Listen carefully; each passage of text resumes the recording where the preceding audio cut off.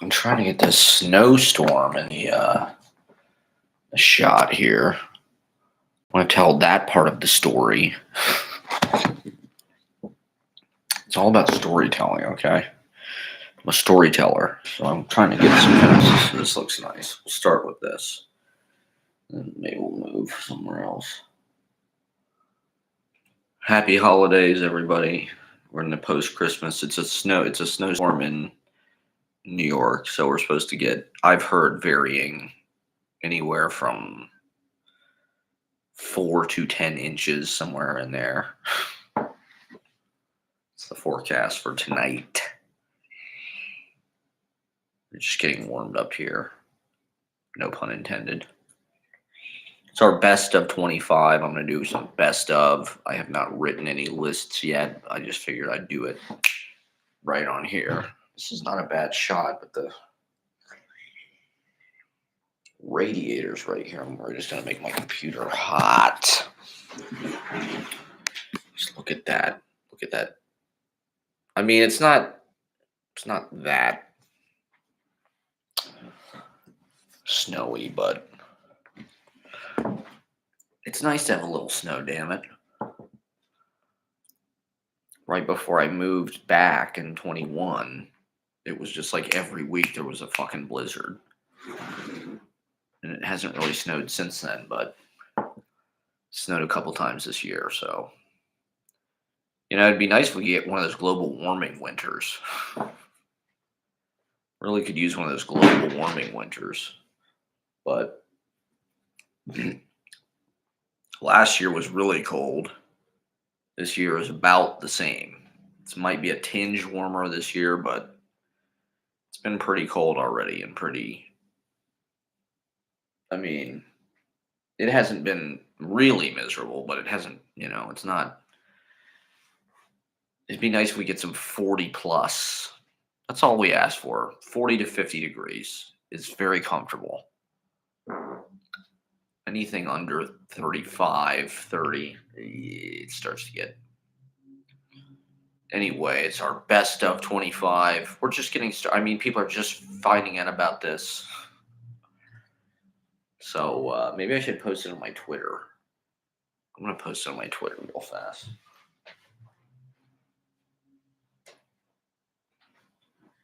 Trying to make a little bit more of a lackadaisical approach to live streaming, not cram it with quite so much nonstop verbal. Just show a little bit more. Okay, my Twitter. Yeah, here we go. Connect your devices. Here we go. Amateur night. I'm sharing this. Copying the link. I could post it on Instagram, I guess, but well, if I post this on Twitter, well, fuck, maybe I won't post it on Twitter.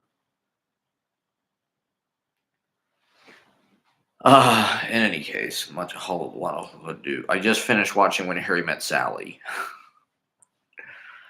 It's of all the Rob Reiner movies. I mean, I'm most versed with Spinal Tap, obviously, but it's the one I most wanted to revisit in the wake of the tragedy because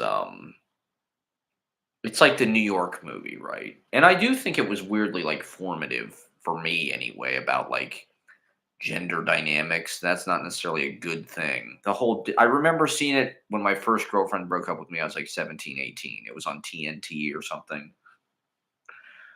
And it's one of those movies. Rob Reiner had a knack for that.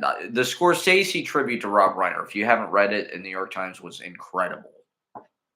It's maybe one of the best pieces of writing I've read in like a few years. It was really an amazing piece of writing. And perhaps unsurprisingly, Scorsese said this thing, Spinal Tap is in a category of its own. He says it's kind of an immaculate film, which I couldn't agree. I mean, I agree 100%. There's something about Spinal Tap. It's perfect. You know, like every moment of that movie is memorable and iconic almost. There isn't really a, and I think there's a truth to the idea. It is in a class of its own. There has been a lot of like pseudo document, even the Christopher Guest movies, which are great. The Christopher Guest movies are great in their own way, and it's a slightly different way, but they're not. I mean, to be honest, they're not as good as Spinal Tap. Spinal Tap it has it all. Every single moment of that goddamn movie is hilariously funny. You know, memorable. You can't help but just memorize that movie. I mean, I saw it dozens of times, more than any other movie as a kid. Probably there were certain movies that just like were on constantly at my grandma's house. Spinal Tap, Planes, Trains, and Automobiles. Um,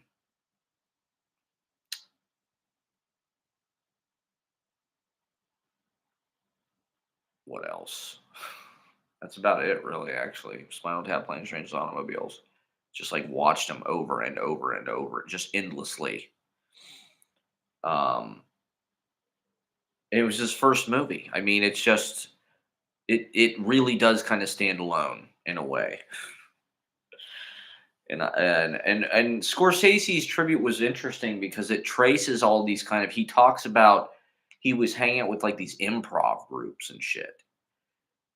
And the guy in Mean Streets was an Ace Trucking Company, I guess. And so it sounded very contemporary what Scorsese was talking about. It sounded like he was talking about now. Oh, this guy says he was hanging out with this guy's a stand-up comedian. These guys are improv guys.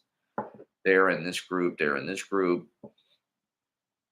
Martin Scorsese's not somebody you would necessarily associate with, um, Spinal Tap or like the Christopher Guest like improv movies per se.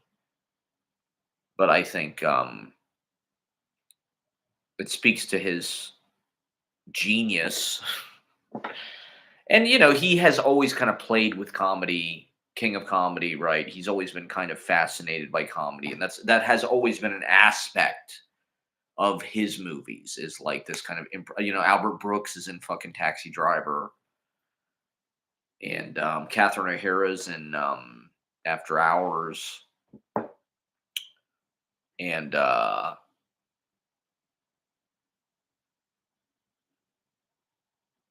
fucking Rob Reiner, of course, is in Wolf of Wall Street. So they had been friends, I guess, for like 50 years or something. They met in this very organic way, just hanging out in LA at parties and shit. It wasn't necessarily some kind of big show, but it was his friend. Like this really was his goddamn friend. Um, and I think that's one of the silver linings of this is like there really is like a deeper realization of like this guy's skill as a filmmaker. He was sort of undersung in a way, and I mean, I've talked about it on this. The recent Spinal Tap sequel, um, Rob Reiner was a bigger part of, like that is the Spinal Tap approach is a little bit different than the Christopher Guest approach because the character of Marty DeBurgi is this sort of interlocutor between the audience and the band in a way that the other movies don't have. Christopher Guest movies do not have a character who's like the interviewer or the documentarian. And so it introduces this whole other style of comedy. And it's sort of like a 2,000-year-old man thing, right? I mean, Carl Reiner, Rob Reiner's dad. I remember as a kid trying to listen to these 2,000-year-old man routines. It's him. He's interviewing Mel Brooks, right? This was apparently like huge in the 60s, these albums or whatever. And Carl Reiner's like the interviewer. He's interviewing the 2,000-year-old man who's Mel Brooks. And so Mel Brooks is making all these jokes about Methuselah or whatever the fuck. And when I was 12 years old trying to listen to it, I didn't really appreciate it for what it was. I don't know if it'd be funnier now. I guess it probably would. Now that I'm older.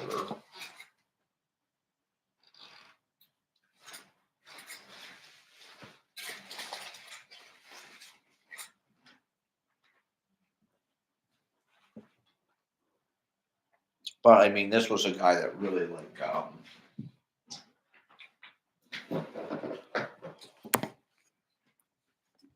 uh,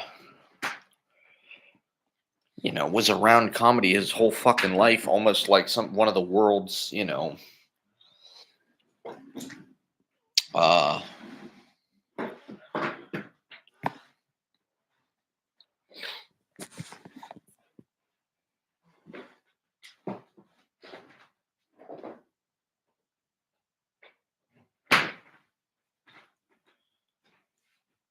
like stewards of this. He grew up. Got this YouTube on in the background. I'm a little worried that it's going to get some kind of copyright. Maybe I should put some on that's. This is some kind of nugs.net thing. Um,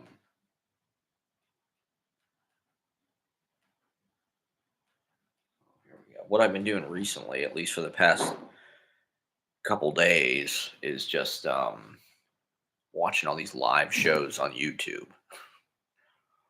Um, Pro tip, and I am going to talk about this. This is what I'm most excited about, I guess, in life. I mean, it's fucking Christmas, and it's cold outside. I've been going hard recently. We had the open mic Monday. We've got the show tomorrow night. Come out tomorrow night, Saturday, to Young Ethel's. Should be a fun time. Who knows what the fuck is going to happen at that? But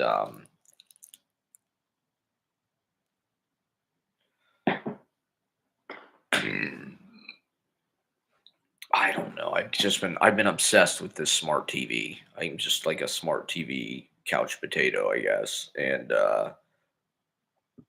I'm really trying. What my dream setup is. I wish I had a flat screen TV for every single tab. They're almost like tabs that you open where it's like I want to have wrestling on a TV at all times. I need just like a wrestling TV.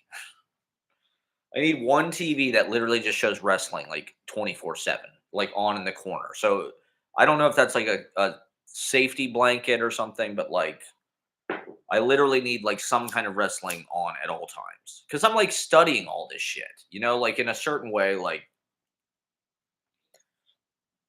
you're trying to draw from a lot of different, and there's so much to consume. I mean, YouTube has so much goddamn interesting stuff.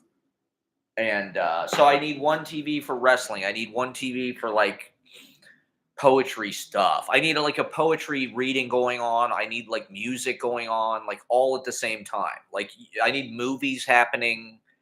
Like I could watch When Harry Met Sally and wrestling and a live concert and listen to a poetry reading like all at once. And in fact, it would probably be more edifying. I think we're just used to that now. Just like being in the browser and like jumping around all these tabs and shit. Like you're just used to fucking being able to like multitask, which is like I go to this and then I go to this and then I go to this and then I go back to this and then I go to this and then I go to that and then I go back to this and then I go back to that. It's like we're just used to that kind of like jumping our focus around and like you kind of laser in on something for a few seconds. You go to Twitter, you read the tweets, you go to Instagram, you check that, you go to fucking TikTok, you watch some videos. Maybe that's just me. Maybe I've just surrendered to the fucking short attention span. But to me, it's like by having all this stuff happen at once, you can absorb all of it and you can do six things at one time. I can watch Super J Cup or whatever Japanese wrestling. I can watch When Harry Met Sally. I can have like a band on in the background. Like I've been checking out. I mean, it's amazing these YouTube accounts where these guys just go out and film gigs. It's like there's all kind of bands playing at Alphaville or fucking, New York venues. There's bands playing in London. There's bands playing in LA. So I follow these different accounts. There's a guy in LA who films a lot of gigs, or there's like a couple guys out there. There's a guy in London who films like a bunch of gigs. And so you can see, I just have been clicking on bands randomly. There was some band, fuck. Let me get it off my phone. There was a few that I thought were pretty good. I mean, it's amazing how many bands just sound the same, and like that's kind of what people like about them. I like this band, The Last Dinner Party. I don't know if people know them. I was like pretty impressed with them. Um, Black Midi, I thought was kind of interesting. Not that I Black Midi kind of sounded like Wavetable or something. At least what I saw, it really was just like noise. Um, this band Hot Wax was pretty good, I think. Um, I'll just put stuff on and fucking just try to see. This band Prune was pretty good.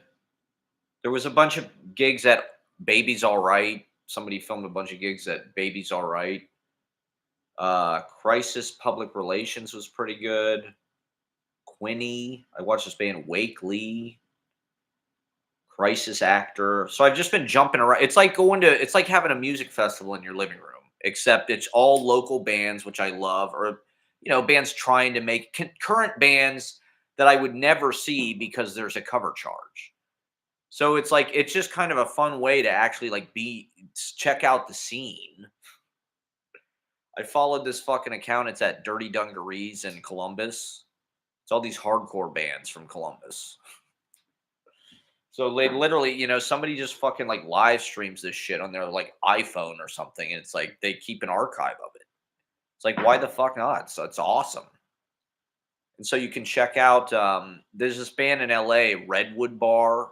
We actually played there last time I was out there in 2020. Redwood Bar, and they have a live stream where they just live stream every goddamn band. It's like every venue should do this. I don't know why they're not. Certain venues have caught on. Like Mama Tried was the first venue in New York that I saw that did this. I was over there the other day after the reading in Park Slope. Mama Tried was right around the corner. I've been meaning to check it out because like I would love it if System Lord could play there, but because they seem pretty serious about their music, their booking and stuff. But it's also kind of like a millennial hipster bar in a way. It's not like Bushwick, you know, uh, lingerie bands at Sultan Room or some shit. It's more like Trucker Hat. Old people at this point. But anyway, they do a goddamn live stream. That's very like happenstance. They just like set up, I don't even know what it is, probably an iPad or something. And it's not, it's the sound quality it's not like direct from the board. It's just whatever the mic on the goddamn iPad is. And the framing is not great, but I kind of like that about it. I like that it's just like being in the bar. You can see like they literally do the bands like in the fucking bar. Like the bar is not huge. It's probably the size of this room. And they got like a band taking up half of it. And so, when it's cold outside and you don't necessarily want to go anywhere, it's kind of a fun way to just feel like you're bar hopping or something. Like I can watch 20 fucking bands that Mama Tried on their YouTube page and just kind of check it out. There's a lot of noise rock, which I'm more into that. I'm more into noise rock, to be honest. Most of the other bands just are like, I don't know, they're all like post-punk new metal. Every band sounds like post-punk new metal now. Like they all sort of want to be Nirvana, but they suck. So their riffs are just like, but their sound is super heavy. Every band, it's like they just are very formulaic, where it's like they got a bass, the guitars, they all do everything at once, and it's just like these kind of weird, like unmemorable riffs or chord progressions that are just like kind of repetitive. But every once in a while you'll see a band that like kind of stands out, or you can tell is like a little bit uh on some different tier or something, or they're more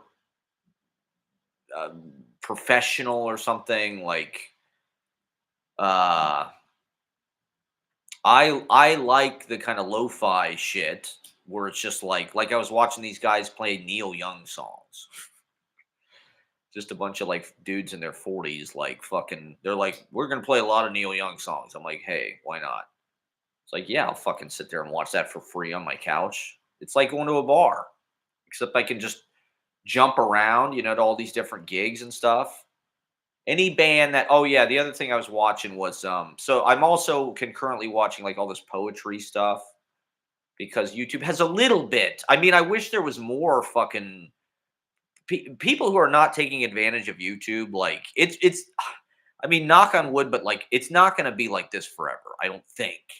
Some point they'll start charging for this or something, but like the fact that you can literally just like live stream and post any event you do, like more people should be doing this. There should be more people like filming bands, filming readings for Christ's sake. It's like there's a lot of Zoom readings that people just upload, but like that's nice and everything. The Zoom readings are okay for what they are, but like it's fun. Like okay, this one account I've been watching New Orleans Poetry Festival. This guy is they fucking live stream every goddamn thing.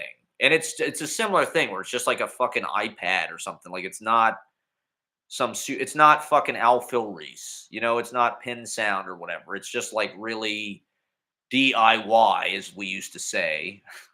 To me, this is like the most DIY fucking thing out there. Is just like this direct attack. Like if you're gonna do events, you might as well film them. You might as well broadcast them, and because and these venues too. It's like everybody is a channel now. Everybody is a broadcast empire. I mean, most people are still like focused on their fucking Instagrams, I guess. And that's kind of their most professional thing, but like YouTube is a tremendous public access station for like the whole fucking world. And so I'm trying to seek out that kind of content. I'm trying to seek out like these local enclaves of culture that like you couldn't necessarily visit otherwise, or like New Orleans Poetry Festival. It's like it's kind of cool that like I can just beam in and see fucking a bunch of different readings because it's pretty well curated. It's like for something on YouTube. I mean, maybe YouTube is for like old fogies and fucking like MAGA Jordan Peterson people or something, but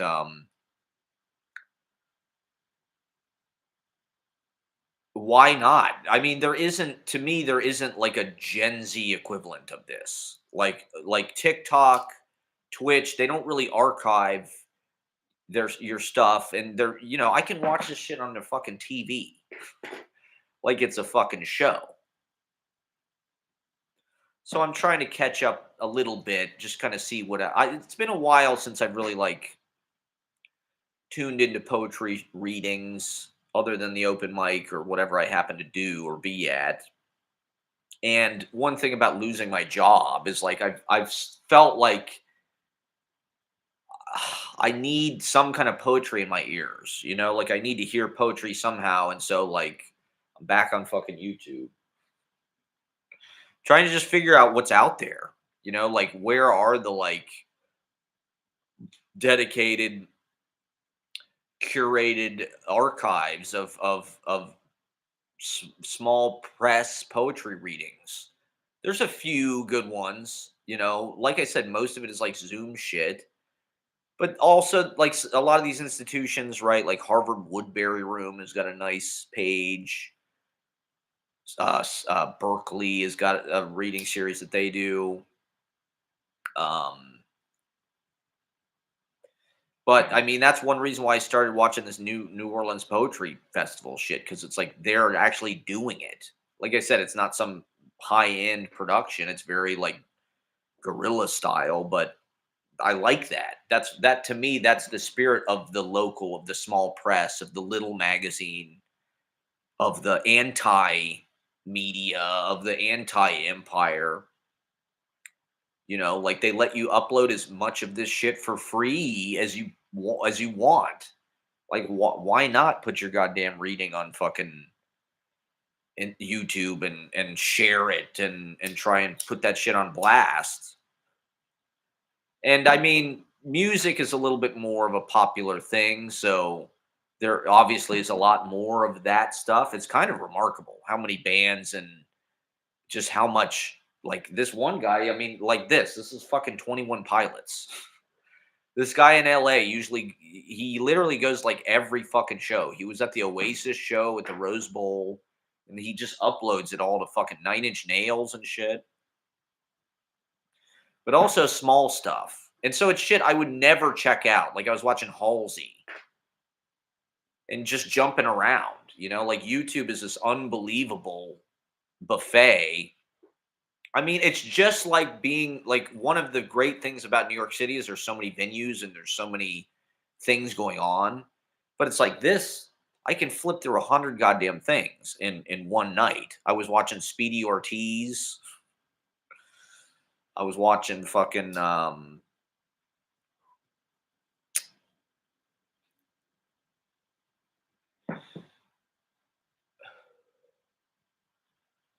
just all kinds of shit. There was this band from Boston that was sort of like corny busking horn section shit. I mean, maybe people that are out there on YouTube like already know this shit, but most of what it supplies me with is like wrestling content.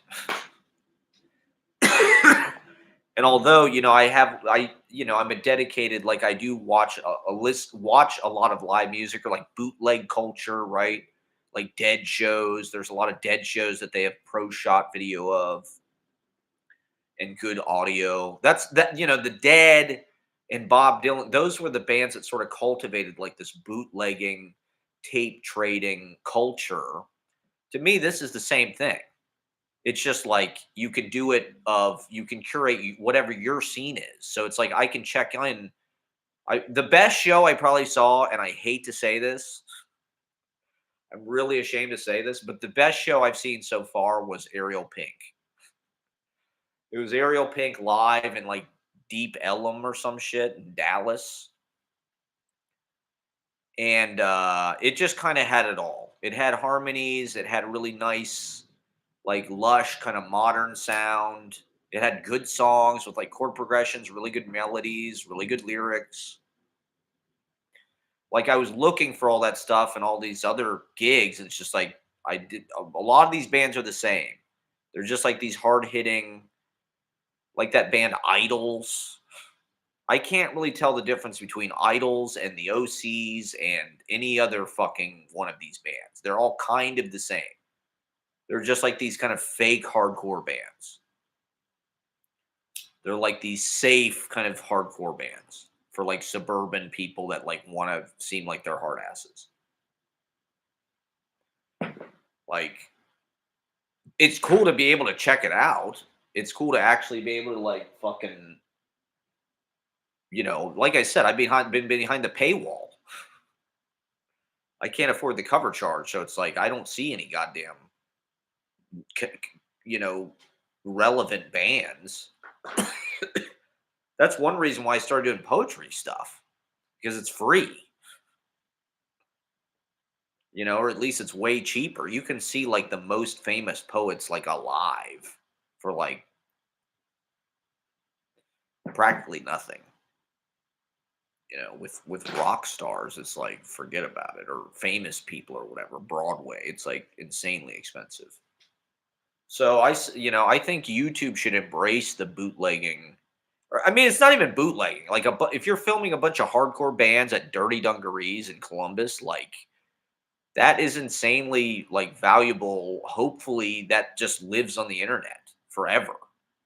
Like, I mean, granted, I am embracing the kind of video sphere and the schizophrenic kind of like short attention span thing of like the multivalence of tabs, having a bunch of things open at once, having music play while you're listening to a poetry reading, while you're watching wrestling, and then you're writing the whole time. It's a way of feeding yourself input for text for discussion. I mean, I don't know how other people consume as much as they do. They have jobs, they hang out with their friends and stuff. Me, it's like I dedicate a lot of my life to like, you know, consuming media for lack of a better word, reading, watching movies, listening to music, and I barely scratch the surface with anything. There's a lot of fucking music I haven't heard, and I barely listen to entire albums unless it's like a fucking Beatles album or something. Like if there's some band I don't like that I'm trying to like listen to, like Geese, right? Like I can't even listen to it for like I can't listen to the whole album. It's like I got to go on to something else. It's like if this doesn't grab me, I'm moving on. It's like I can't sit there and listen to the whole thing and sort of be like, oh, it was okay. And that's how I sort of dictate what I watch with these gigs. Is it's like I just put on a bunch of different bands and just whatever grabs me. Whatever I want to keep watching. All right, Stevie Rock, how you doing? Sorry I didn't reply to your comments. I appreciate your comments. You've had some really excellent questions. So thank you, Stevie Rock, for watching. Talking about watching. Do you watch live gigs on YouTube? What kind of stuff are you into on YouTube that we don't know about? The other thing that I've been getting into is my friend from Columbus who did Shakespeare in the Park. He uploaded a lot of the productions on to his YouTube page. So you can watch Columbus Actors Community Theater productions from like the 80s and 90s for free on YouTube, the entire goddamn play. So it's like I can watch dudes I was in plays with, actors from Columbus, like do their fucking, just like it's goddamn. And in fact, you can't even get a video of like a Shakespeare in the Park production. You can't get a Broadway video. It's like there's not that many pseudo pro shot videos of like an entire goddamn play.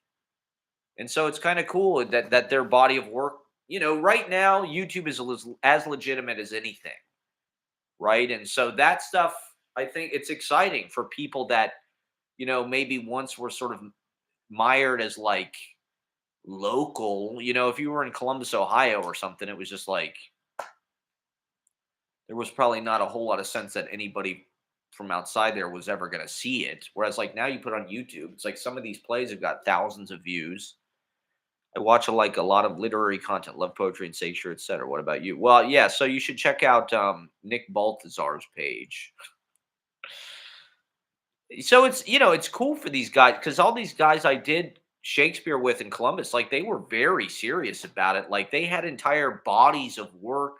They played all these parts. They'd been in Julius Caesar a bunch of times. They'd been in Hamlet a bunch of times. They played the Ghost. They played Polonius. They played whatever. They knew the plays and they knew Richard Burton and they knew the big productions. And like even though they were like amateur or like I don't even know if a lot of them had MFAs, to be honest. Probably not.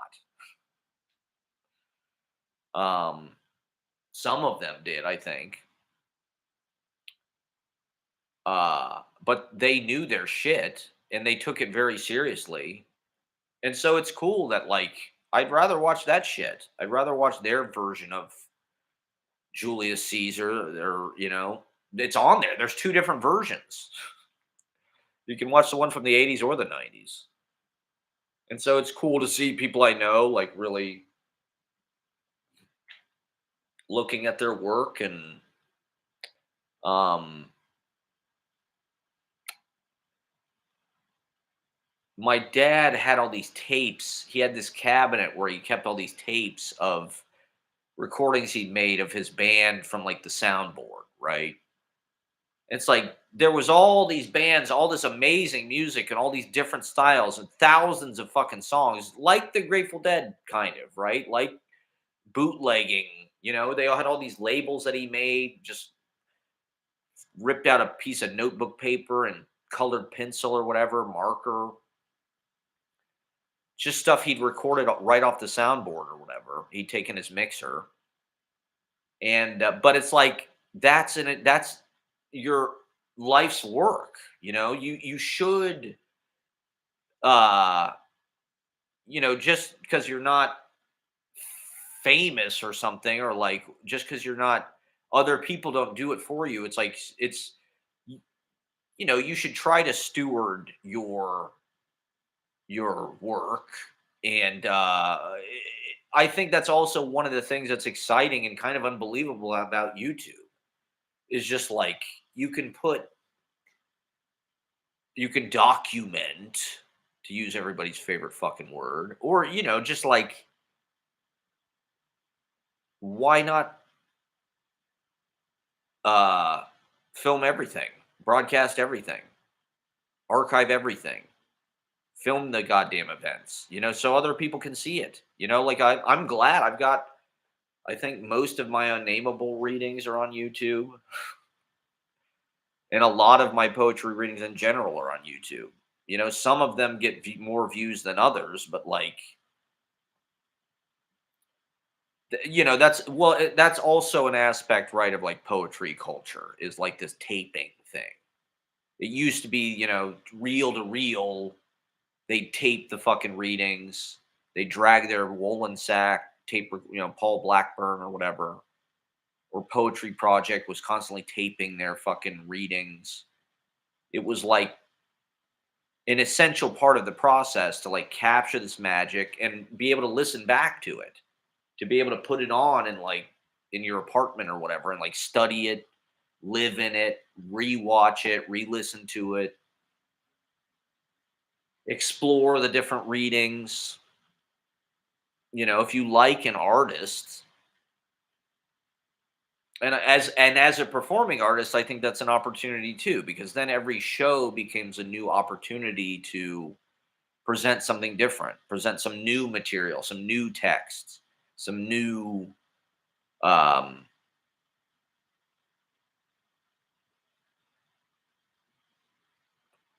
behavior. I mean, that's something I've been noticing about these fucking poetry readings that I've been watching. Is like a lot of it is prose, to be honest. A lot of this poetry that people are writing is goddamn prose, which I understand, because like when you're reading shit at a reading, you're not alienating the audience if you're reading something like coherent and legible and makes sense syntactically and whatnot, and is complete sentences and punctuated. And so it's like I get why people are writing prose and calling it poetry. Um, it's also, it's these fucking email jobs. It's so boring how many poets write poetry about like emails, or like working in an office, or like office culture, or like corporate culture. It's just like there's so many fucking poets that try to like absorb that technique, or like their poem started as a fucking email or something. It's like we can tell. You write like everything like it's a fucking email. And so I want to be aggressively like natural. And I feel like I am, even though all my poems are, it's kind of the same. Well, that's one thing that I've noticed about these readings, is a lot of times people will read something that sounds like a prose essay, and then they'll read a little bit of a thing that's actually a poem, and people like hate it. That's the part that I like.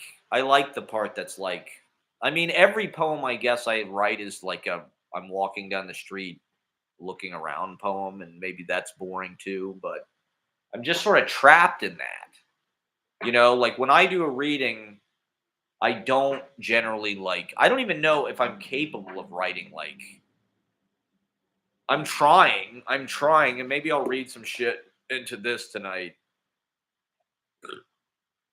I'm trying to like write stuff that's like a little bit different. And I don't know. My approach is like super lazy and maybe a fraud. Um, but I'm not getting away with it. And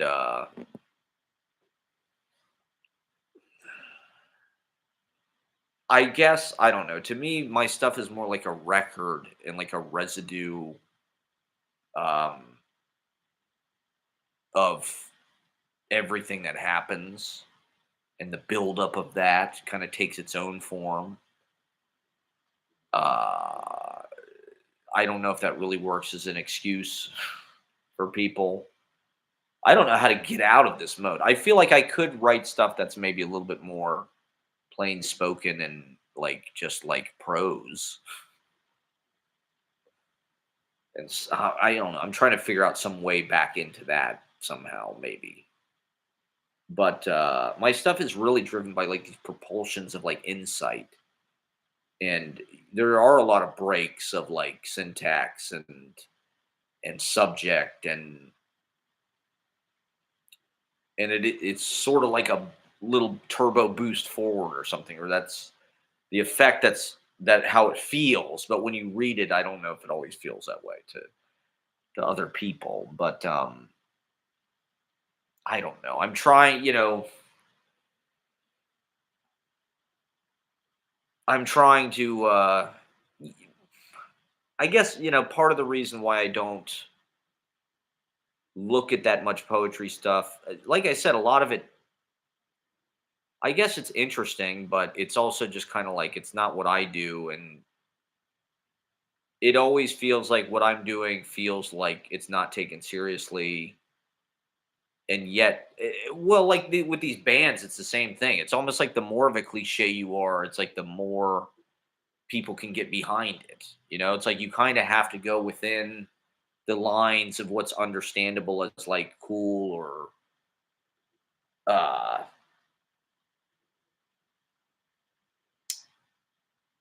and I don't know. I'm kind of coloring outside the lines or something, or I had to figure out my own way of doing it. And I guess I like poets that sound a certain way. I like poets that do sort of like this fucking, New York school basically rip off thing. Joe Chiravalo, Franco Hero impression. Um, and maybe that is like annoying to other people, or that's not the end all be all of like what's possible.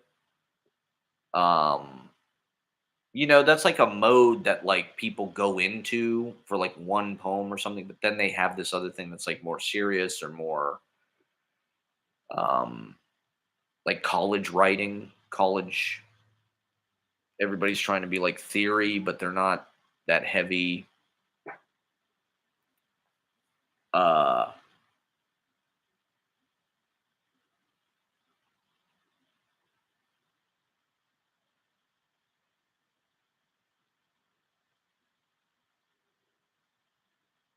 yeah, I don't know. So it's a lot of this stuff I've just felt personal, you know, tenderness towards. So it's like I unsubscribe from a lot of YouTube pages,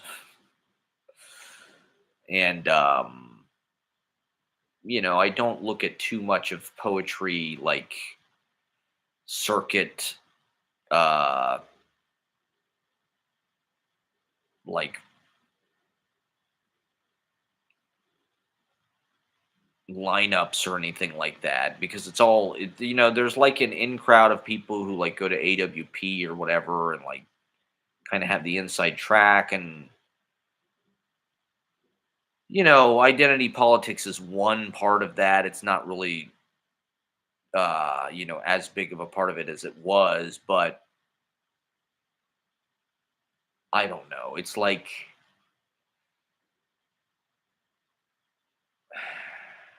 I don't know how to get that clout. I don't know how to be, like with these gigs. It's just like, what the hell are these gigs? It's just like, we're not doing gigs at Alphaville or something. Like you look at all these bands and like they're so well dressed. It's insane how seriously these bands take like their outfits. and that's good. The lighting, it's all like this like LED pink lighting. Um,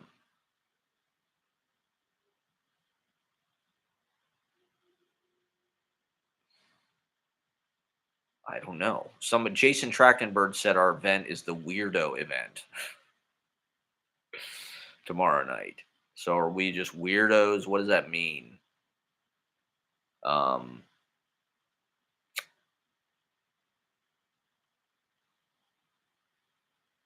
Not that that's a bad thing. I mean, right? Keep Brooklyn weird, or keep Boston weird, or keep. Hold on, give me 1 second. I got to turn my thing. Are you watching 21 Pilots here? There was this Reddit about, hey, what band did you see in a tiny venue before they were famous? Somebody said 21 Pilots in Columbus in 2011. Wow, hard to believe. So I don't know. It's possible to just like conduct your own writing. You don't necessarily need to be a part of like, well, I don't know, Christian band. Yeah, 21 Pilots is Christian. Isn't that fucking insane? That's strange. Very strange. The biggest band from Columbus, Ohio is like this Christian mega church band. And a mess in the house. Merry Christmas with 21 Pilots here. I've been talking about how well, I've been watching local theater, local Shakespeare productions from the 80s. They hide it. It's like they're secretly recruiting. Yeah. Yeah. I mean, that's the crazy, weird part about it is like, it's sort of implicit or something.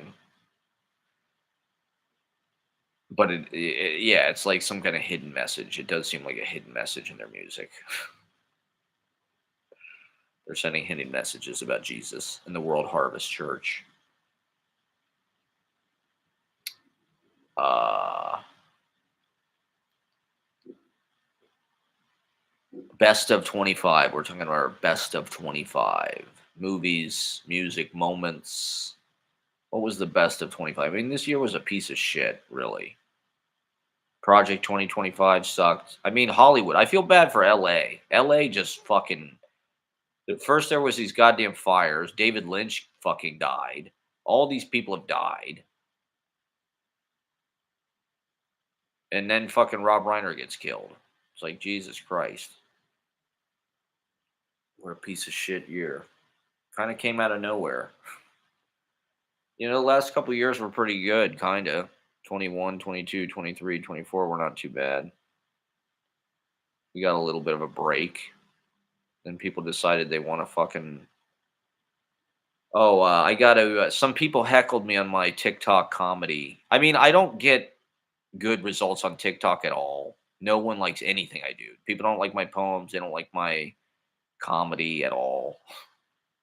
I'll get like 3 likes max, which is very sad and pathetic.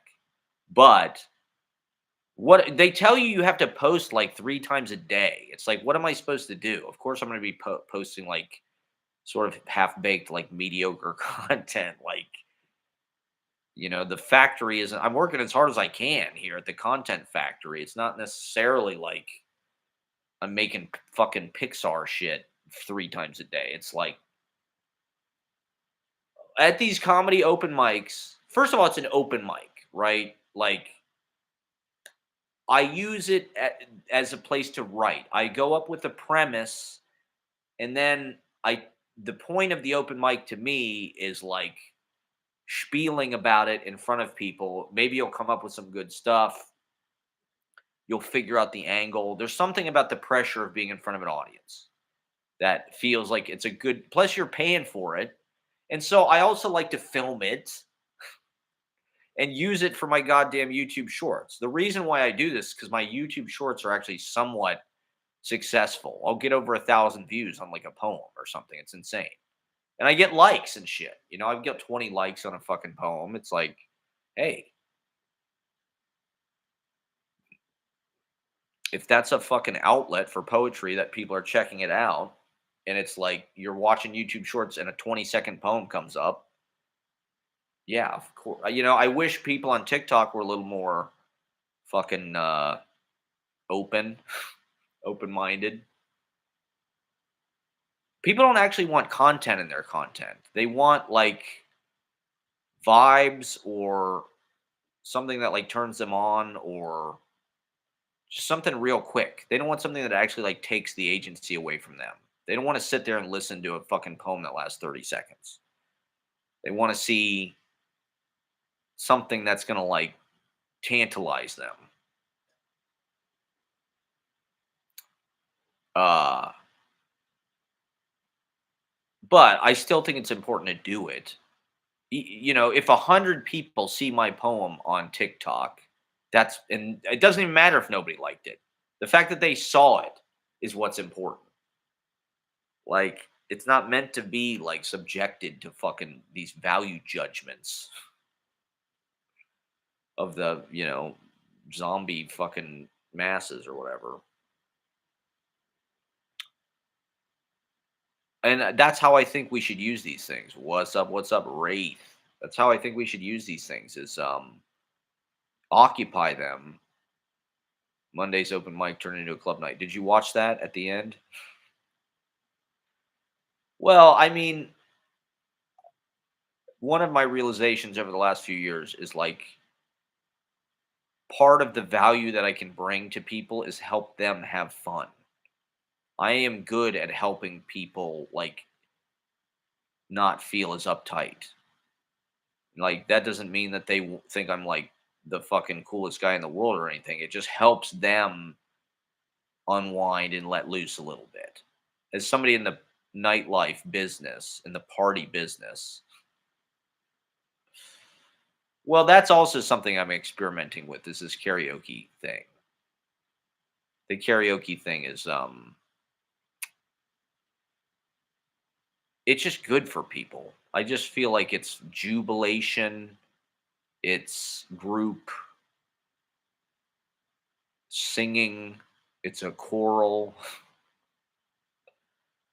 Like if that's the best way to like make people feel good and like unite people and feel less awkward and like Gen Z, they're incels, they're fucking socially paralyzed. Here's how we help them, god damn it. I have noticed, and I don't know if it's me that started this or I'm just sort of vibing with the uptick or whatever, but more people have started doing karaoke like as a recreational activity like in their house with their friends and shit. I feel like I've seen all these videos of people recently, and maybe this is just confirmation bias or something, but I've seen all these videos recently of like people, because like your living room is basically like a private karaoke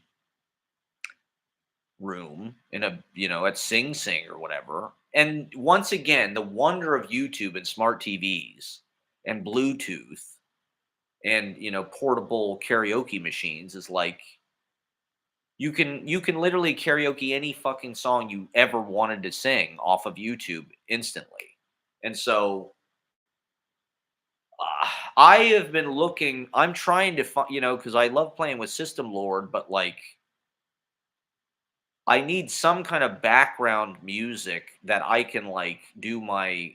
Because to be honest, I don't really love doing stand up. I mean, I do like doing stand up comedy, but like there's something about it that feels. I don't like having to be like rhetorical and like sell premises to people. I haven't really figured out how to just like be funny the way I want to be funny, like with System Lord. That's why I started doing it. I did this show at Pete's on Valentine's Day a few years ago, and people told me they were like crying laughing.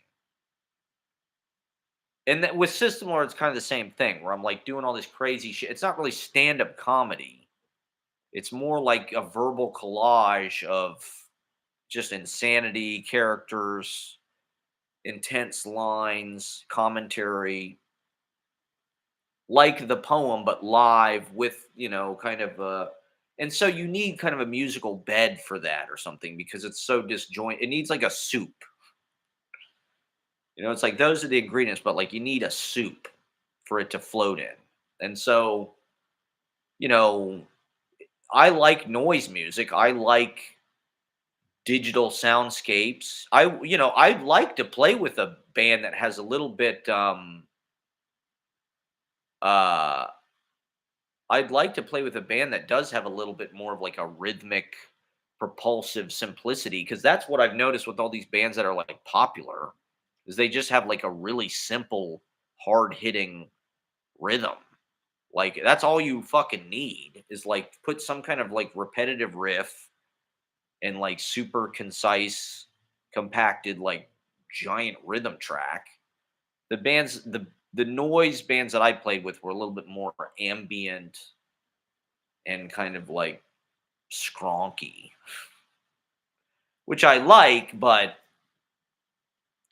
I'd love to just have some kind of super heavy like EDM backing track or something. Like I've been trying to find some fucking app on my phone or something that'll literally just do like oots, oots, or some kind of super heavy fucking like ambient or I don't know, hard hitting industrial. But then I'd love to put some fucking drop, you know, uh concert type shit, sound effects. So I don't know what the hell I'm going to do with this thing tomorrow. But that's why I started doing karaoke because karaoke is like the most immediate way to just get like a sound bed underneath you. And I've been really leaning into like my lounge singer act. My dream of being a lounge singer. I think it's a Saturday Night Live tradition, I think. Bill Murray, of course, right? Most famous lounge singer. And then the Sweeney sisters as well in the 80s, I think need to be recognized. The Sweeney sisters as like lounge singer archetypes. And then there was actually a clip of Rob Reiner doing a fucking cheesy lounge singer. Thank you, Adam S. Um, yeah, I'm just trying to fucking milk that scenery because it's like it's such a I don't know. I like those kind of songs. I like those old kind of big bands. What I'm really doing, I don't know if you've seen the Kevin Spacey videos. Kevin Spacey's career, he basically does like Bobby Darin performance art now. Somebody said something about this is what rock bottom looks like. Is Kevin Spacey like he's singing fucking Beyond the Sea or Mac the Knife or something? And he's canceled and he's talking about how he's canceled and he's homeless, but then he's also singing, you know, fucking I like New York in June. And so I feel like I don't know. I feel like me and Kevin Spacey are like we are in the same psychic like wheelhouse or something. We're like these weird self parodies that like want to be Bobby Darin. So I'm doing like I don't know. That's the music that I think that I sound pretty good with the karaoke actually. And I think it's a good way to I don't know, bring cheer. And so I think that's in evidence at the open mic. That's the point of doing that big thing at the end. Is just to get people like fucking stoked off their ass and go out with a bang. I would love to host an entire fucking karaoke night, to be honest. A large scale show. I'd love to host a large scale show. I'd love to host. Give me a Deal or No Deal, or give me one of these shows that Harry Mandel fucking hosts, or Rob Lowe. I mean, I would like to have a little bit of a better live stream setup and maybe a little bit more of a presentational approach. Right now, it really is. an open mic that I just happened to fucking throw on the internet. And it because it really is just like unbelievable. Some guys hit their prime in their 40s. All right, thank you for that optimistic vote of positivity. I mean, I feel bad. I feel like I'm old. I'm aging rapidly. My health is not good. You know, my finances are horrible. I have no future. There's no way out. Not eligible for any government assistance programs. People hate my content. My content has absolutely no traction. Well, so these guys heckled me in my TikTok comments. They said, this one guy said, I think something about how it was rough. The other guy said, go out singing. There you go. Yeah. If I'm homeless, I'm just going to sing in the subway. That's my plan, is to just do karaoke in the subway. My karaoke crowd work tour. That's my new project, karaoke crowd work. I don't know. I just want to lean into the manic energy. I feel like I'm super gay on stage. When I do comedy, I feel there's no time when I feel gayer than when I do comedy. I do feel insanely gay when I'm because my comedy hero is Kevin Meaney, who just has really gay theater kid energy. I mean, he was literally in Hairspray on Broadway. He replaced Harvey Firestein. But I've got crazy manic energy. It's that seems to be what people respond to, and it seems to help people. If that's what I can use it for,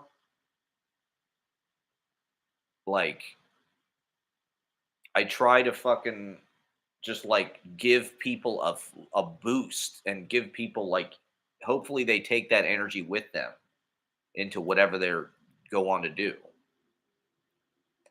Yeah, I always hold the microphone too close to my goddamn mouth. Do I go meta with the jokes or do I keep it simple? Well, I think that's part of what is fun about trying to do comedy is like you learn quickly what works and what doesn't, and you're surprised. Like what I found or what I feel like I'm learning recently is like writing and memorizing your jokes like works. That's what people expect. Like I want to go up and riff. I would love to go up at an open mic and just talk about one thing for 5 minutes. Like with this, because like I feel like I barely scratched the surface. Like I don't really have jokes, to be honest. I have things that like are funny to me. I'm trying to make people laugh. I'm not really trying to tell jokes. I'm trying to get something funny to happen and like come to some kind of like honest, like with this, the pressure of it, trying to tell the truth about it spurs you on to something funny. The clown culture is interesting. I don't know enough about it, but those seem to be the people that I like vibe with the most in a weird way. I don't know the difference between stand-up comedy and clown. With stand-up comedy, it's like people they understand the art of the joke. Like, well, okay, so I did this open mic the other day at Grizzly Pear. I've been going there because it's all dudes and my friend hosts it and I feel comfortable there. And I like going there because it's this whatever. I've talked about it. But anyway, I'm sitting there and I feel uncomfortable. And then these two guys come in and I'm sitting over by myself and there's nobody around. And I'm like, I'm kind of like, I'm feeling comfortable. Then these two guys come in and they sit right near me. And they're being kind of judgmental about the open mic. And so, I mean, this is like the day before Christmas Eve. And so I'm immediately now I'm feeling nervous. Now I'm like, oh great. These guys are like assholes. Like they're if I suck, they're gonna like be mean about it. They might even fucking heckle me.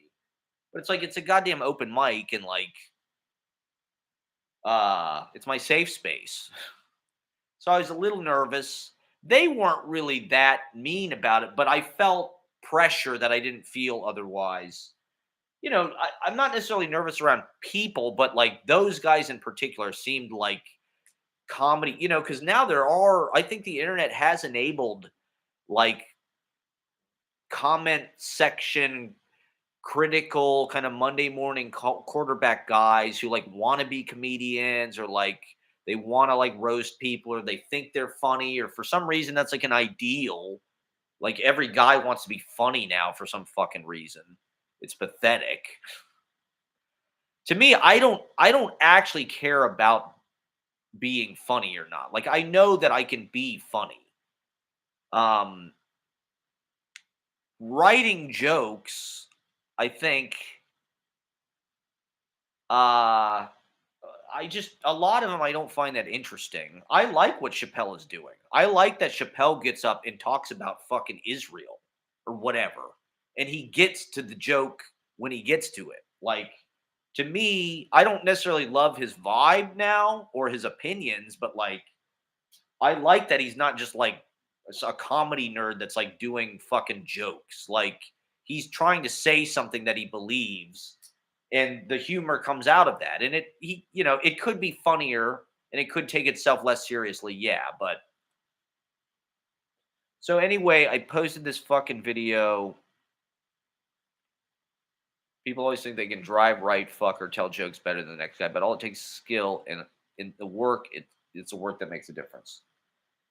Well, I feel like when I go up in front of an audience, it can go a couple different ways. Where like sometimes people are like really, I don't know if I'd say impressed, but like they like that you bring a lot of energy and you're kind of like wild or something, and they're kind of like, whoa, whoa, who's this guy? Like at the fucking, I did this comedy open mic at that hotel a few weeks ago, and this woman afterwards like, this, you're very talented. So it was the complete opposite. I didn't get a bad reaction. My set didn't go that badly, but I posted it on TikTok. This is why I've been doing these open mics, because it's like I can film it and I can clip it out and get 2,000 fucking views on YouTube Shorts. And it does a lot of work. I get subscribers from that. Is it like Netflix is a joke festival ready, like fucking writing? Like, no, it's me on stage, like talking about, being a short king or whatever. And funny shit does happen. That's why I keep doing it. I don't want to get up and do it like a bunch of sarcastic, alcoholic guys from the Midwest who are like sort of conservative. There was this article on the front page of Drudge. I think it was in the Atlantic. David Frum. Why is comedy so conservative?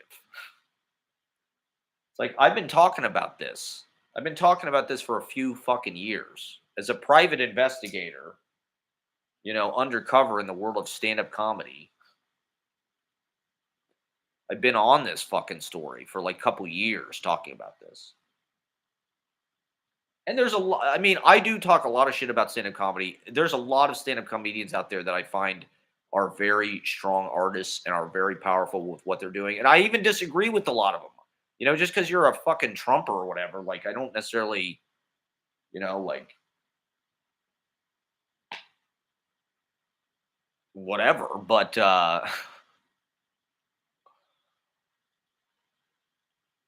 it's just like with these bands. There's a lot of hacky shit that people like.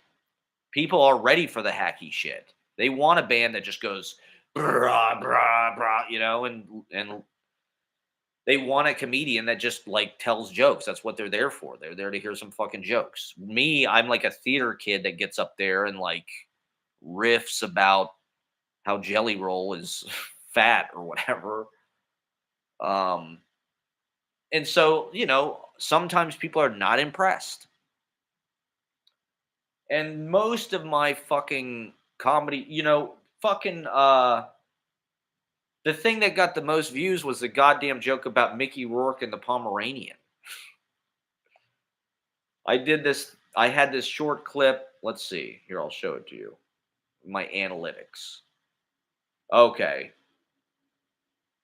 My highest viewed video was the Mickey Rourke shadow boxing with the Pomeranian, which was a thing I did at Hotel Edison got 1,700 views. I didn't even do a good job. I did it pretty badly, but it's like, it's kind of a fun, it's like one of these impressions that's like, it's more about just like how weird of an obscure thing of it is to do. I don't know if it's funny or not. It probably isn't funny, but for whatever reason, it got almost, people like impressions, I think. For some reason, my impression videos seem to do better generally. Maybe I'm just better at that, I guess. I'm a hack, fucking shitty impressionist.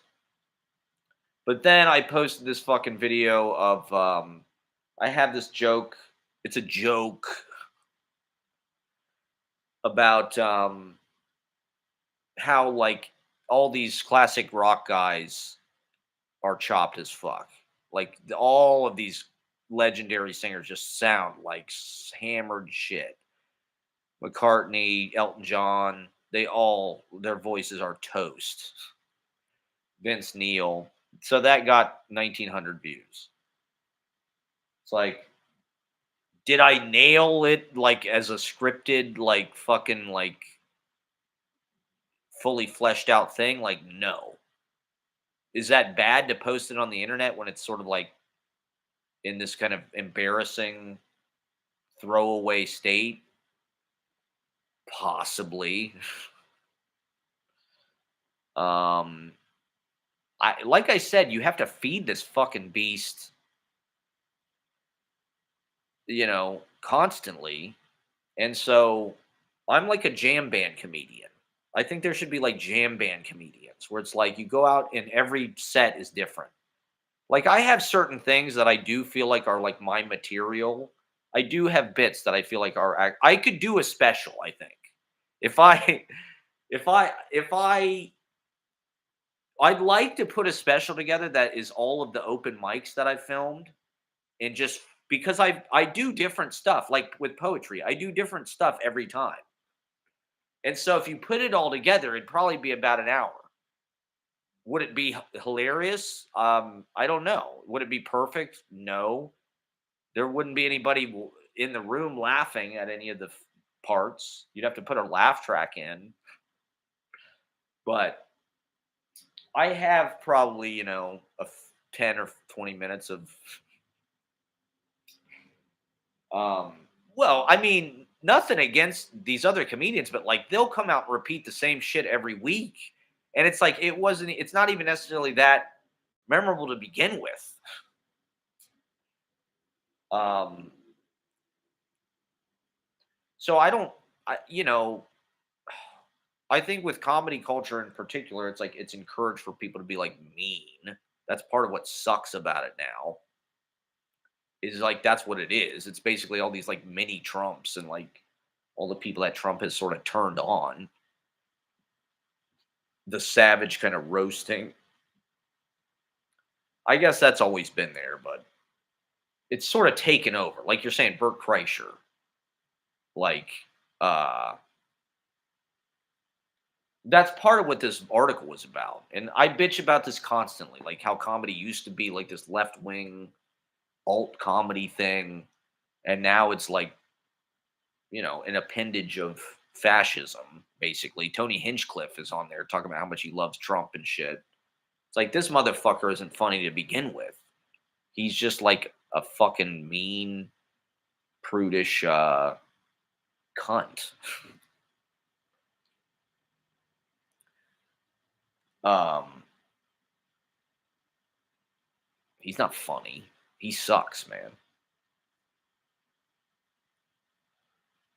And so I don't know. I do feel some like interest in trying to do it and trying to be that guy, trying to be some kind of throwback, uh, you know, Lollapalooza style.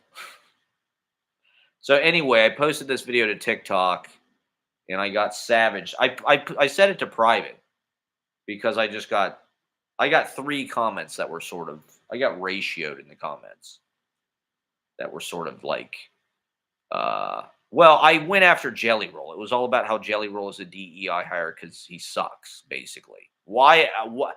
Why else could you explain why Jelly Roll is famous? Like, what does this guy do? He's fat and he's got tattoos on his face. Now, do I have any jokes about that? Like, what's the joke? Well, part of what I'm trying, is what I've learned is like if you lean into a punchline, or if if you have punchlines, that's usually the part where the audience laughs. Like you kind of need that. You need to like land on something to get them to react. They need like an indication almost.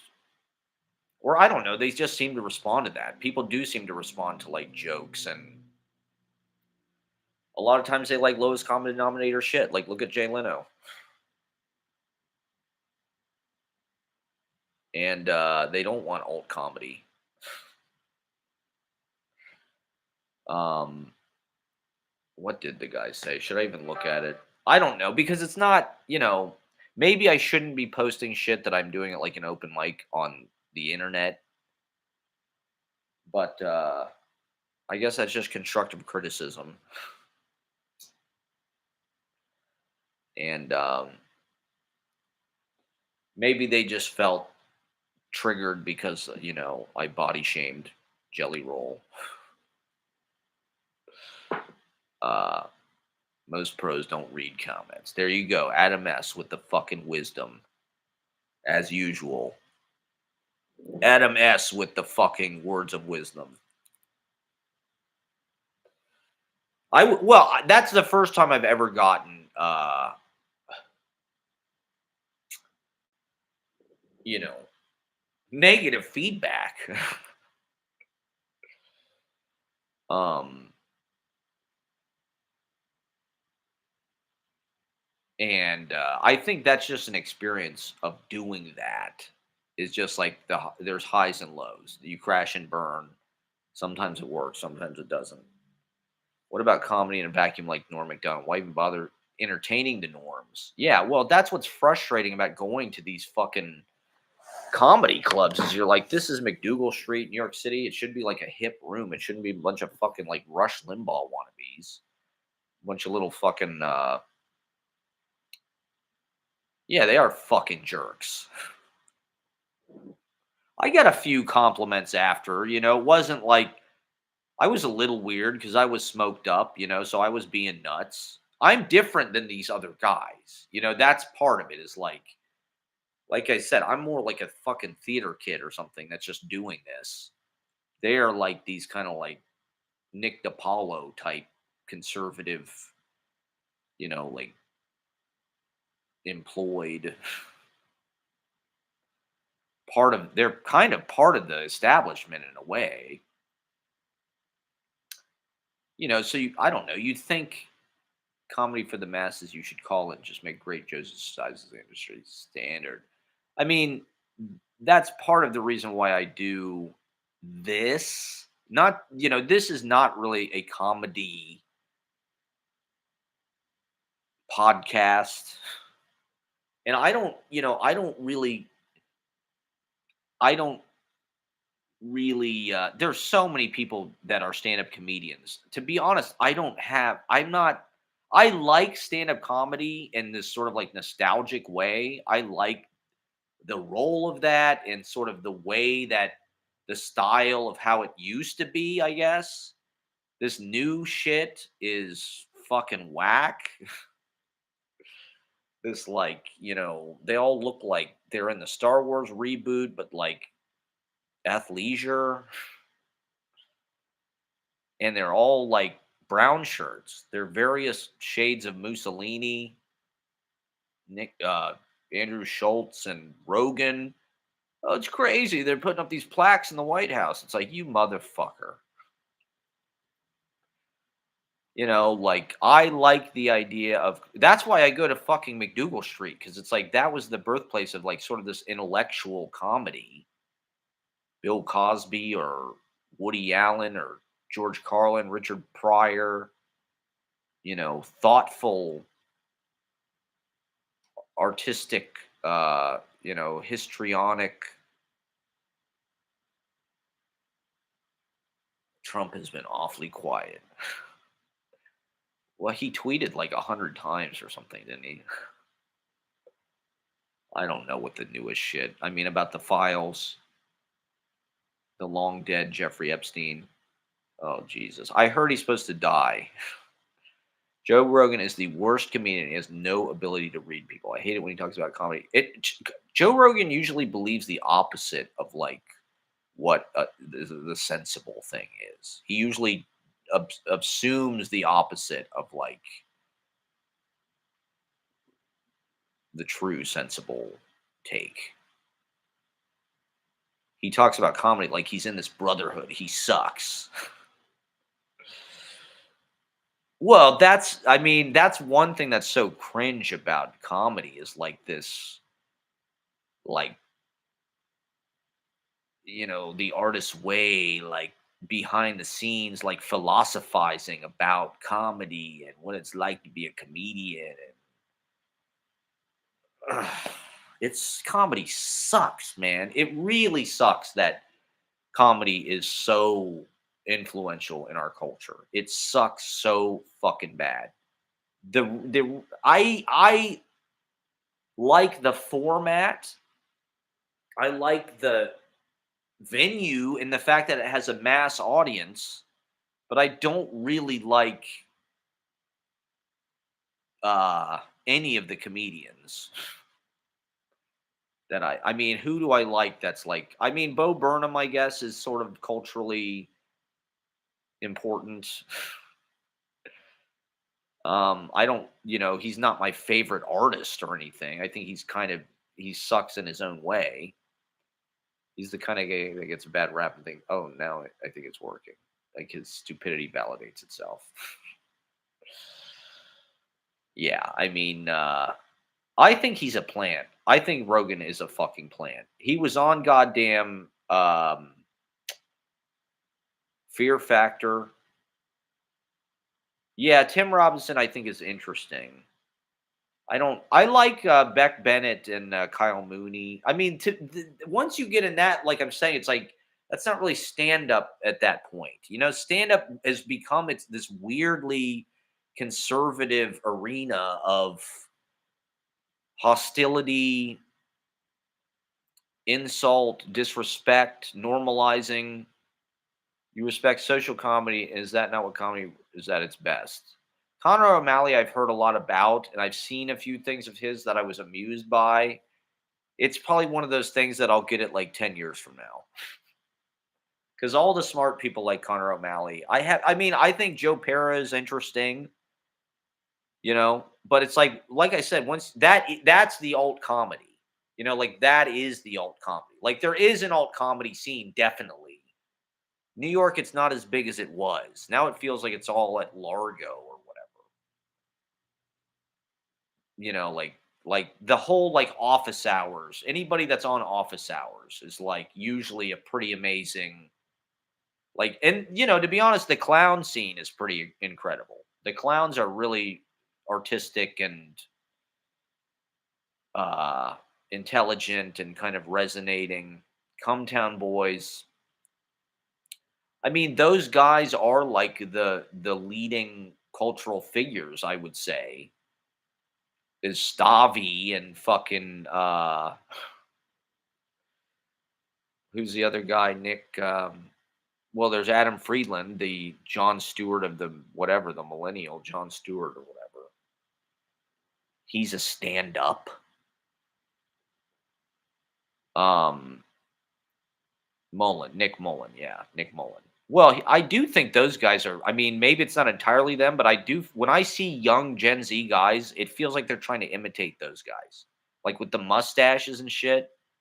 Every fucking Gen Z guy has got like a mustache, and it's like I would attribute to that Nick Mullen guy. He's the first guy that I saw. I mean, like we had a different type of like mustache beard thing. Now everybody wants to look like fucking Robin Yount or something. Everybody wants to look like Mike Schmidt. Like they want to look like some baseball player from the fucking like late 70s, early 80s. They want to look like Dennis Eckersley. See, that's like a joke to me. To me, that's like as close to as a punchline. I could write a joke, but I find jokes corny. I like references. I like epiphanies or, interesting premises. What about jokes that only two people understand? Well, I feel like there is a world, like Conor O'Malley, Tim Robinson, those guys are like esoteric, or even Kyle Mooney, Beck Bennett, like those guys are like avant-garde comedians, really. The fact that they are as popular as they are, I think, is a testament to like the power of comedy culture. Is like the audience in this country is versed enough in like the cliches of in the tropes of whatever Marvel. They got a new Marvel that they, like the smart people do like that stuff. I don't know. Do I think it's like the funniest? It's artistic in a way that I think is kind of annoying. I like stuff that's a little bit more just like I like, like Mike Myers and shit. Kids in the Hall. I like stuff that's like a little that's what I'm trying to do when I feel like my comedy ideas would have been great in like 2005 when I thought of them. But like now I just feel like old. When I go on stage, I just feel like my point of view, like these jokes are this Charles Grodin impersonation. Who's gonna appreciate it? Now that he's dead, even the millennials who are gonna get this are like old. It would have been funny in 2007. It would have killed in 2007. So I don't know. I don't know how to talk about anything. Part of the reason why I do this is to like generate material. This is basically like my riff sesh improv stand up idea mill. That's how I feel about movies. I like tradition, not art house shit, unless it's really obnoxious on some Warhol shit. There you go. Now you're talking. Best of 25. The best stand up shit or the best comedy shit I saw. I mean, I think Chevy Chase is fucking funny. Okay. I'm sorry. He probably is a dick in real life. I'm sure he is. That's tall guy humor. He is like the epitome of tall guy humor. They just have this thing. There's something about being tall that like they can get away with shit, but they also feel like they stand out, so they feel kind of awkward, so they have to like mask it with comedy. But Chevy Chase really is a like brilliant physical comedian. He is fucking funny. I was watching clips of him on hosting Saturday Night Live in 1985. He's doing Gerald Ford. It's like it's amazing. There's nobody that can do that like bumbling thing and that like verbal kind of misdirection or misunderstanding. Like he really is the best. He's a there's a reason why he became like a huge fucking movie star. I mean, Caddyshack, come on, like give me a break. He's one of the fucking like linchpins of the greatest comedy. I mean, Spinal Tap is probably the greatest comedy movie ever made, but I mean, Caddyshack is probably the best like pure comedy. Like Spinal Tap is a perfect film. Caddyshack is kind of a piece of shit, but it's perfect in its own way for what it is. It's more of like a messy kind of slasher piece. Duty, like Caddyshack, is pretty gnarly. That's what's beautiful about it. Is it's almost like a punk rock thing. It's grew out of the spirit of the '60s. Caddyshack is a thoughtful movie about society. It's about Irish Catholic, working class, Judge Schmales, the Wasp, Ty Webb. Chevy Chase is sort of above it all. He's a blue blood. He's rich, but he's hip. He plays music and he can boogie. So anyway, I mean, Chevy Chase he's in tons of like fucking movies that people still watch. His shit is all over fucking Tubi. I mean, come on. Vacation, for Christ's sake. So what if he's a racist? Fucking I mean, I probably would hate him in real life, I guess. But I'm just kidding about the racism, by the way. Like fuck Chevy Chase and his racism, obviously. But flow in art on some Marlon Brando shit, trying to get something relentlessly rather than a perfect take. Yeah, there you go. I agree. Yeah, his indifference add nuance to his characters. Yeah, like that's one of the things about The Godfather that I noticed is Marlon Brando, right, famously was reading his lines off of cue cards and shit. So he didn't know what he was going to say. So he actually stumbles a few times in the movies. He kind of says the wrong thing or he corrects himself. And that's in The Godfather, the greatest fucking movie ever made in this country. And that's part of what makes it great, actually, is like people do that. I think he's onto something with the cue cards or like having an earpiece. I don't necessarily think that that's a bad idea for an actor because you don't know what you're going to say in real life. Like, I think you should learn your lines, but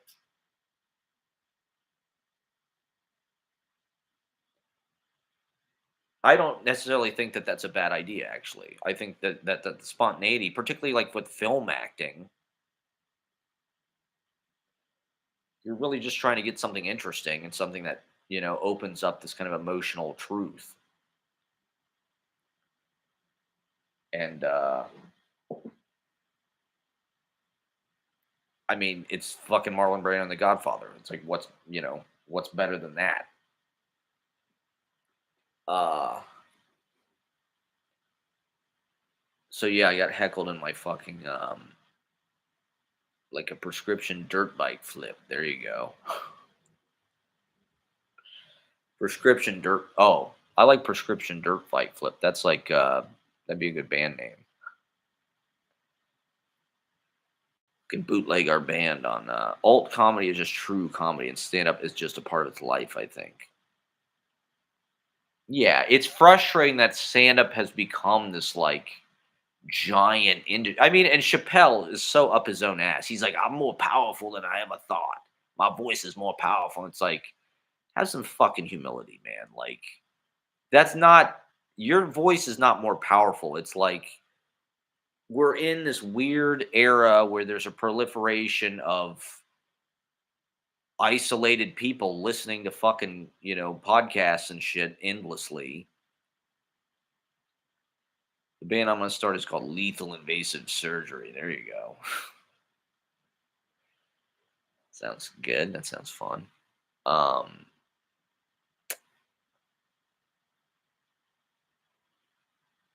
like it. That's great. Great idea. Um,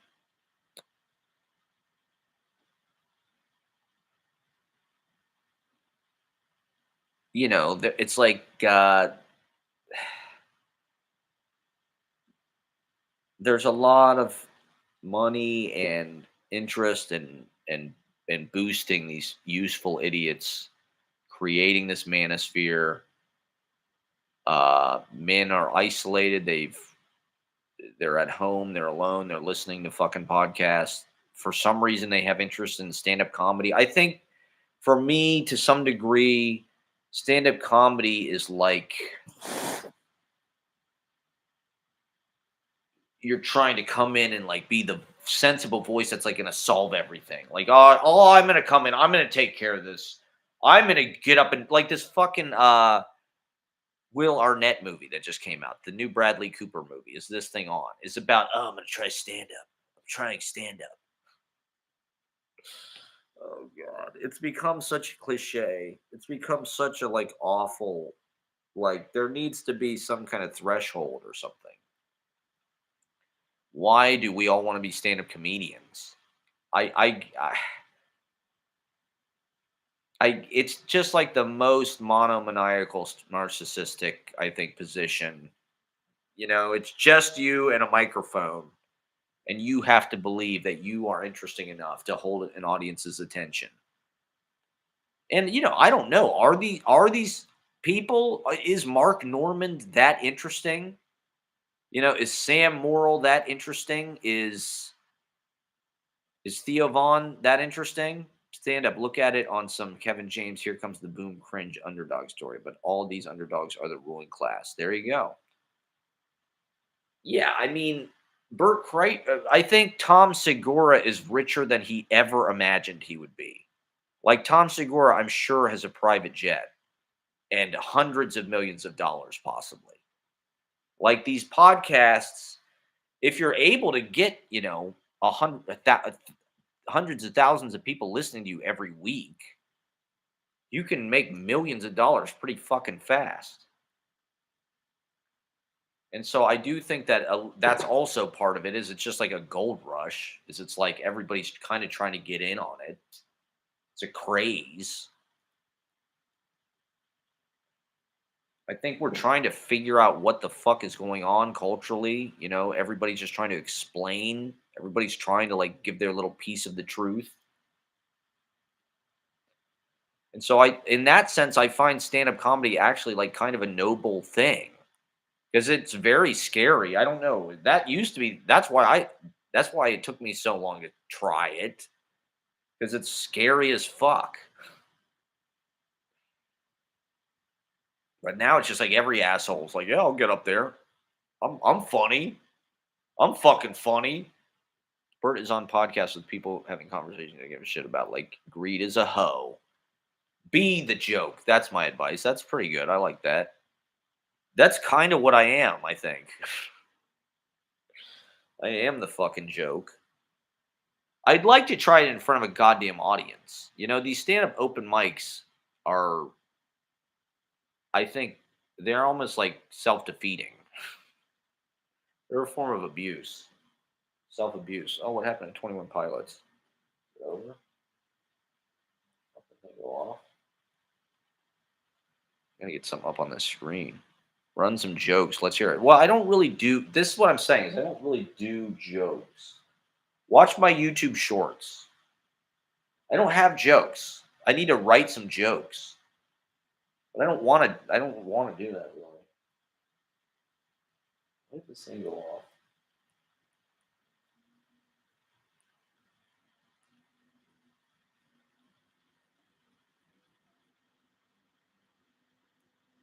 Yeah, we'll turn on the Earth cam. Can you see the snow out there? Or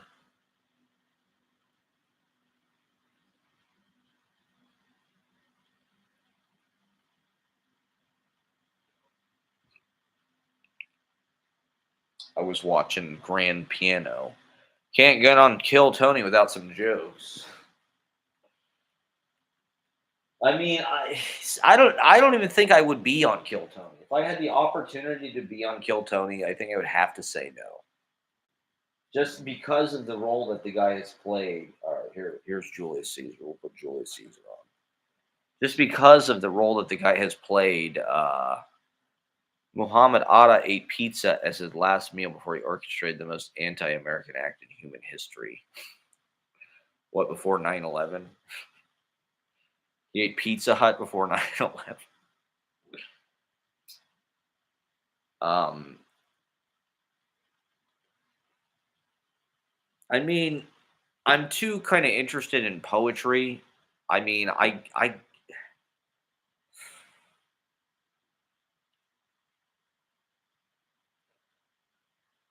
think with jokes you do kind of have to work really fucking hard on them. And the thing is, there are certain tricks that like make a joke that you can do, like misdirection or like having a word that means two things and like making them think it's going to mean one thing and then but it actually means the other. It's like I find that stuff kind of cheesy. It's just like I'm not really that impressed by that stuff.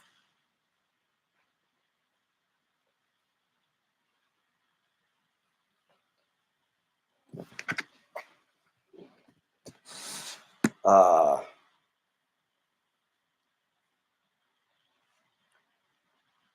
I like physical comedy. I like Buster Keaton. To me, Buster Keaton, everything he does is still funny. I follow this account on TikTok. It's Buster Keaton Society, and they have clips from his whole career. So it's a lot of stuff I've never seen before. I read a Buster Keaton biography in school when I was younger, and so I knew a lot about his life and his career and stuff. And he'd done all this weird, kind of extremely like niche stuff after his Hollywood career had sort of faded. He did these movies in Florida, and he made all these cameos, and he'd been on TV shows and this and that, but in all these little bit parts. And so all that stuff's on TikTok. That's what the internet is great at. Stuff you never thought you'd see, stuff that just seemed probably worthless. And now it's like, whoa, it's actually like the main attraction. Seeing all these videos of Buster Keaton. He in the 30s, he actually made a bunch of movies. He would record his movies in Spanish and like German. He'd record so they'd film it like 3 times because it was the early days of sound pictures. So they do it once in English and they do it again in fucking Spanish. And so it's literally Buster Keaton speaking goddamn Spanish. And he's always funny. He's always in your free time, please check out the new shit. It would make me happy. You're the only person that's been like, oh, okay, let's hear it now. Okay, yeah, we'll check it out. We will check out some new shit. So you just made a new song, or uh,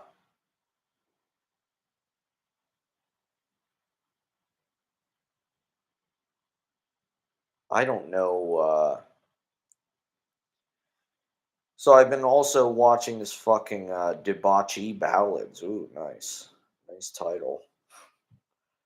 I've been watching on YouTube. They have a series of Zoom readings of the grand piano, the fucking language poetry, oral history thing. So I don't know. I've been trying to tap into like esoteric poetry shit because I mean that's where I find the most amusement and sort of like food for thought. It doesn't take itself so seriously as like some kind of journalism or academic, philosophy thing. It's more it's an artistic monologue. It has form. It's an entertaining. It's insightful. you know, I'm trying to get that into the comedy stuff. That will, with the premises, I don't know how to set that stuff up on stage in a way that feels organic and fun. It just feels very corny. When I go up and I'm like, uh, what was a joke I did this week? Well, the joke was about it's now normal, right, to hear chopped vocal performances from rock legends. There really isn't a joke. I don't know what the joke is. The joke is that Vince. It's a joke that Vince Neil sounds the fucking way he does. I guess it's a fucking TikTok video I saw. There's all these TikTok videos of Vince Neil from Motley Crue, and so that's the joke to me. I guess is like Vince Neil is a joke, and he's sort of this trashy. But I like Motley Crue at the same time. Like, I still think they're dope in a way. Um, and he killed a guy, and he's just such a sleazy guy. And his voice to begin with was like pretty fucking gnarly. He kind of sounds like a shittier Axl Rose or something, even though he's before Axl. But now, I mean, Jesus Christ, he sounds like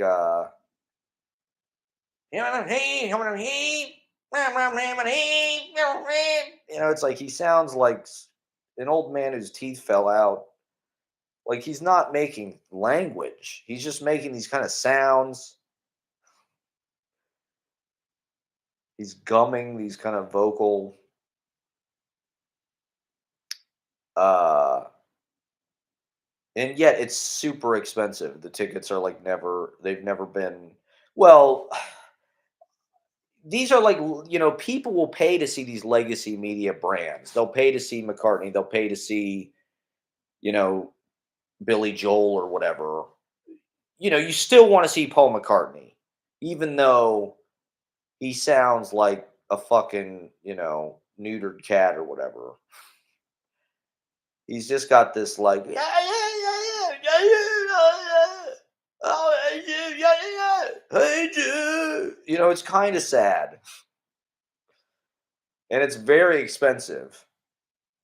And there's nothing that's like replacing it. There's like nothing that's coming in behind it, right? Like it's sort of a symptom of what's going on with our politics and everything, where it's like these boomer kind of intellectual properties, Trump, that are like decaying. They're geriatric. They're neurodegenerative.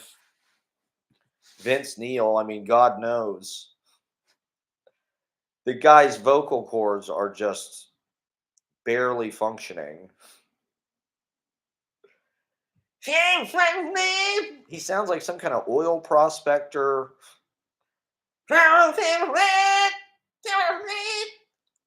So it's more about the impression, I guess, for me. To me, that's just funny. Maybe that's more of a sketch idea or something. How do I turn that into a joke? I don't know. Who cares? Fuck jokes. Jokes suck. I hate jokes. Like, let Colin Jost write some jokes. Jokes are for fucking pricks. Um,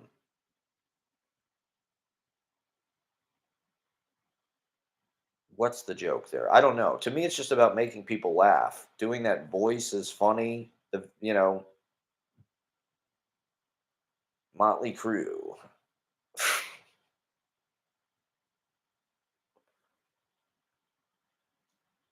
It's folk music. It's just like seeing Dylan now.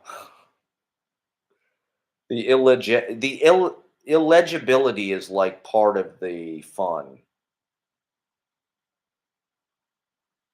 Jokes are almost like math. That's the thing is like it's almost like working out a math equation. Like to really I like the idea of extemporaneously exploring things to make funny, like premises, funny conceits, funny scenarios, funny little improv riffs or whatever. I like doing that. I think we're in an age that invites that. We're in the streaming age. We're in the age of just like content. So it's like it invites you to generate constantly. It invites you to improvise. It invites you to supply uh that's what drives me nuts about like on TikTok. I've been seeing all these live streams and it's like literally it's all these chicks and they're literally just like sitting there. They're not saying anything. They're not trying to be entertaining. It's like 200 people are watching. It's just some chick that's like sitting there putting makeup on or something. She's not talking. It's like, what the fuck? I work my ass off trying to be insightful, trying to be topical. And it's like, Jesus Christ, if I've got 6 people watching, it's like, holy shit, this is crazy. I hope I don't lose this viewership. Wow. This is my highest rating in like years. I gotta hold these people. How do I build on this? I don't think I've ever had more than 5 people watching consistently for any sustained period of time. I've never had 10 people watching ever, ever for like a sustained period of time. Get vapid quick. I mean, I don't want to sound like a pretentious asshole or like, but I think that's sort of my problem in a way. I feel like if I would have to dumb my shit way down to like to to get reaction the way that would be people would be comfortable with. I think I am trying to be like okay, I had this bit about see, I more have bits. I would say I have bits. They're not really jokes. They're more like bits. Um Like Hulk Hogan having a heart attack. Like that's a bit. The joke with Hulk Hogan having a heart attack is like he's selling. He's selling like Hogan. He's like he's doing all the Hogan like that's the joke with Hulk Hogan having a heart attack. At least to me. I guess there's not a whole lot to it. Maybe my comedy's I kind of like having like a punk rock approach with comedy. I like I like going with like more of a sloppy attack. You know, most of the comedians I see in New York, they are very serious. They're very professional. They've got their jokes. It's organized, and they book. Like people want that. There's not necessarily anything wrong with that. Me, I am trying to be a little bit more like guerrilla warfare. Direct attack, like minor threat or something. I want my stuff to be a little bit rough around the edges. I'm developing it. I feel like I'm just now like developing this stuff. Now that I've been kind of doing this consistently once a week, I'm starting to like develop it and like, okay, I've got my porn material, I've got my impressions. I've got a bunch of different impressions that are pretty good. If I just did impressions, people like if I did Elvis Costello doing Muppet Babies, if I did Mickey Rourke with the Pomeranian, Grodin, of course, Grodin and Clifford, Boy Meets World impression. Like my impressions are probably the most popular, like impressive type thing. But I have a bit about well, I tried to be I tried because we're always looking for work. We're looking for part-time jobs. We're looking for ways to make money. So I looked, I think, on Craigslist or something. There was an ad for sperm donors, right? And I thought, well, hey, this would be a good job if I could get paid to do this. And so I went to the website or whatever. And the thing is, you are automatically disqualified if you are under 6 feet tall. And so I don't necessarily that I have a joke there. The joke is on me, I guess. That's the fucking joke. It's sort of, I mean, comedy is more like a place for me to talk about ideas and issues, like I think given time and space, you could explore the idea of short king on stage and a lot of funny shit could happen. There's a lot to be said about it. Um, and so I mean, I think I heard something about Louis C.K. doesn't. I mean, that's Louis C.K. obviously, but he kind of like, he hammers his shit out on stage. He goes up and he might say it differently every single time. It's like he knows kind of what the funny thing about it is and what the idea is, and so he can kind of do it however he wants, and it might come out differently. It's not like meticulously worded like fucking Jerry Seinfeld or something where it's like every syllable like it's a fucking haiku. Um, not the or I think I heard this thing about Richard Pryor where it's like not to compare, but it's like this is a comedy philosophy podcast now. Well, it's an art form, just like any other. Oh, they're killing Caesar. Here they are. They're knifing him. Look, Brutus et tu, Brute. Um, Uh, they said Richard Pryor would go, and he was prepping, he was working on his material for Live on the Sunset Strip, and he would go to the Comedy Store, I think, and he said he'd go up every night, and like the first night it was sort of like, you know, rough or whatever, and the second night, still kind of rough, a little better. Next night, okay. Uh, a little, and so every night it would be a little tighter. By the time it was Friday, it's like his shit was like where it needed to be.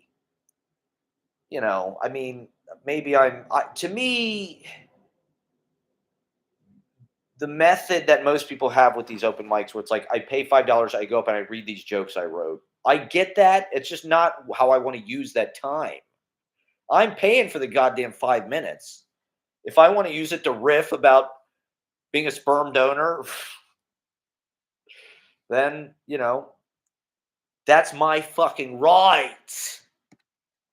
And I don't know. I just feel like I'm getting more and more used to being like crazy and looked on as sort of like a weirdo or like I'm not like idols. I'm not like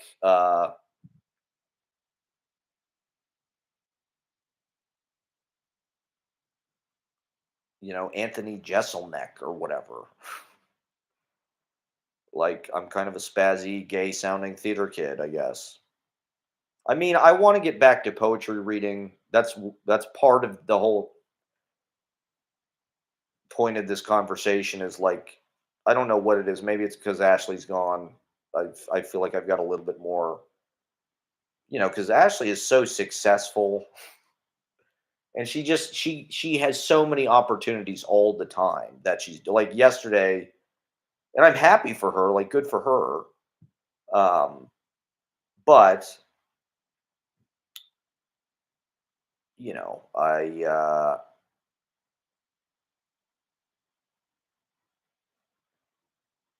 it's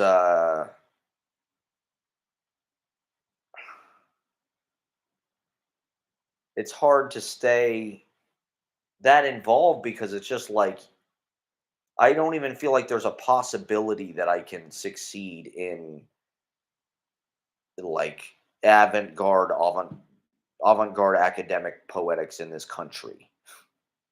I mean, maybe I could find some place for myself and like poetry has been ongoing. Like I do the fucking YouTube shorts and I do readings regularly at the open mic or wherever. I'm always writing. And so it's never like it's always like the central focus and sort of the central like processing, interface or whatever. But uh, just even having time to like read or watch fucking poetry videos. It's like, what am I gonna do? If Ashley's here, am I gonna sit around listening to fucking poetry readings? Like she might be like, turn that off. For somebody that's as good at it as she is, it's like she's not sitting around reading and writing poetry all day. Or talking about it or uh,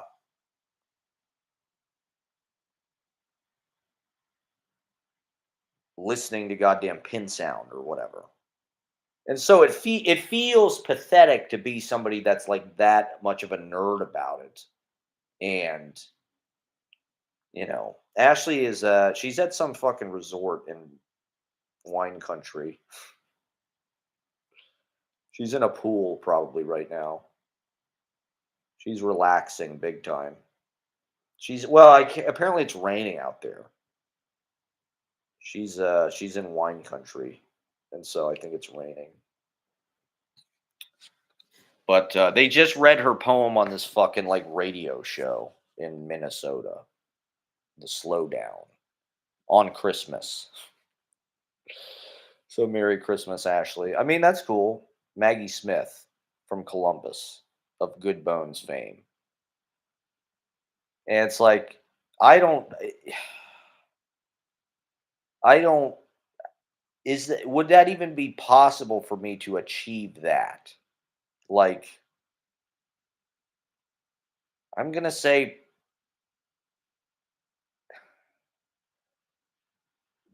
through the avenues of like academic, like navigating or whatever, like that's tricky. It's tricky. You know, uh you know,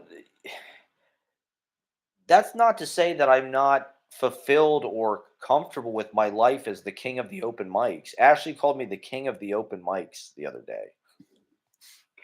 The king of open mic or something. The king of the open mics, which that may be true. It's a dubious. Did I mention that in the other live stream the other day? I'm the king of the open mics. A dubious honor. I suppose it's true, or it maybe was true at one point. I don't get to as many open mics as I would have liked. I could have been the king of the open mics. Um, I'm fine to comport my life as sort of a zine poet and open mic, you know, insisting. I'm insisting. I mean, for better or for worse, and not to entirely blame it on like the fact that I'm like a white guy, but like I think as men, you're just it's you have to get used to like taking the back seat this generation.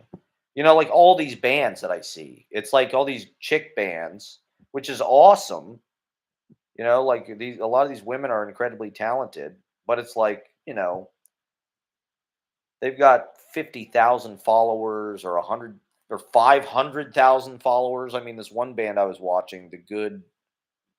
The one thing about all these bands is like none of them sound new. That's what sucks. Like even the bands that I liked, you're just like, "Oh, this sounds like fucking The Fall," or this sounds like, the Sundays, or it all sounds like it's from the 80s or 90s. Like it doesn't. Why did I get on this fucking thing? Oh, to look at the bands I liked. Um, The Last Dinner Party.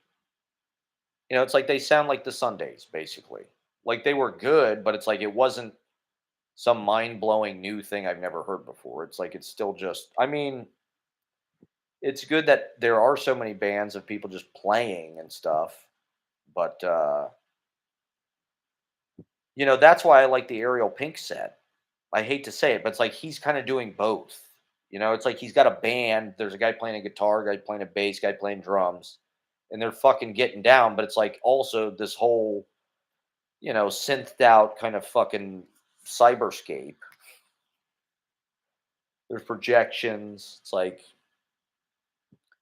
you do have some obligation to like try to make it sound like the future, I think. Especially now. It's like somebody's got to figure out how to make the fucking shit sound like 2025.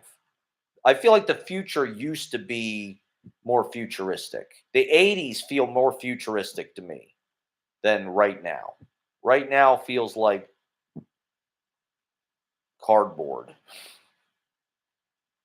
Does not feel like Cybertopia. Doesn't feel like Blade Runner. The future has just gotten really unimaginative.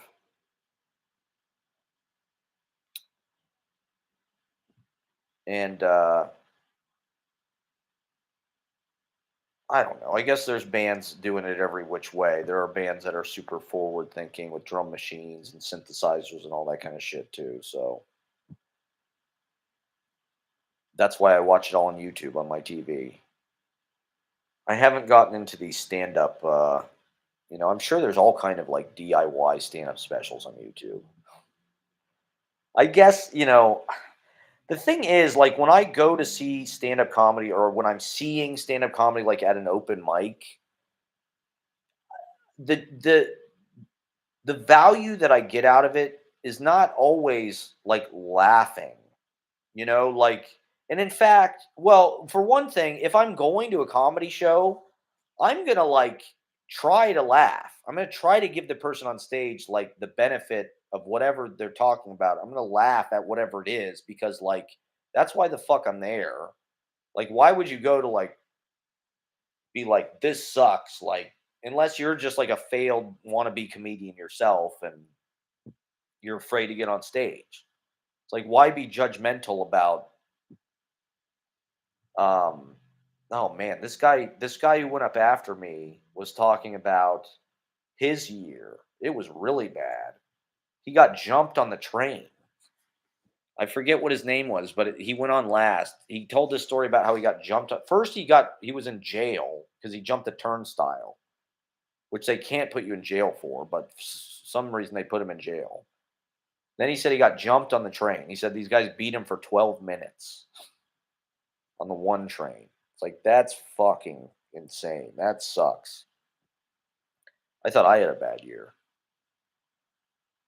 but this is what I mean. Like when I go to a comedy open mic, a lot of times the value that I get out of it is like the comedian will bring up some kind of interesting fact, or they'll share some kind of interesting story, whatever it is. It's like, you know, I guess best case scenario, you're going to write like the wittiest thing somebody has said about any, you know, aspect of culture or life or whatever. But it's like we're in a sea of takes. Everybody has got their fucking take on the internet now. Everybody has got a fucking Twitter and a live stream and a TikTok and a fucking podcast. And I love it. To me, that's just local culture. I don't think there's anything wrong with that. I'm happy to see, if there and there is this comedy explosion happening where there's, especially in New York, it's just like they're fucking everywhere. And I think that's interesting. It's not always funny, but who gives a shit? I'd rather see something. I would, when I get up there, I'm trying to like push people in more of a direction that's like, you know, performative and got all of the aspects of comedy, voices, physicality, not just dry, acidic joke telling or whatever. Everybody needs to be told what to do, and they need to know exactly what something is before they start it. What happened to reading a book? Yeah, exactly. I mean,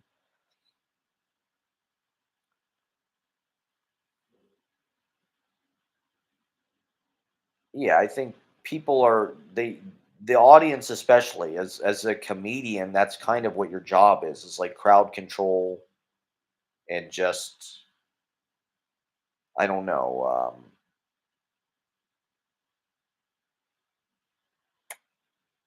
it's a challenge, and it's a challenge you can go into just like by yourself,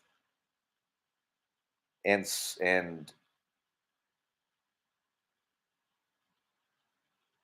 uh like I said, for me, I'm trying to experiment with it, to sort of adapt it to meet, the approach that I want to take. I sort of want to. I'm trying to figure out how to kind of do this at the within stand up, something that's like a little bit more like a live podcast. Like I don't necessarily think an audience needs to laugh to be.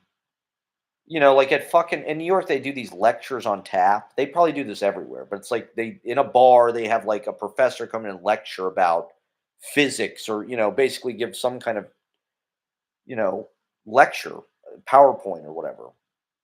And these things are packed because people want to learn. It's like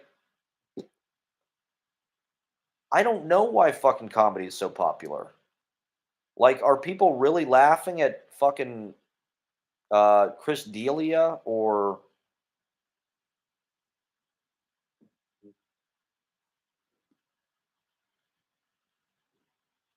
I suppose for your average person, comedy is your like what poetry. Comedy is your your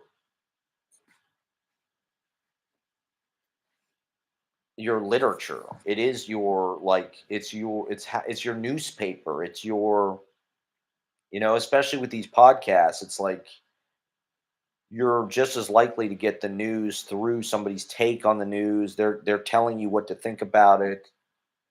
You're looking for somebody to come up with the best take on it.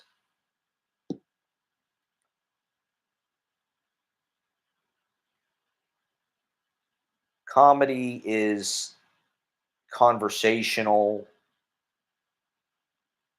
in a way that literature and poetry is this esoteric, kind of unpopular, difficult. This is something that I obsess over, is like, how do you get poetry to occupy the place that comedy does? How do you get people to listen to poetry like it's comedy? Because I would rather hear the content of a poetry reading with the performance of like comedy and the entertainment value of like comedy.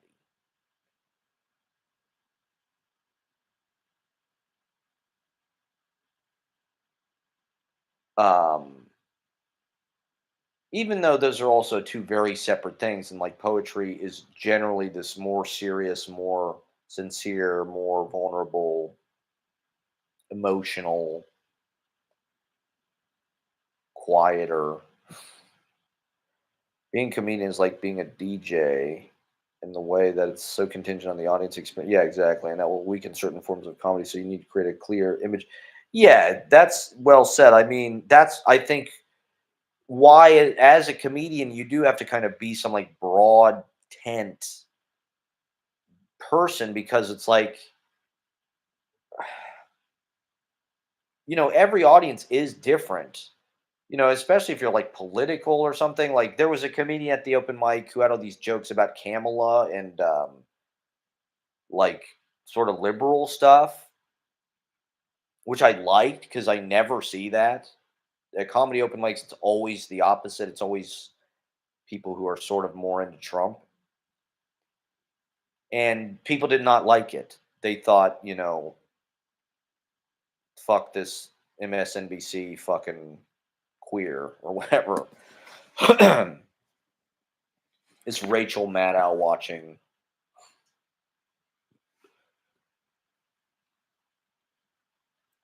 And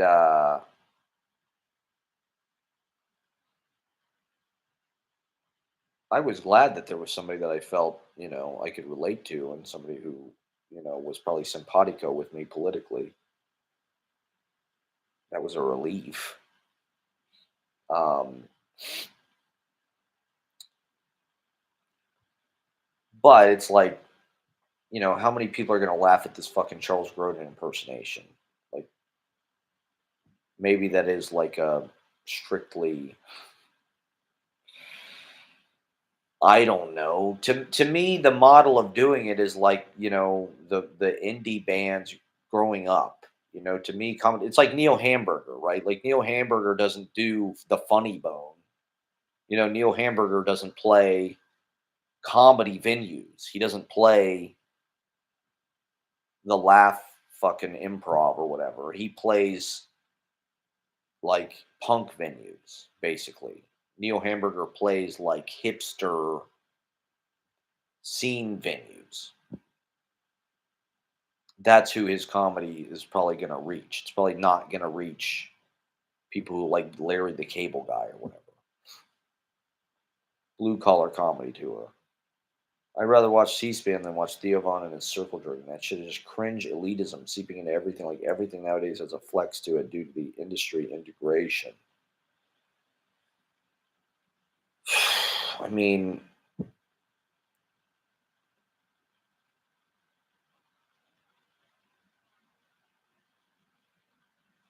I think it's incredible that like we are living in this like golden age of just like conversational aesthetic. Like, that's all you need to do is like set some fucking microphones up in your living room. Don't even change your living room.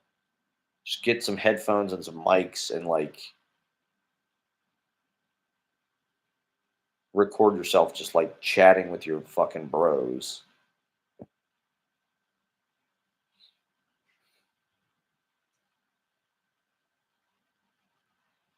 you know, and you're a so-called, but people don't really watch them for their comedy. Like, people don't really watch Rogan or Theo Vaughn necessarily for the comedy. I mean, I guess Theo Vaughn is funny, but Charlie Rose on a first date, that's funny. Was he just sexually harass the woman or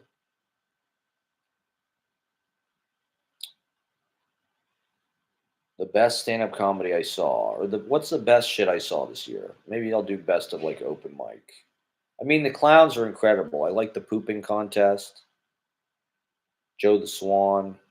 Uh, the clowns just commit to it with the costumes and um, doing the idiots hour was fun.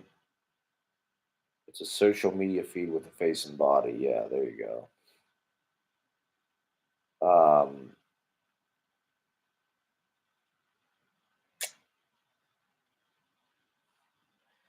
just trying to think of what my most memorable experiences were reading wise. Seeing Ron Padgett read from Pink Dust. That Pink Dust book is good. Um, I mean, Ashley's book launch, of course, at Anthology. Uh, Seeing Oliver Bear read at fucking KGB Monday night open mic. I know Fedora. There you go. Okay. Glenn Blurton act was really funny. Like, yeah, I mean, Glenn Blurton is always bringing it to the next level. The legendary Borscht Belt comic, Glenn Blurton. What else? Um,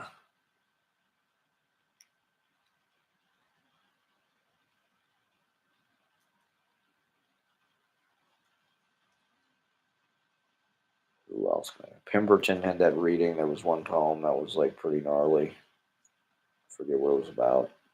Being in that movie was sweet. That movie was amazing. Um,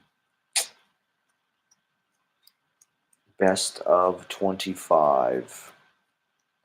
I went back to Elizabeth Street Garden. That was fun. Is art truly the ultimate weapon against control? Like, is the pen actually mightier than the sword? What do you think? I don't think so. I mean, I think art is completely subject to like market forces, unfortunately. I think any artist that really was able to produce a huge body of was the product of the economic boom or like whether that's Shakespeare or the Beatles or new Hollywood, New York school, art as an expression. Well, I by that I guess I mean like it feels like people are able to express themselves within the financial constraints of what is acceptable. That's how they feel comfortable. If you go outside that, you're either like crazy, you're an outsider artist, no one cares, like if you're using it as your own weapon against control, you know, I think it just is what sustains you, like these comedians, these poets, the whatever it is. It's like that's what we live to do. We live to get on stage, we live to write, we live to and so I guess in a certain way it's about, there is a lot of things that are trying to prevent you from doing that. For whatever reason, the economy doesn't want that many people to do that. There's only a handful of people that get to be podcasting millionaires who play fucking arenas, and the rest of us are, I'm thrilled to have four people watching. I feel like this is insane to me. Like, wow, I can't believe I'm able to hold four people on this. Thank you, thank you. Huzzah! It's a Christmas miracle.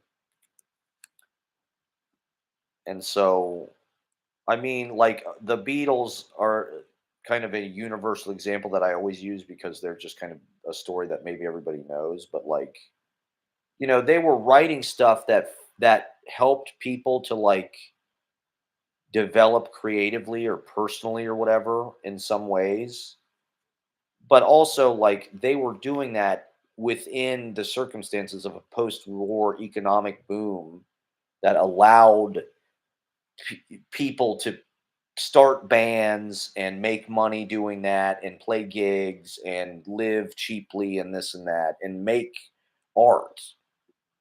And so it wasn't just like because they were artists that happened. It's like they were more or less, kind of a side effect of the circumstances in some ways. And that's how a lot of art feels like. It just feels like whatever is financially there to support it or enable it to exist is more actually what's in control. And so, but I do think that these things sustain us, like, spiritually, things like poetry, things like movies, you know. I wish that they encouraged people to be more adventurous in their own lives and confident. I think that's a best case scenario for, like, the internet. Like, the one I do think it's good that in some ways, like, people are, like, acting out in public. Like, I think that's the internet has encouraged that. Certain people, if they're online or they're streaming or something, they'll do something like crazy to just get views. I think best case scenario, like, it frees people from their inhibition and, like, lets them connect easier in that way. Uh, and so, yeah, I mean, like, with the open mic, that's the whole point of doing it, is like get people expressing themselves so they generate creativity, they generate their own ideas, they realize their own ideas, they see their own ideas succeed in some way that gives them more confidence, that gives them the seed of belief, and that will grow. And so that's a way of fighting, you know, control via fucking, you know, the algorithm, the algorithm fucking instituting what it wants us to believe and what it wants us to think.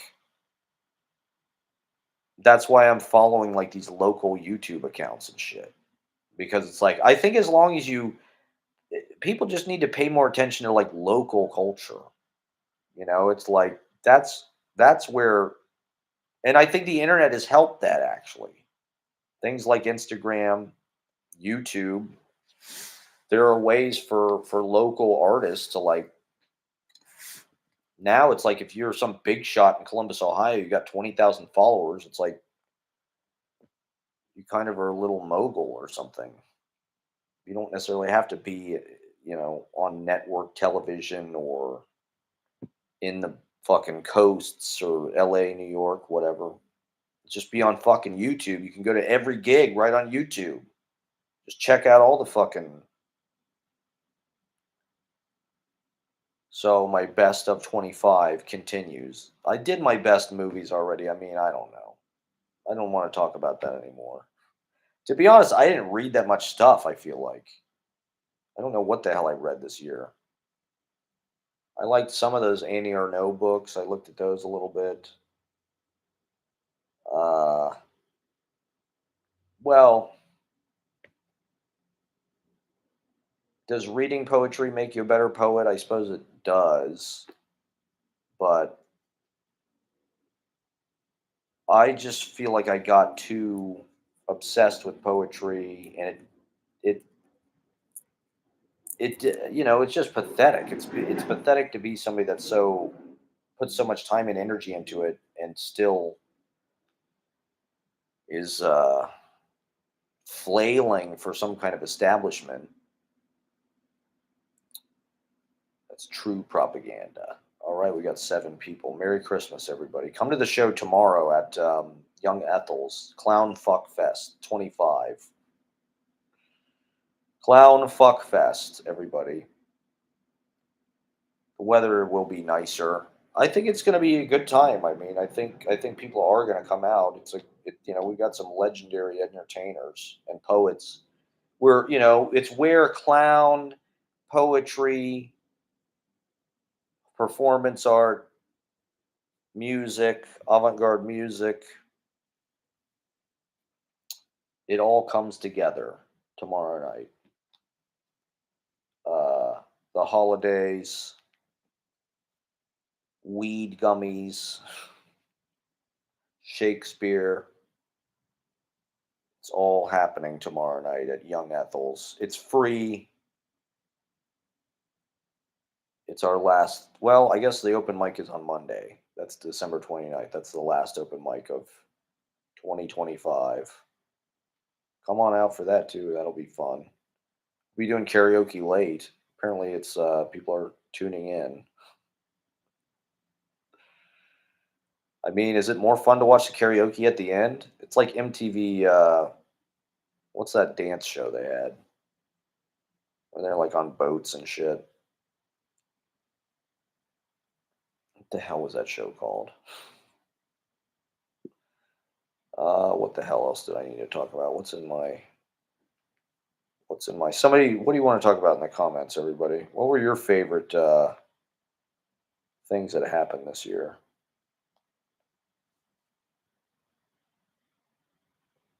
Um,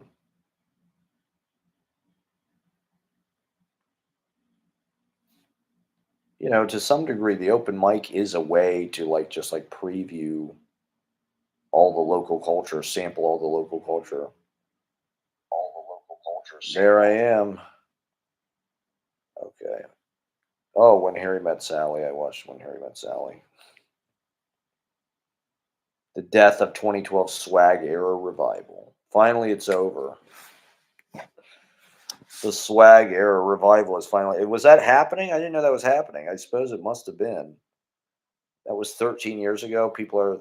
I thought we were in an indie sleaze. What is 2012 swag? Is that like LMFAO?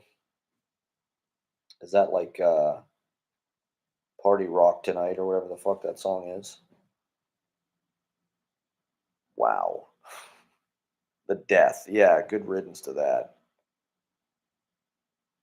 I mean, I'd love to. Oh, you guys want to play some Smash or Pass? This is my new game show. So I've been compiling a list of Smash or Pass. I've got a lot of them. So I'm going to do this on Monday, but I really have a lot. And basically, I just throw something out and you say Smash or Pass. So I just read, like for instance, um, I would say, Joe Rogan, and you say Smash or Pass. Then I'd say Colbert, and you say Smash or Pass. There you go. And then I say Trader Joe's, Smash or Pass. How about Tom Hanks, Smash or Pass? How about 60 Minutes, Smash or Pass? How about Kombucha, Smash or Pass? Yeah, so you get the point. I don't know. We'll do it on Monday. Smash, smash, smash. I've got a whole list of hundreds of things for people to choose.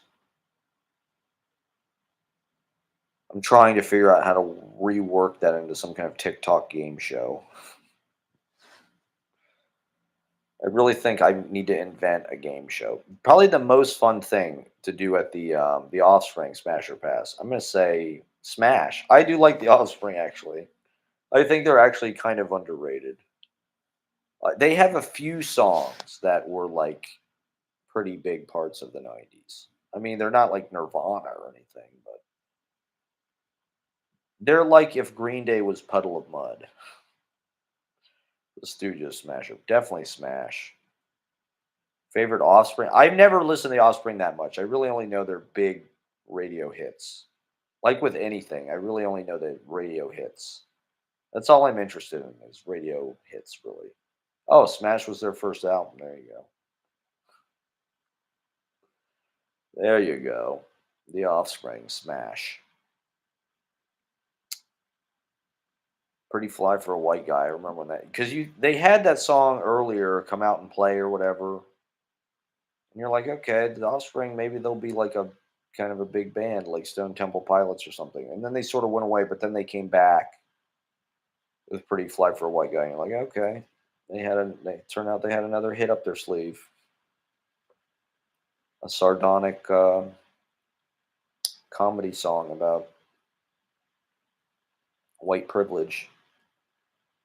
If it isn't in the top 40, I won't touch it. Anything that is not recognized by other people is low craft. I mean, I like catchy music. To me, there is like a mystery to how they did it. How did they come up with what is HFS Festival? Is that Riot Fest?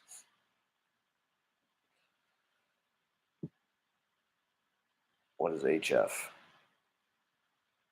Um, if it isn't in the top 40, I won't touch it. Yeah. Well, I mean, the top 40 sucks now.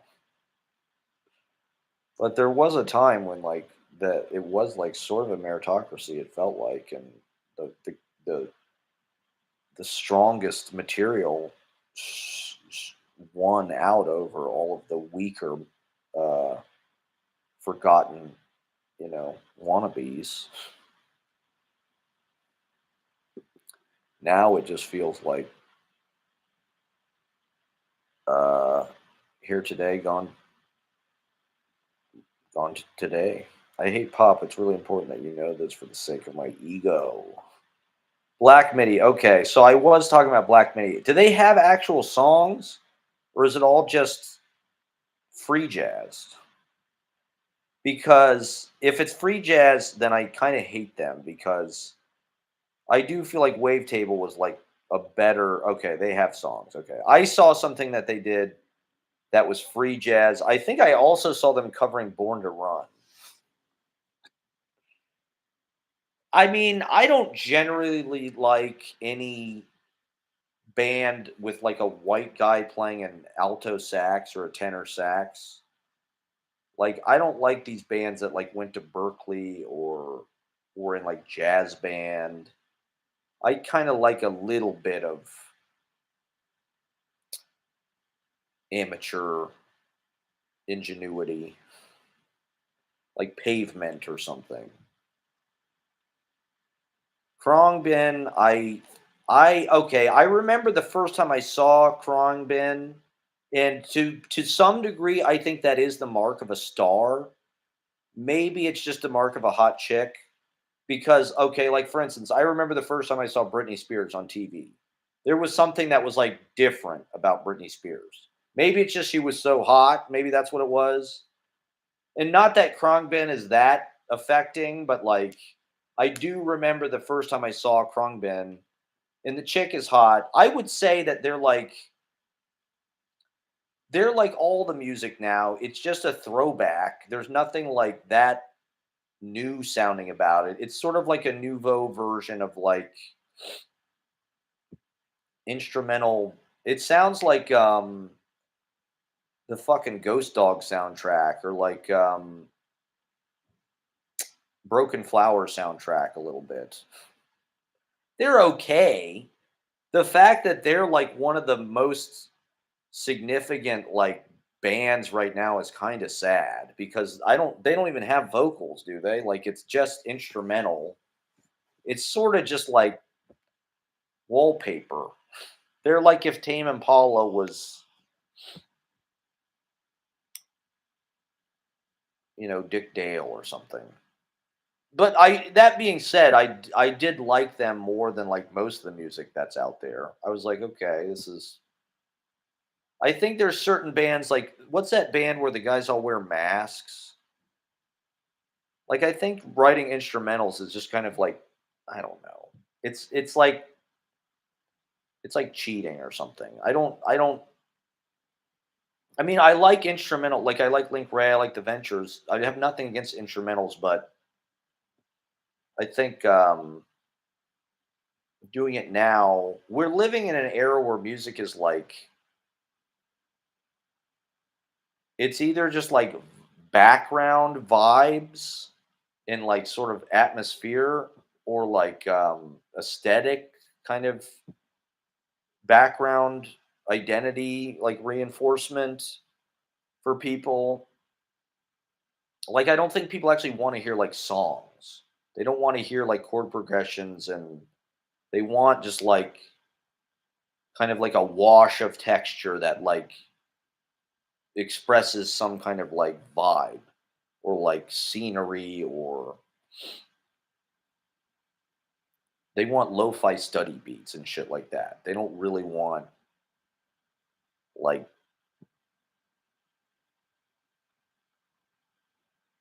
if you knew Susie, I knew Susie.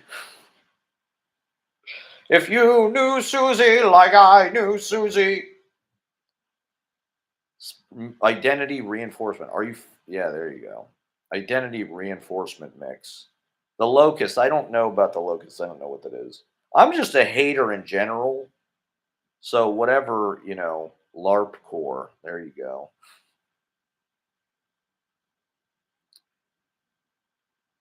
The thing that I've noticed with these local bands is like usually like the arena bands with like a bigger following, like they have a mix that's like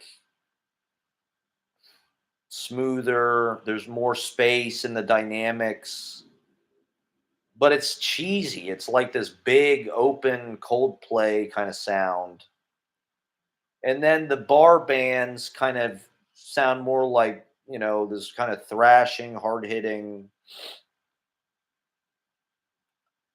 And then the bands that I like are like old white guys that sort of are playing old country or something. Flaming Lips, Smasher Pass. Didn't one of them just die or something? I don't know enough about the Flaming Lips, but what I know about them, I like. I like the songs that I do know.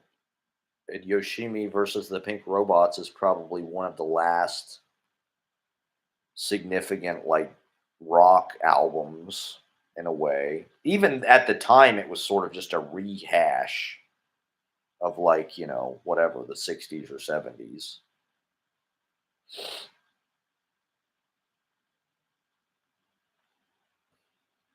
Um,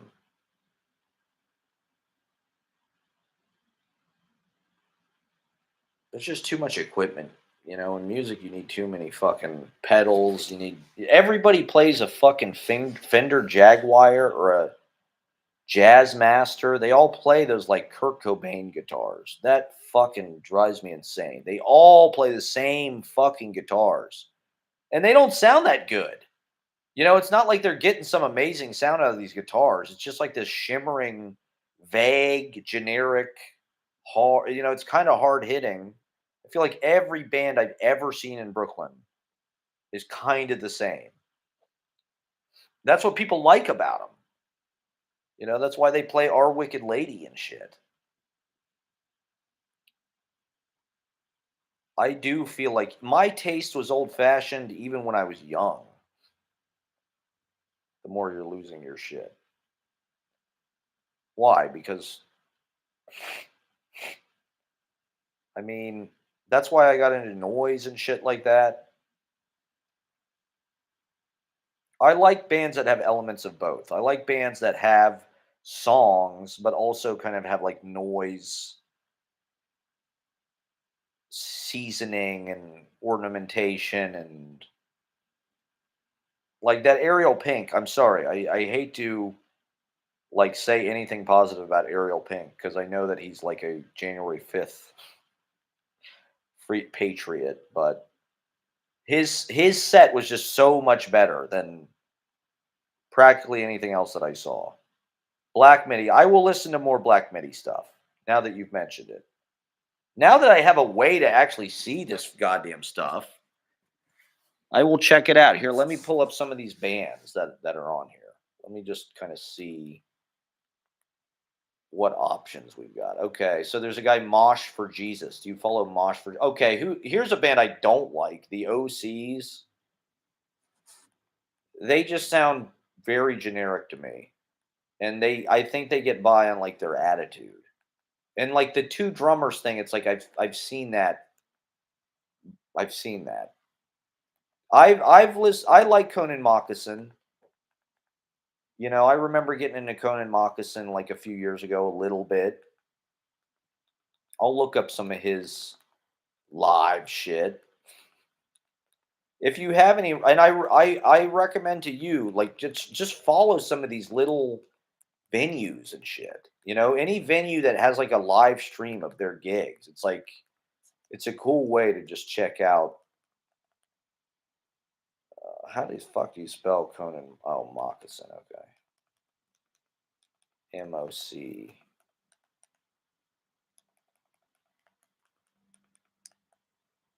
There we go. Okay, Conan Moccasin live.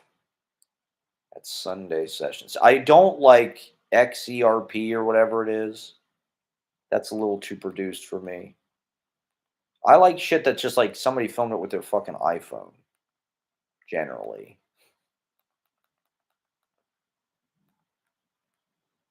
Rock Palast.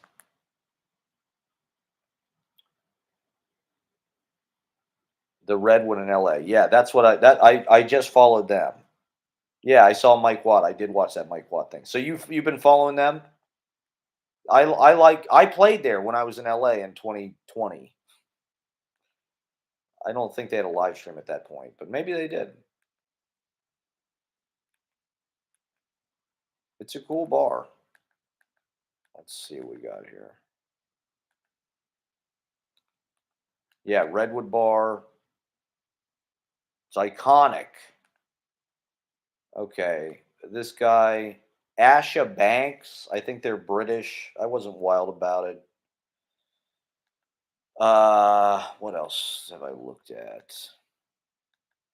Speedy Ortiz. I watched that. Wasn't super impressed. They were kind of sloppy. It's amazing how many of these bands are like sloppy on stage.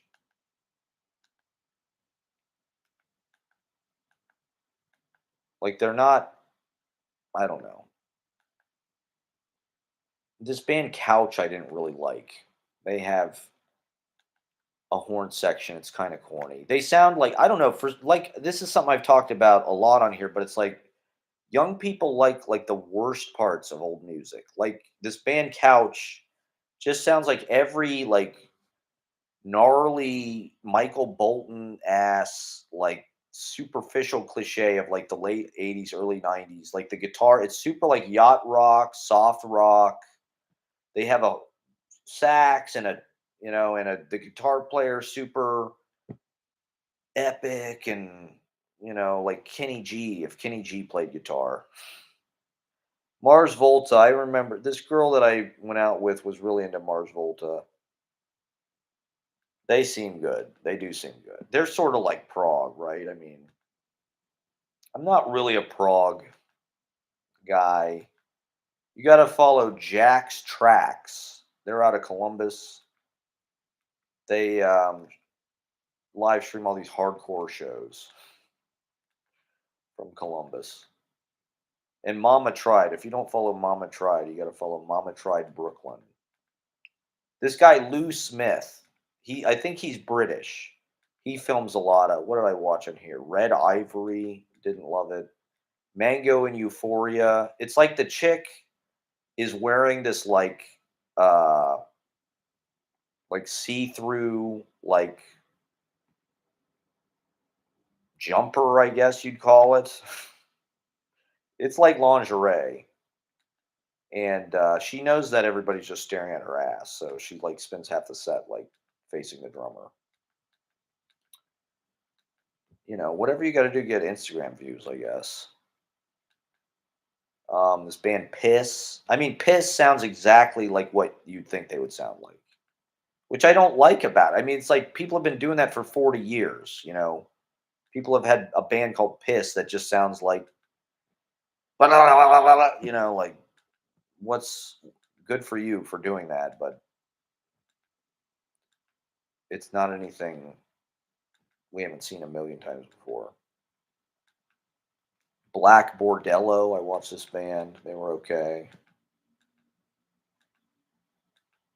You know, not that me mentioning them on my live stream is going to give anybody some kind of huge bump or anything. Uh, yeah, so I don't know. I'm just trying to check in on the local culture through a distance, through the magic of.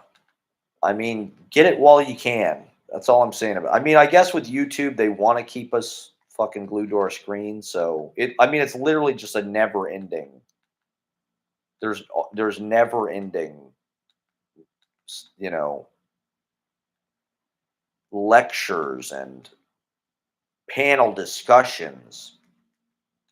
You know, that's one of the things that's nice about YouTube is suddenly, you know, magazines like GQ or Vogue or, you know, they're making like pretty high level video stuff basically on the same level as like a TV network. You find art organizations, you know, museums, universities, small venues, bootleggers, live streamers, they're all in the mix on YouTube, right? They're all freely available, open access. You can watch Brooklyn Rails got 1,000 fucking Zoom events. You know, you can watch fucking uh you know, Grateful Dead fucking concerts from fucking 70s. You can watch. Oh, I watch this. Do you watch Joker TV? If you don't follow Joker TV, they've got a pretty because they have people that send in like short videos and they curate, you know, the best stuff, and they have weird music, animation. It sort of reminds me of like MTV in like the 90s. So it's basically just a bunch of fucking YouTube videos, but they sort of package it with some fun. Okay, B-side Memphis. Let's check this out. Here's the B-side in Memphis. They've got a fucking live stream. I'll fucking subscribe. Hell yeah. Doesn't cost nothing, you know? Don't cost nothing to subscribe. And you know, on fucking YouTube, you don't even have a ratio. It's not even like you have to worry about your ratio and be like, oh God, if I follow them, I'm gonna have to, you know, you just bam, subscribe to that son of a bitch. I mean, Small's Jazz Club in the West Village, they have a live stream. They get thousands of people watching their fucking, you know, jazz fucking jam and shit like that.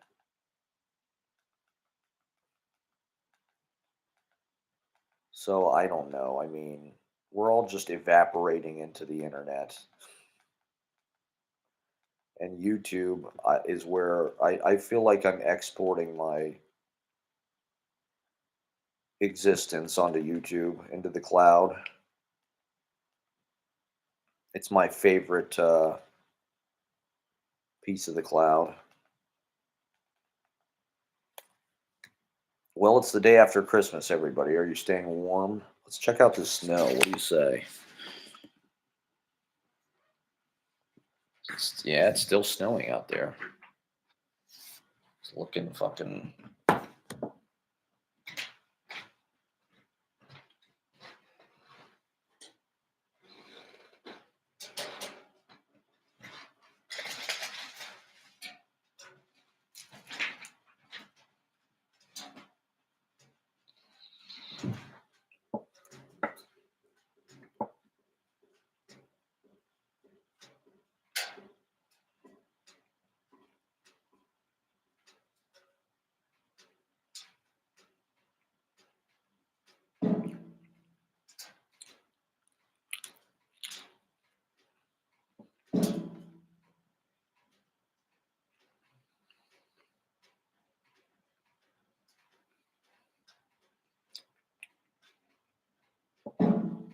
I heard somebody say that people want softness or something. That people want like softness. They want tenderness. They want vulnerability. They want quiet.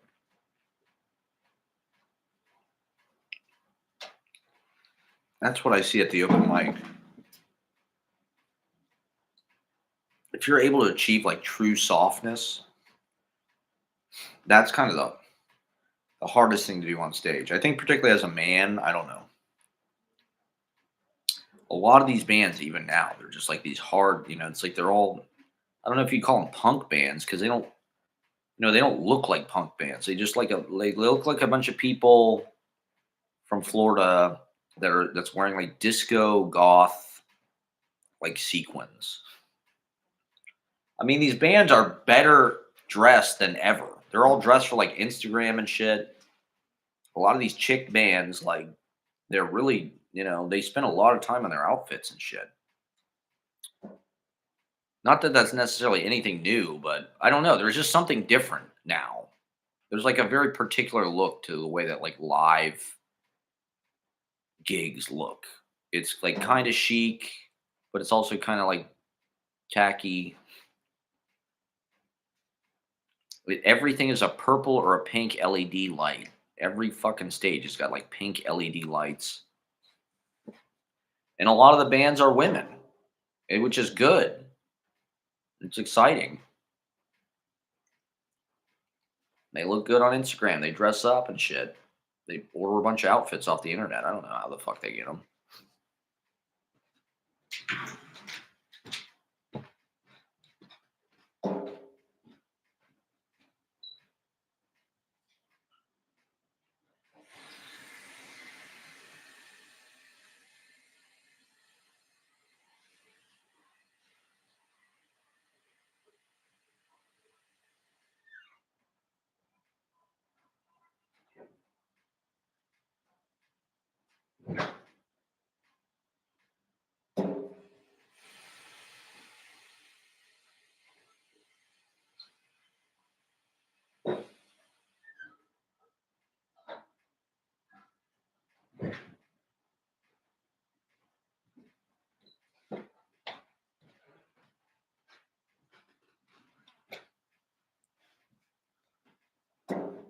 Oh shit! I got this applesauce. Fucking housing this applesauce from out of the jar because I need sugar for my diabetes.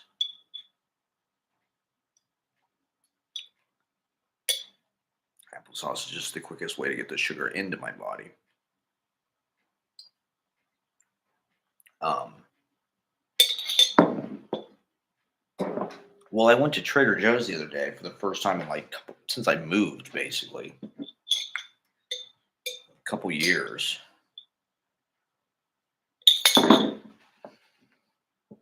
It was almost like some weird. I think in New York you really can just like lose track of, even though there's a lot of change happening all the time. That's like the only indication you have that time is moving on. Is that buildings get torn down, buildings go up, people's clothes change, but like it really can feel like time stands still here, like time doesn't count here. Like you're always, I still feel like in some way my life like hasn't counted for like the last 15 years. Like it's still 2010 or something.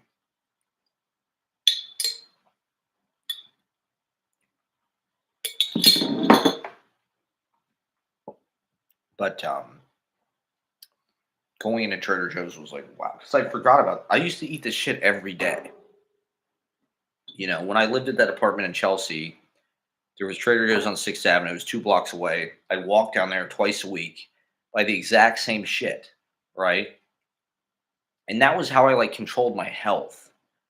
Like I had these health problems in my late 20s, so I had to figure out this diet and I had to stabilize all that shit. So, basically from 2012 until 2023, I was gluten free, dairy free. I didn't lose any teeth. My teeth didn't get any worse really that much. But when I moved, that's when I started eating out all the time, right? I mean, but what I'm talking about is like I'm making a point about cost of living crisis and what happens when you don't have like housing fucking stability. Like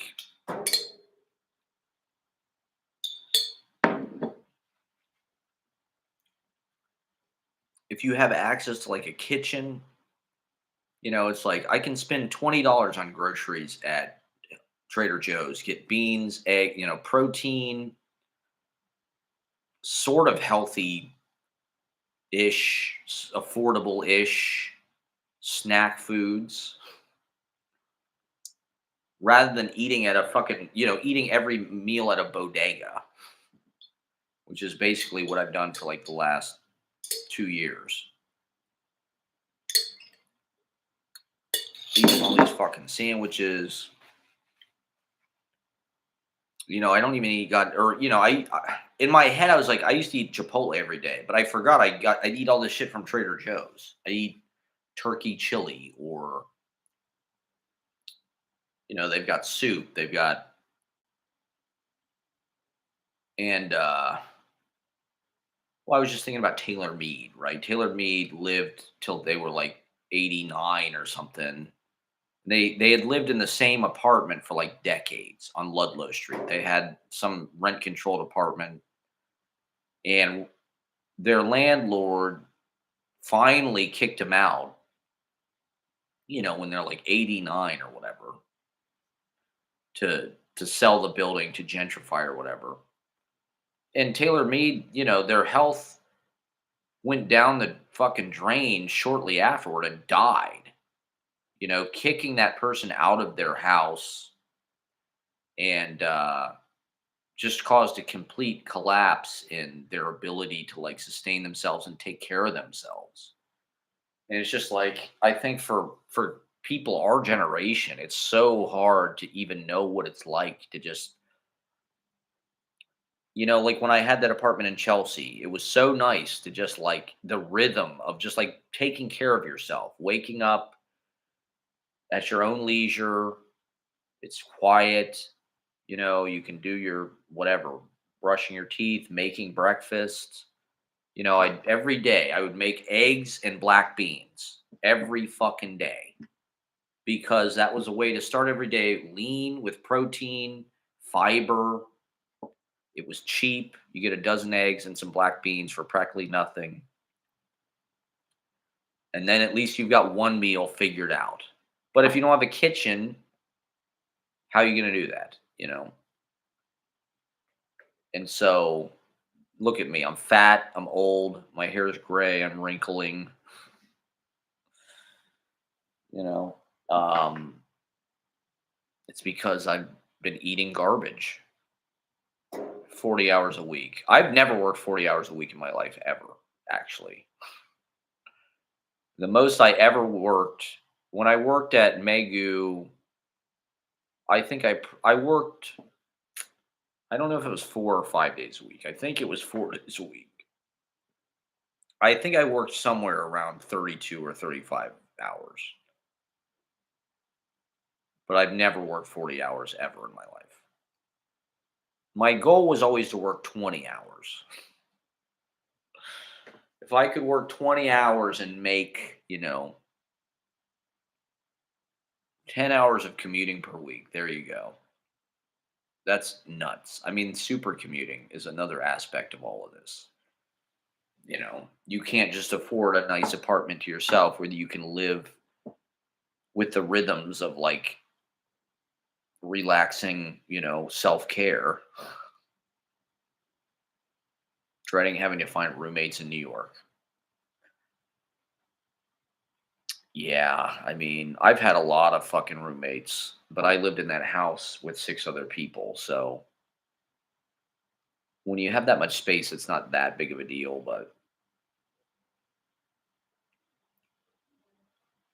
if you're in a small place, like most apartments, uh, What I've seen in my time is like roommates don't even fucking talk to each other for the most part.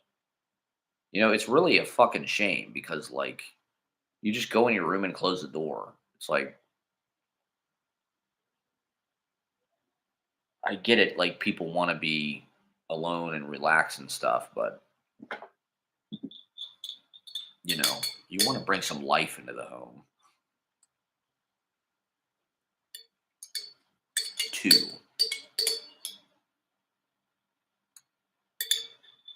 Yeah, music. I mean, that's like a there's people that play music and shit. That you can fucking live. All right, you have to be real. Okay, go for it. Um,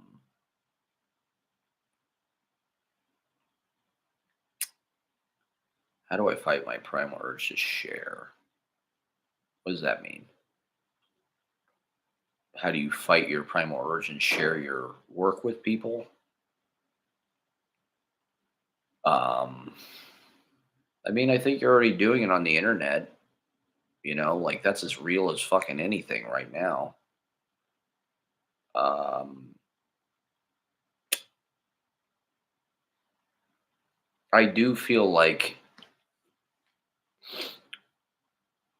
with music especially, like if you go out to like all these gigs, the scene, just go out to fucking gigs.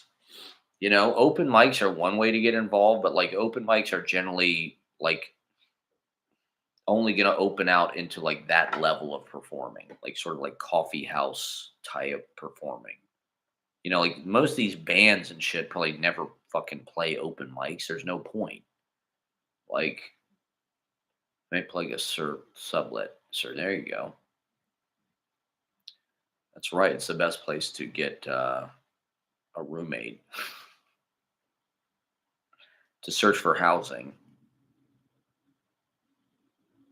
Um,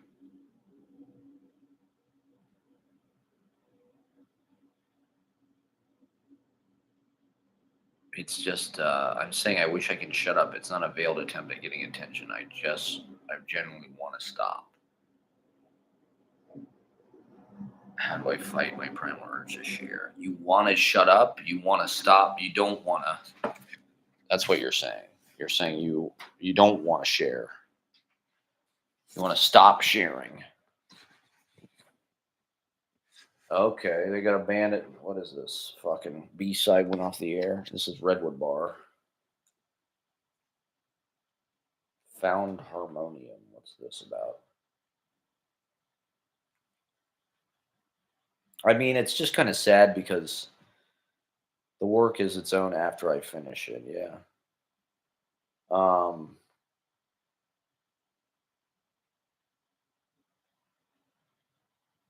I don't know. There's a lot of crappy bands that are playing to packed places full of enthusiastic people.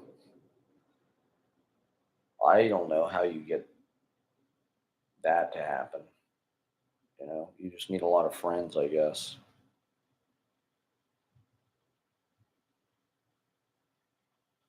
What's this lady sound like?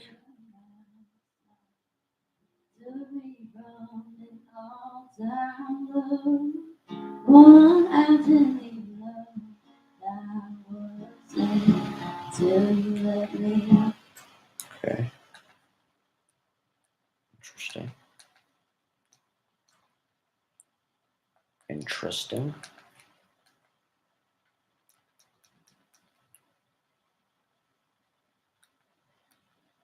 Loco live at Redwood Bar. Yeah,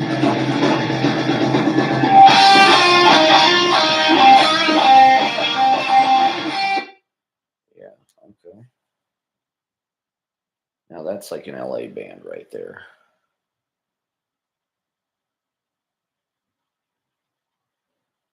They look kind of like bikers or. Please listen to Felt Cute Might Delete Eat Later. Okay, made it yesterday. Let's listen to it right now. Let's pull your YouTube page up right now. Smash or pass? Maybe that'll be my the game show. We listen to your music and we say smash or pass.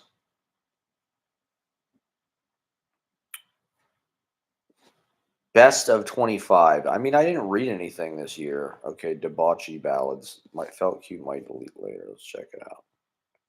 This French.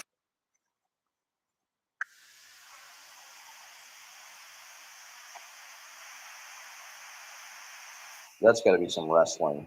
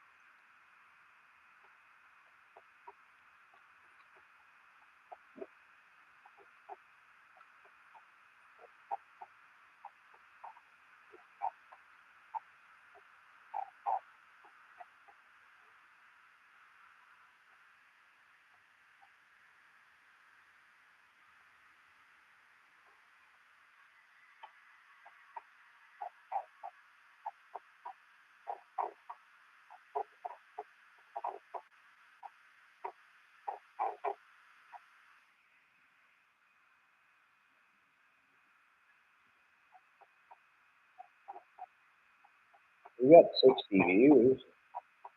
You just put it up. That's pretty good.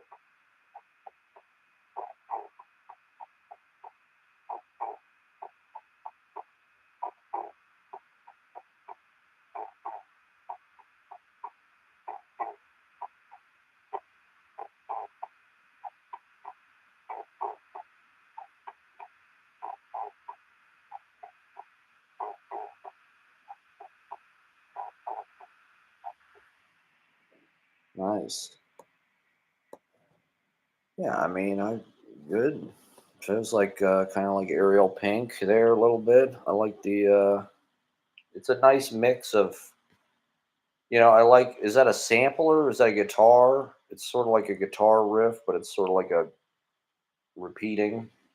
But then is those real drums or is those a sample? Or those AI drums? I like that, mix of real with kind of trippy synthetic stuff, especially if the synthetic stuff kind of lo-fi or distorted or whatever. Um, I mean, I do think to some degree, like maybe being famous is like a bad goal. Like I don't think like it's necessary to be famous. Like I think you can have a life as like fulfilling life as an artist and even like feel like successful and important just by like like looking at these fucking bands on redwood bars. Like these guys are playing to packed rooms. It's like they're just in crappy punk bands, paint by numbers. Like nothing they're doing is like. And so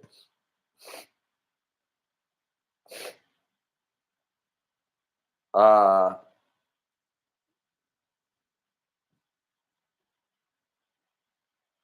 why not just make shitloads of fucking tracks for yourself and share them, you know? You had 60 views. How'd you get 60 people to look at it?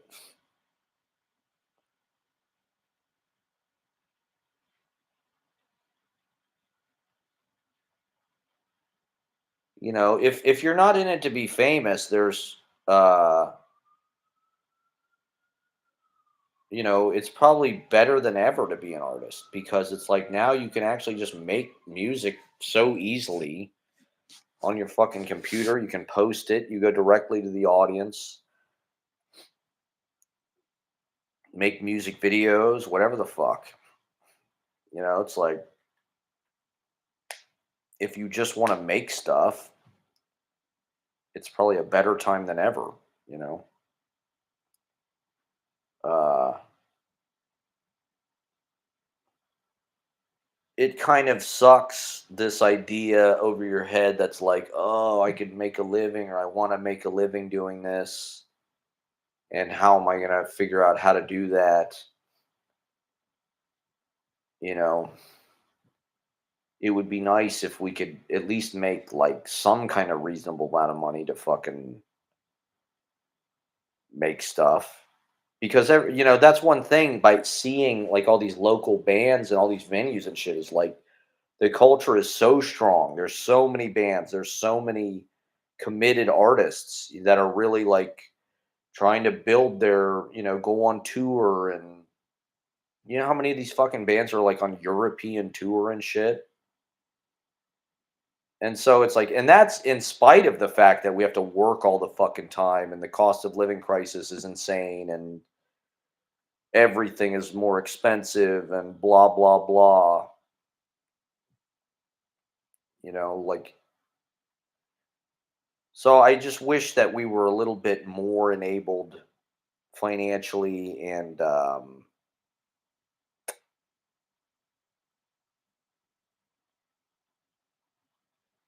to just like pursue whatever it is we want to pursue. If that means, like Elon Musk said, in 10 or 20 years, like, we won't have to work. We can just, the machines will do that. We won't have to work. It's like, good. That will, hopefully give people to have time to fucking start bands and work on their fucking music and go on tour and make art and build houses and be creative, rather than just working on fucking, some fucking shitty warehouse or whatever. Oh, it's looking nice out there now. It's kind of snowing a little bit more, everybody.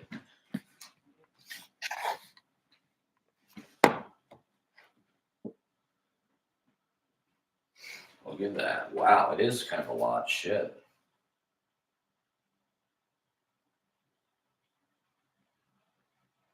Too bad it didn't snow on Christmas.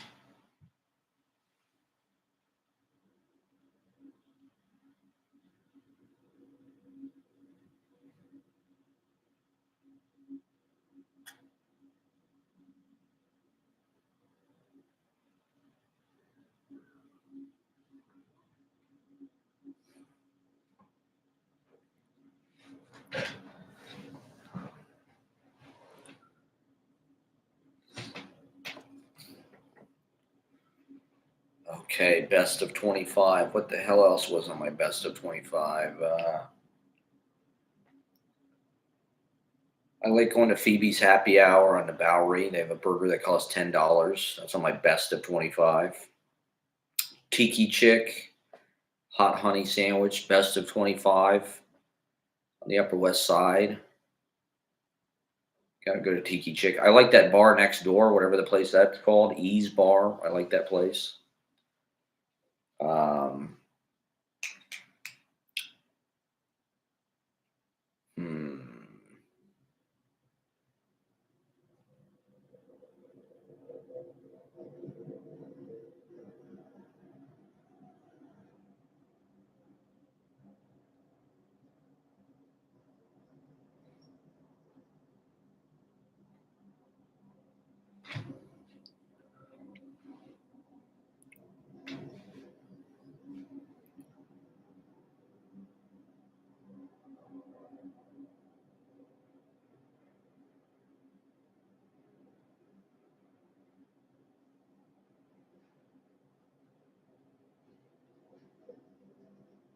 Hmm.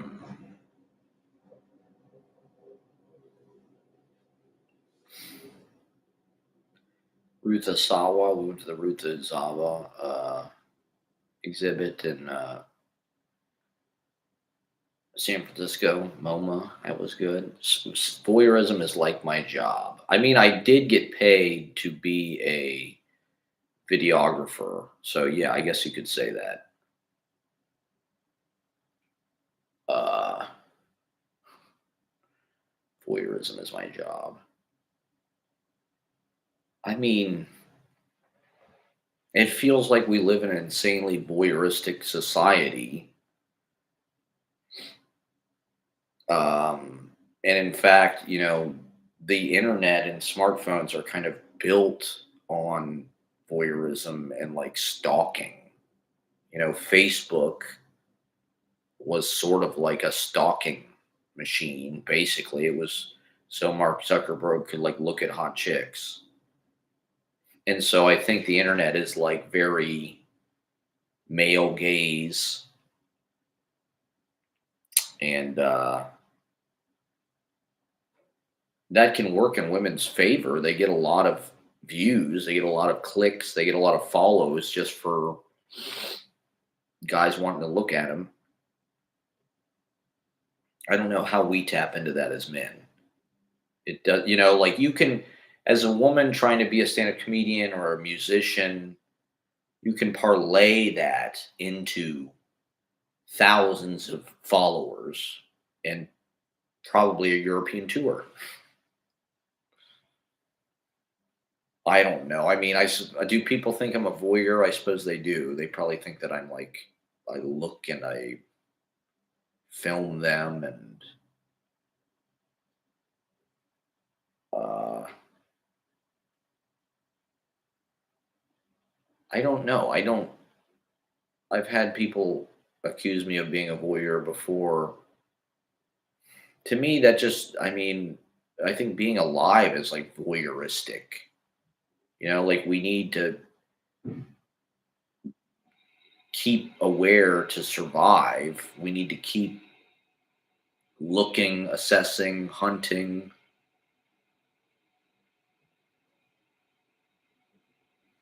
watching. Uh,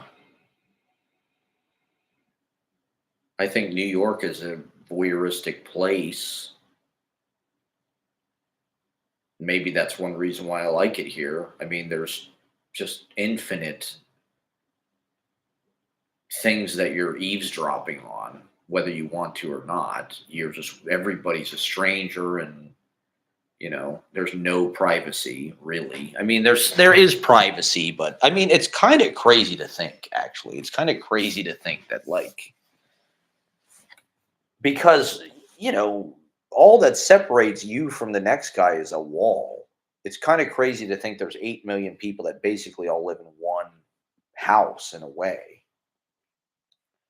There's not that much separating us from the Met or Barney's or Bergdorf Goodman, or it's all kind of part of the big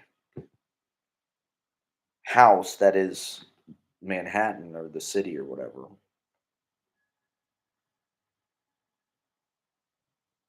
I think those Hopper paintings are like voyeuristic, sort of.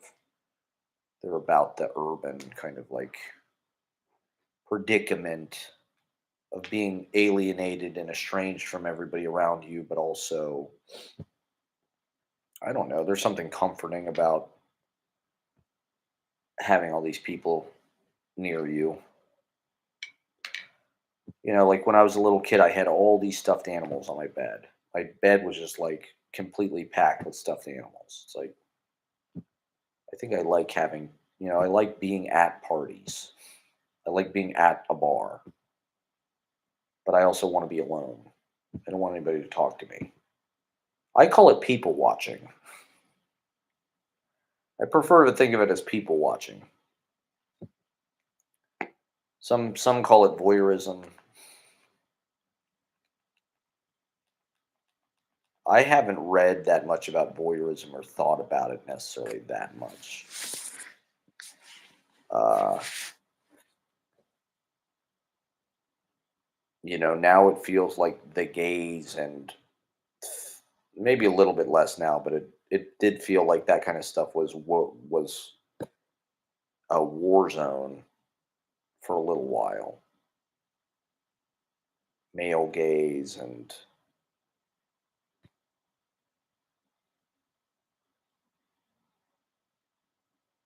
what was appropriate to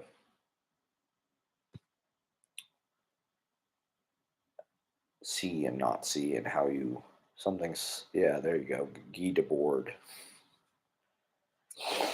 The Society of Spectacle.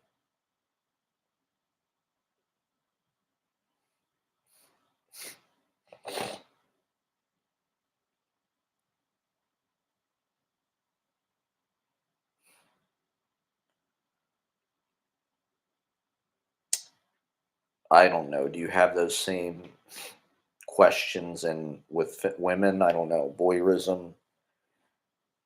Is it gendered? I haven't seen Man with a Movie, or what's the Samuel Fuller movie about the guy with the camera who kills people? Or Hitchcock, is sort of like about voyeurism, I guess. Maybe I'm just a pervert, but I don't think there's anything wrong. What is it, what is TV? It's all just feeding your senses. I guess for me it's like I'm greedy for stimulation, I'm greedy for music. Like I said, I want to have 5 TVs. Maybe that is voyeurism. Peeping Tom, yeah. Um, I want to have a wrestling TV. I want to have a music TV. I want to have a movie TV. Psychopathic ed score. Losing yourself for a goal outside of war is insane to me. Yeah.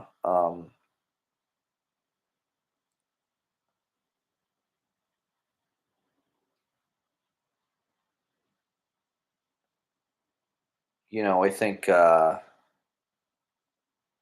keeping your senses sharp.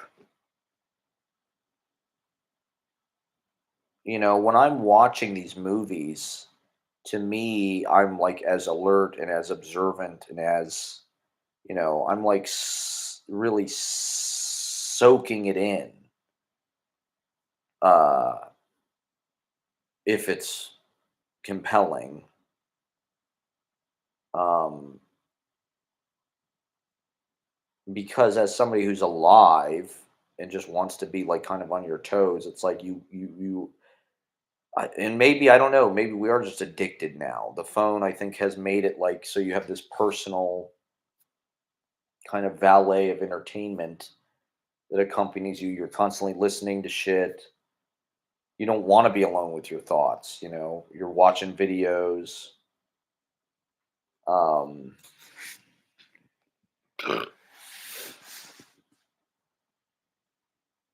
yeah, there you go. Corrosion. That's what happened to me. Long term corrosion.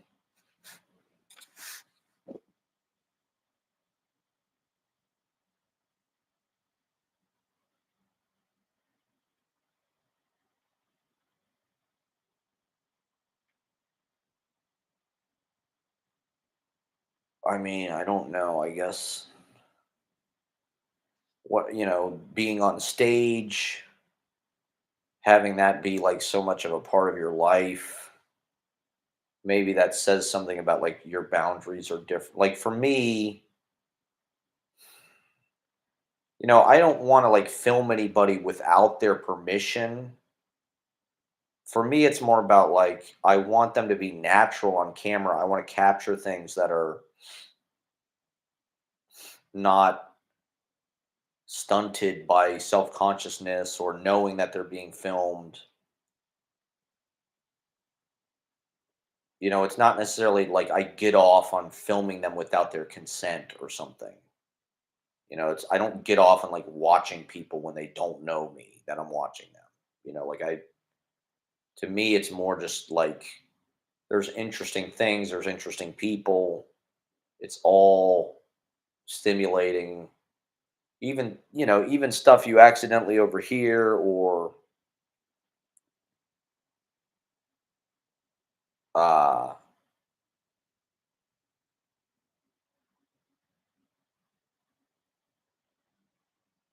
it's not about like watching a woman when she's, in privacy or something like that, like that I'm not interested in. Uh I feel more unnatural waiting tables in a restaurant than I do performing music on stage. Oh yeah, I mean, it's interesting how like some performances, like this open mic the other day at the comedy place. It's like there was probably maybe 10 people there, if that.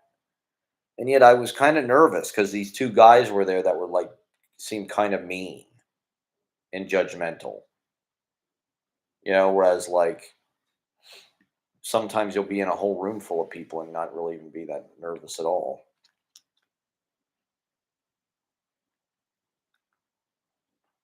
Black MIDI.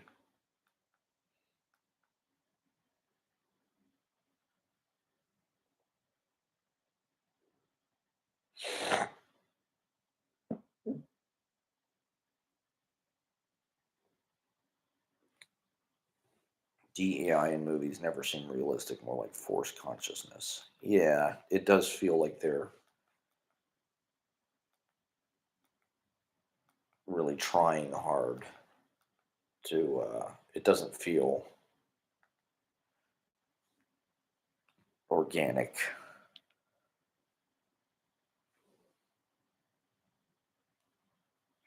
All right, you want to play some Smash or Pass? How about Bill Maher, Smash or Pass?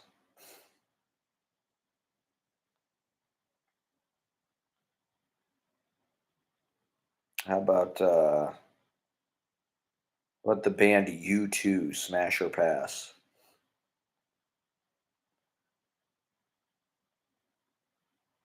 New rule. Bill Maher sucks dick. All right, how about Stranger Things, Smash or Pass? I'm seeing tons of Stranger Things fucking propaganda. How about PlayStation, Smash or Pass? PlayStation, Smash or Pass?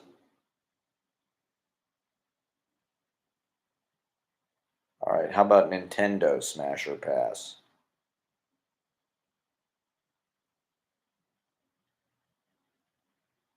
How about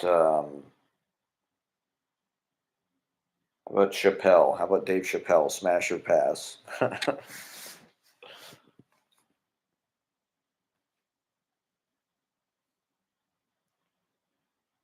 How about water skiing, Smash or Pass? I don't know. It's just a game. I name a bunch of shit and you just say Smash or Pass. Smash is like a thumbs up. Pass is like a thumbs down. This is my $1 million game show idea. It's how I'm gonna get rich. It's gonna be like Billy on the street. I'm gonna do aggressive. Yeah, BBL. That's a good one. BBL, Smash or Pass. I'm gonna go pass. I'm not really into the BBL. I don't really get that. Like, why do you want to have some giant ass? Wind in the Willows, Smash or Pass. Are you talking about the child's storybook? Definite smash. I'll smash the fuck out of Wind in the Willows. Are you kidding me? I'm glad you brought it up, actually. Wind in the Willows is a big time smash. I'm going to smash the fuck out of that one. Kenneth Graham. All right, nice. With the frog and the Mr. Frog and Mr. Toad or whatever. Let's check it out. First book you ever read. That's nice. Wind in the Willows. That's a good one, I think. It's a gentle, peaceful tale, really, isn't it? I mean, it's not like, the shit they've got now. Let's see. Children's novel tells the story of Mole, Ratty, and Badger as they try to help Mr. Toad as he becomes obsessed with motor cars and gets into trouble. It also contains short stories about them that are disconnected from the main narrative. That sounds interesting. Wow, all right. A classic of British literature. The Wind in the Willows. Fantastic. It's kind of like a Beatles thing almost. You could see how the Beatles came out of this world. That's the other thing is the Beatles were European. I don't think that gets stressed enough. The Beatles were European. Ariana Grande, definite pass. I do not like Ariana Grande at all. And now that she's got all this fucking crazy Michael Jackson plastic surgery, Jim Jarmusch is a big time smash.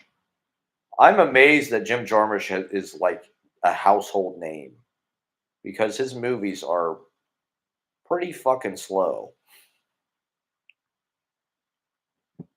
They're not exactly like Home Alone or something.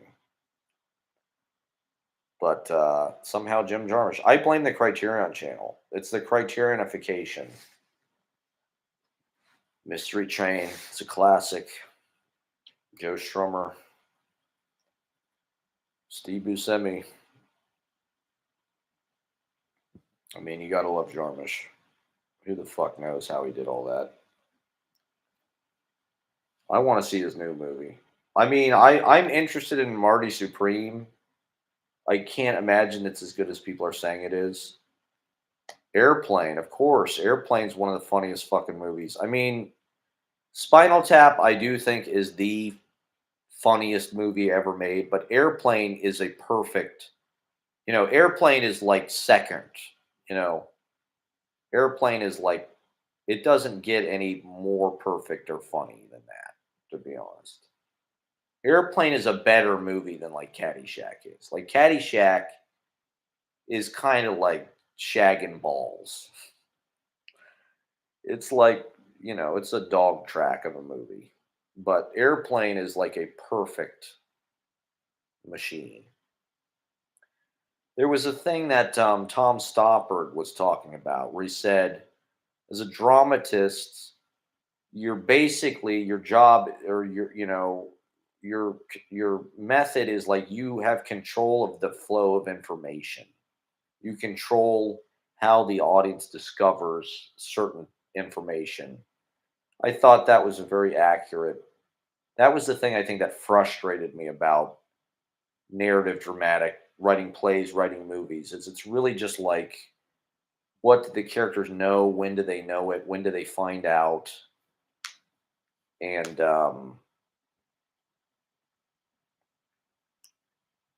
when does the audience find out certain information? Things have to surprise them. New things about the characters come to light. It's like this machine. And airplane. I bring that up because things like Airplane and Spinal Tap, I think, are like perfect machines. Like there's not an ounce. There's nothing in either one of those movies that isn't like completely, like structurally integral, but is also like flawlessly composed. Like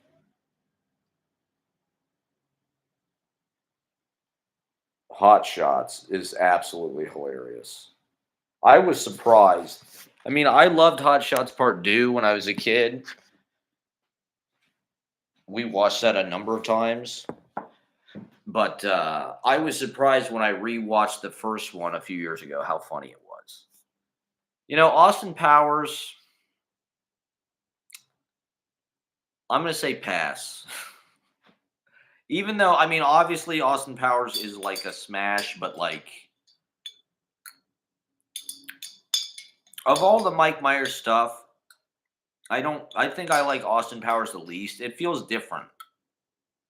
Like Wayne's World has like a soul. Like Wayne's World is like actually kind of like an art film in a way. It's like there's kind of a Zen aspect of Wayne's World. And So I Married an Axe Murderer, same thing. There's something about that movie that kind of makes it better than if it was just, if Jim Carrey did it, it'd probably be funnier, but it probably wouldn't have as much like dimension. Mike Myers can put this dimension in it where he plays the old Scottish guy and he's a beat poet and there's all these things that kind of texture it. Whereas, like, when Jim Carrey does Liar, Liar or something, it's like it doesn't really have any of that stuff. It's just kind of funny as fuck, you know? It doesn't really have any personal signature. You know, like Mike Myers stuff is at its best, it feels like it has kind of for a sketch comedy movie, I think that's rare. You don't often see like a personal aspect to it. Whereas like Mike Meyer, I think there's something about it that like he has a little bit of a signature. Half Baked, I've never actually seen the whole movie. So I couldn't really I remember in fucking high school, dude, Half Baked was like, everybody's favorite movie. I mean, it's unbelievable how popular Half Baked was in like, 2000 or whatever. But I never actually saw the whole I just heard other people do it. I heard other people go, "I want to talk to Samson." I heard every joke from Half Baked secondhand through somebody else on weed. Yeah, but have you ever? I mean, I want to believe that Half Baked is like a classic, but because of like Willie Nelson's in it, Stephen Wright's in it. I liked Chappelle when it came out, but over the last 10, 15 years, he's become more and more of a fuck face. So I'm not as sympathetic. He's not the same person as he was in that movie. Chappelle used to be thin and kind of like wiry and damn. And now he's like thick and he's kind of down here. He's like this hillbilly Jay and Silent Bob. Which one, the reboot or how many fucking Jay and Silent Bob movies have they made? They made Jay and Silent Bob Strike Back. They made Jay and Silent Bob Reboot. It's like, how is there an audience for that? I mean, I like Kevin Smith and everything, but is there really an audience for like a Jay and Silent Bob for the new generation? Like, and they made a Clerks 3, which I like, but like, who the fuck was clamoring for that? Who was like, oh god damn it, we need another Clerks film. We need another Jay and Silent Bob franchise movie.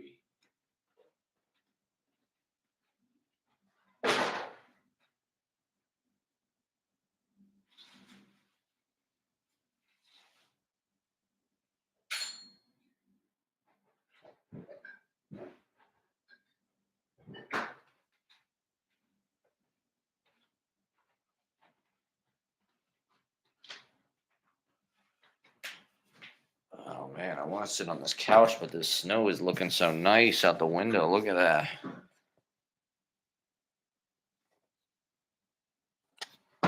I love the fucking snow, man. I love being inside, watching fucking YouTube endlessly, writing poetry, live streaming. Chestnuts roasting, absolute smash. Smash the fuck out of that one. That might be my song of this Christmas. That's my favorite Christmas song of this year. The Dogma movie. Well, I mean, yeah, Jay and Silent Bob Strike Back came out like what, 2001? And then they did a fucking reboot? Like, who was asking for that? Who was like, you know what? Let's get the same guys because we market tested this, and there's a whole new generation wants their own Jay and Silent Bob movie. Like, I don't know. I'm glad they made it, I guess, but it's hard to believe there weren't like a bunch of other movies that were like in the queue before that. I think they said that they were going to do a Mallrats 2, but then when Shannon Doherty died, they like canceled it. I did you watch the Clerks animated show? I mean, I guess that's part of Kevin Smith is like his whole universe thing is like he's always like built out this fictional universe with the same characters and this characters in that movie and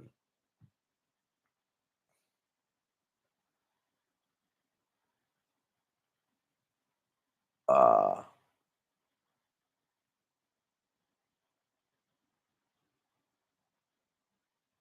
I mean, are the Kevin Smith fans as like fervent as they once were?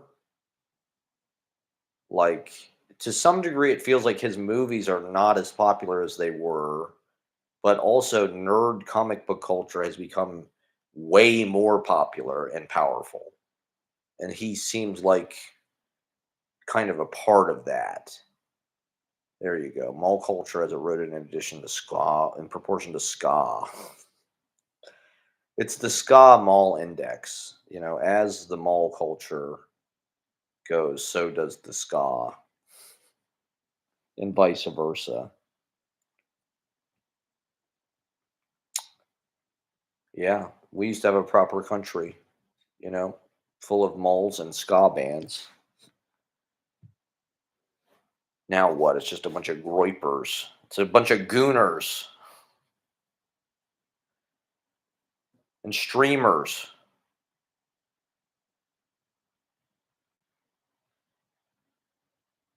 That's about it, really. Gooners and streamers, I think. The two genders.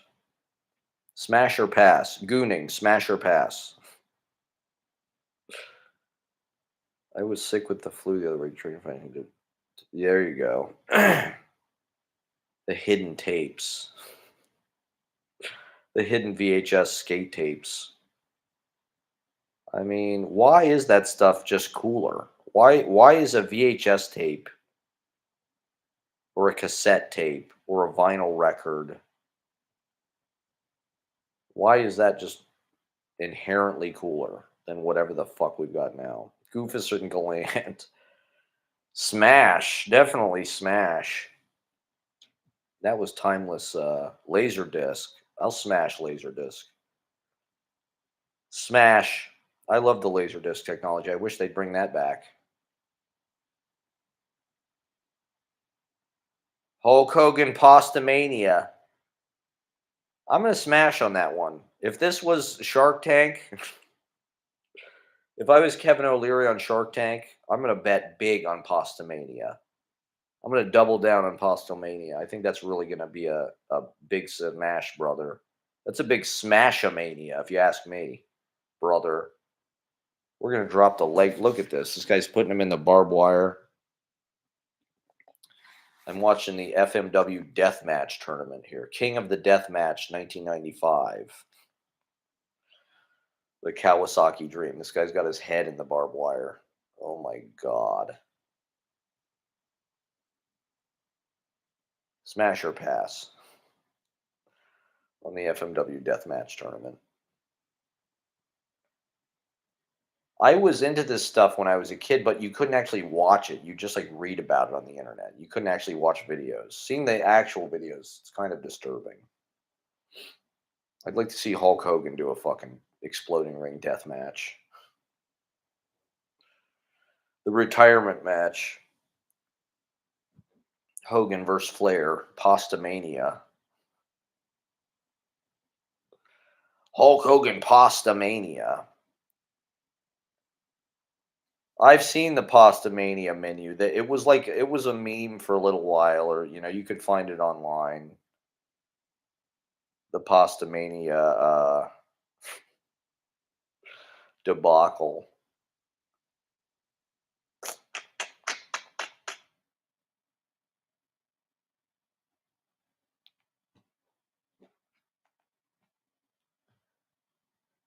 I mean, as if Hulk Hogan didn't have enough fucking money. Yeah, I think you're right. I think it was in the Mall of America. I think they showed it on the Nitro, the first Nitro. What a great day for Hulk Hogan that was. I mean, could you imagine going to a fucking Hulk Hogan restaurant? I I mean, the '90s. That was the peak. That was peak America. You could go to the Mall America, the biggest mall on planet Earth, and eat in a Hulk Hogan restaurant.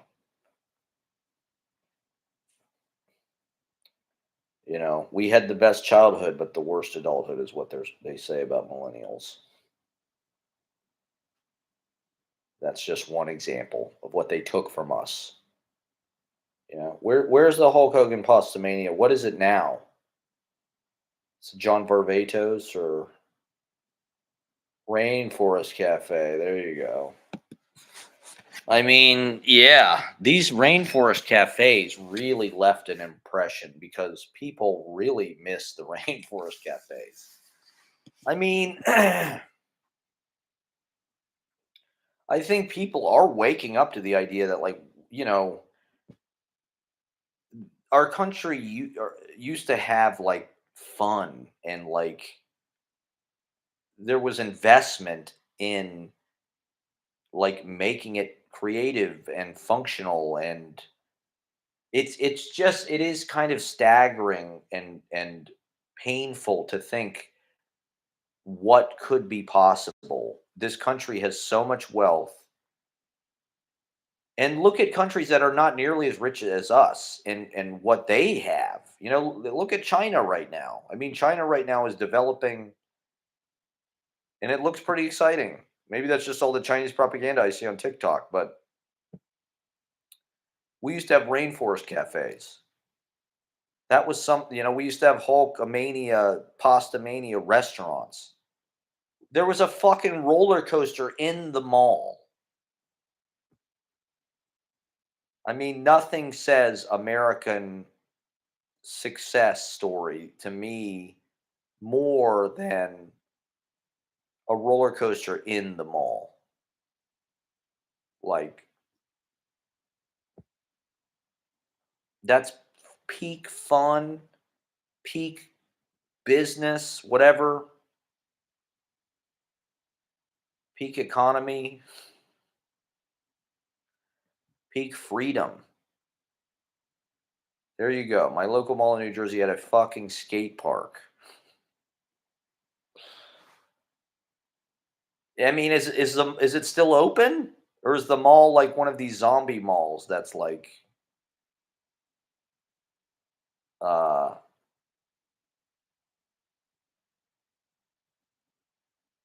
sort of a liminal space now?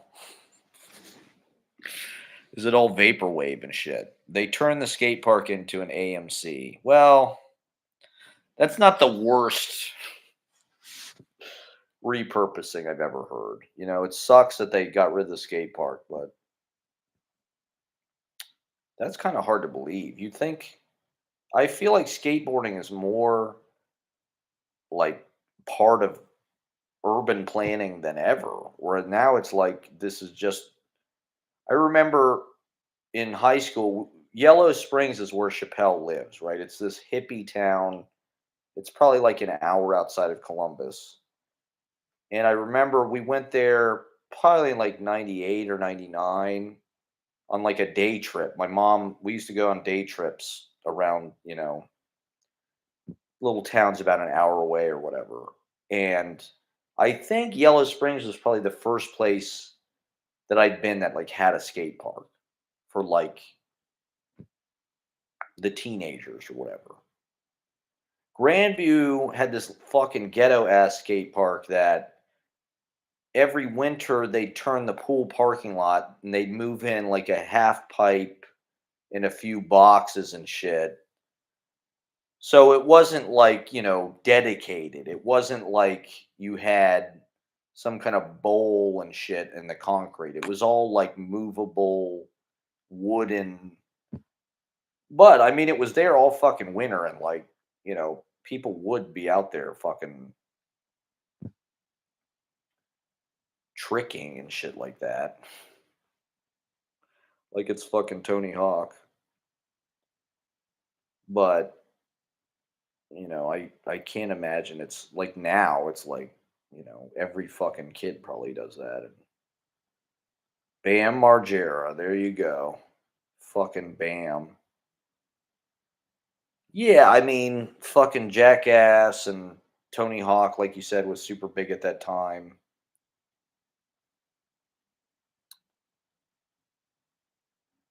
Yeah.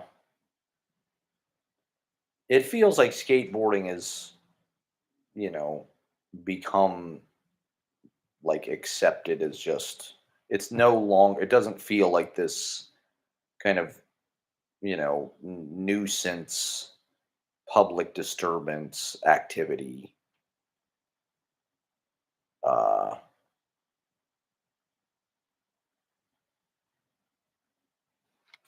me smoke some more weed. Terry Funk is getting a chain wrapped around his face. Terry Funk giving it his all. The game.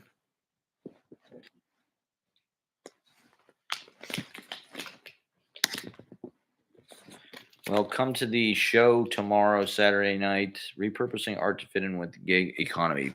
Smash or pass. I mean, my friend sent me an email the other day that was some article about Epstein's plane had been used to fucking transport all this shit during like Iran Contra or something. It had like shipped all these supplies to like the terrorists or some shit like that. And then they turned right around and used it for some kind of Victoria's Secret shit. They used it to ship like all these like bra and panty fucking sets or something. I don't know. For Victoria's Secret. And Victoria's Secret was the place in Columbus, Ohio, where if you're a creative, then that means you're repurposing your art to fit the gig economy, which is what I did. I mean, I was a videographer, and that's how I started doing it. Is I filmed videos for fucking limited brands for Epstein, basically. I worked for Epstein, more or less. Everybody does in Columbus, Ohio.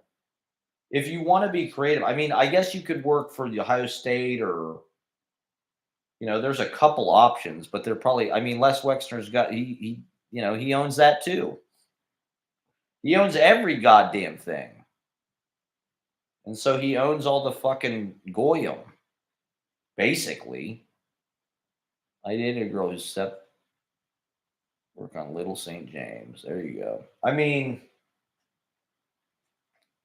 it seems to me like there's less and less possibilities to make money in a way that's like not evil. Even fucking teachers. I see all this shit online about it's impossible to make a living as like a fucking teacher. That is insane to me. If you're working full time as a fucking teacher, you should definitely be making like close to six figures. Like, that's not an easy job. And it's like you're doing something for the good of everybody. You're raising fucking the future.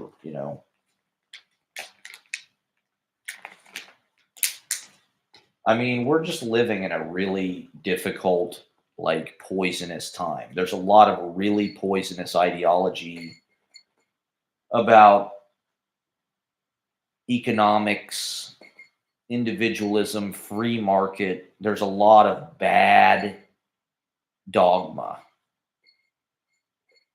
And we are subject to that. There is no charity. There is no slack. It's all fucking there is no it's just predatory. Everything is incredibly predatory. Everything is like loan sharking, it feels like.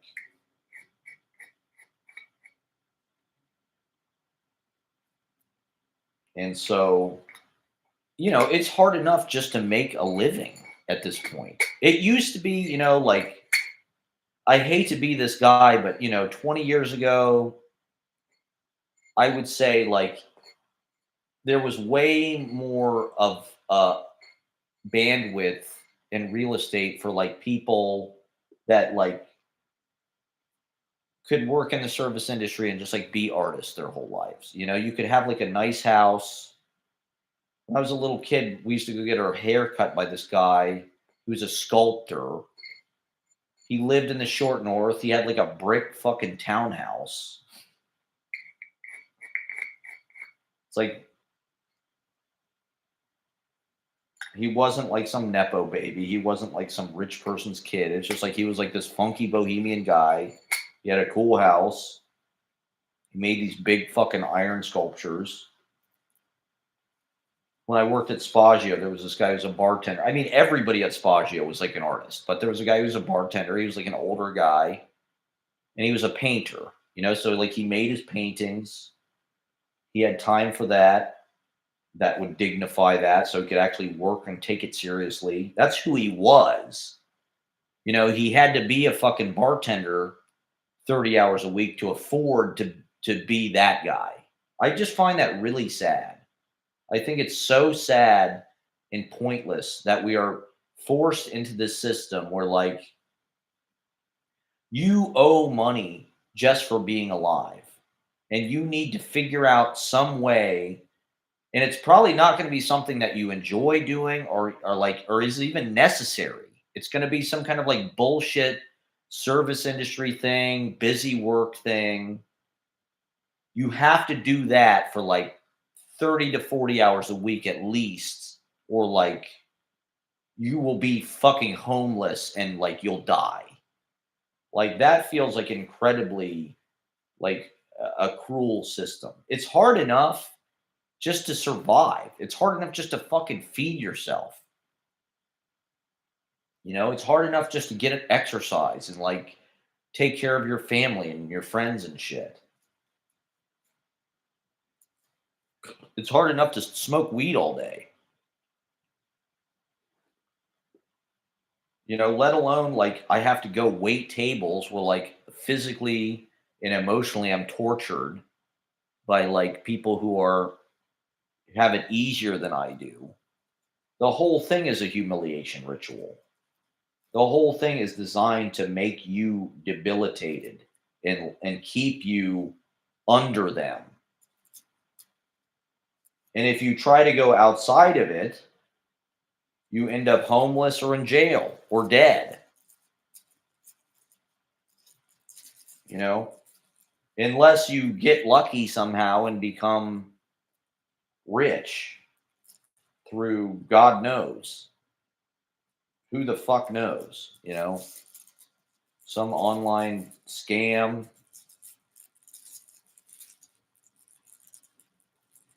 some traffic fucking glitch or something. The algorithm looks kindly upon you. There's Cactus Jack. I juggle waiting tables and doing music, and I barely have enough. Yeah, see, that's exactly what I'm saying. I don't know how, I don't know how people do it. You know, if you work 4 days a week, and that's like, less than most people. Most people, you have to work five. They expect you to work five.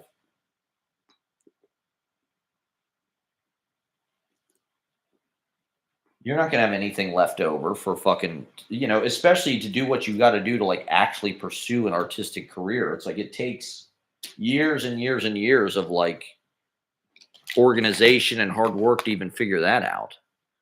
Trust me, these teachers I had growing up in Dallas Metroplex, these teachers couldn't control the students that did the bare minimum to teach. Corporations monopolies industry because they got government subsidies. That's why they're not afraid to screw the working class. Screwing the working class. I mean,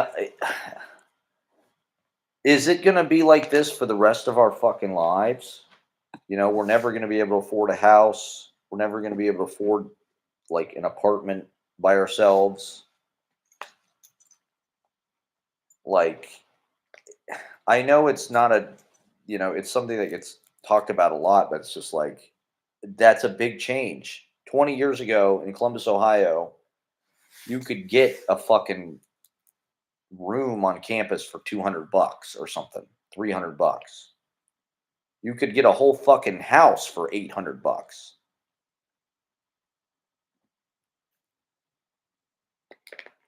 That there's a certain amount of relaxation, and the pressure's kind of off. If you can get, so you got a mortgage that's that low or something,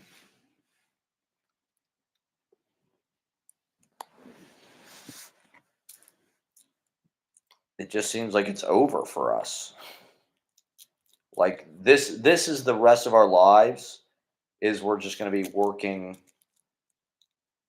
basically full time for uh until we die, to pay a rent on an apartment that's got three other fucking people in it.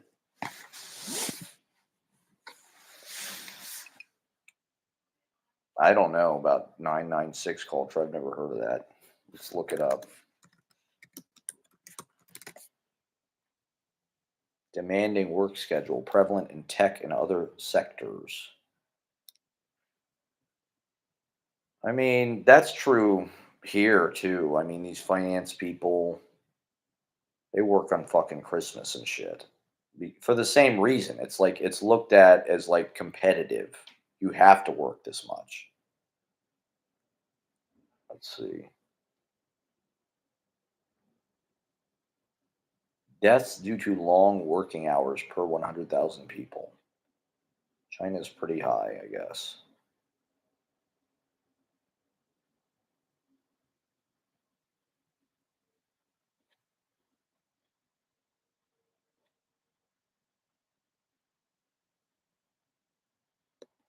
Jack Ma stated that workers should consider 996 a huge blessing, as there is no way to achieve the success one wants without paying extra effort and time. Richard Liu said that slackers are not my brothers. Jason Kalakanis, an angel investor, describes 996 as the same exact work ethic that built America.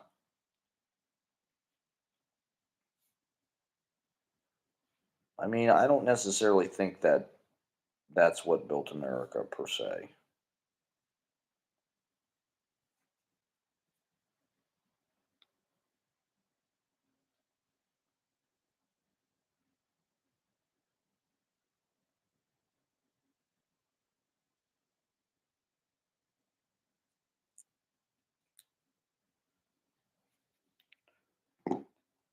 I will probably get off pretty soon.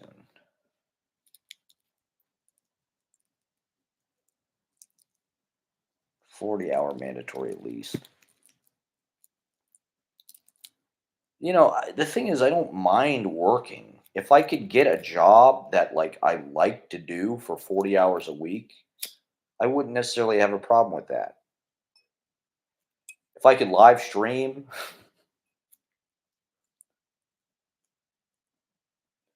or like write my poetry zines, host open mics, if I could host open mics for 40 hours a week.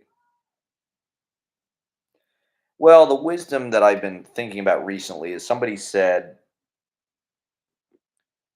well, like, I don't know. I don't think it hurts to have like a stable, reliable job. Like, I mean, I think that's harder to come by now. I don't actually think that's out there for most of us. I mean, the job market right now, I would say, is as bad as anything I've seen in my lifetime, actually. Uh,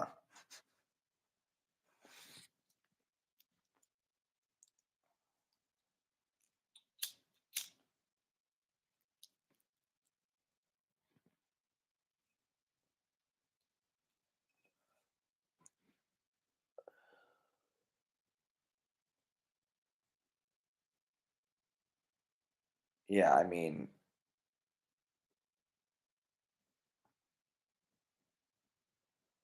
I think, that's the conversation that we're having online, a lot of it about Nepo babies, or it's like we all have to make a living. We don't, most of these jobs nobody wants to do. We'd rather be musicians, rock stars, whatever the fuck it is, YouTubers.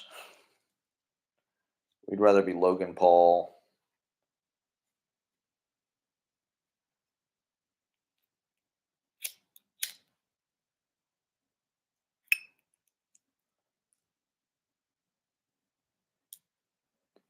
But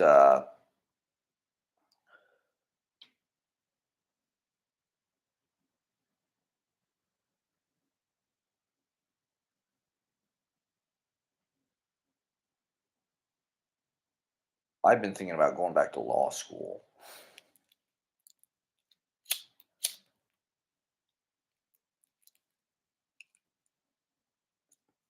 Like, why not get paid a shitload of money to be a lawyer and then do the other shit in my free time?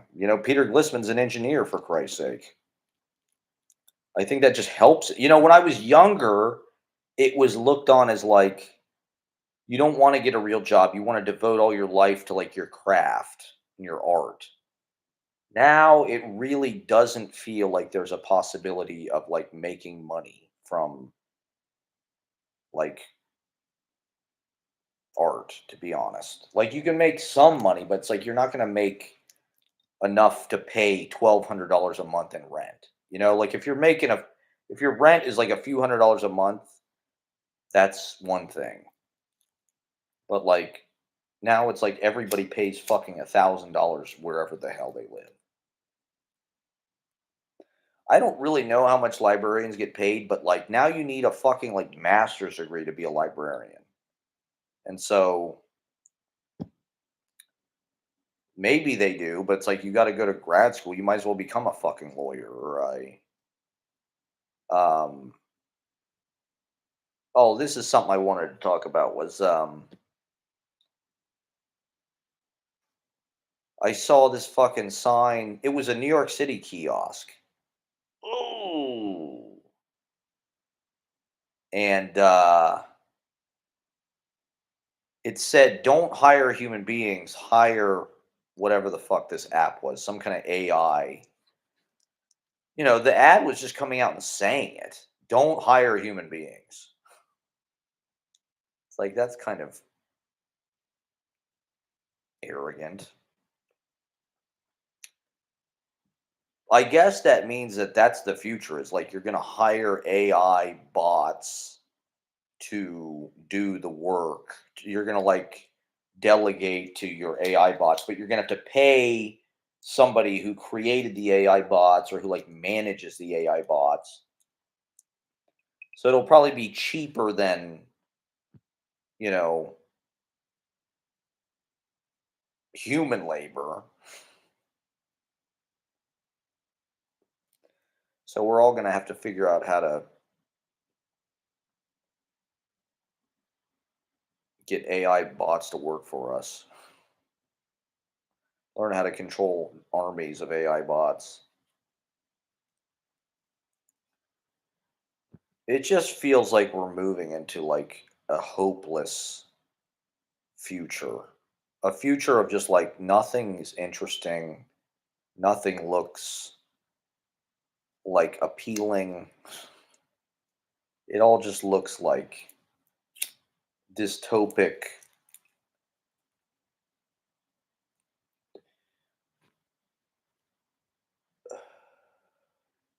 fascistic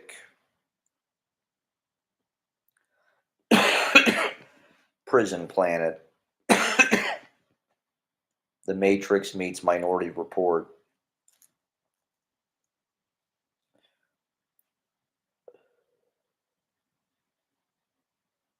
But the snow is beautiful outside. I just want to write poetry about the snow and read it in bars in Park Slope.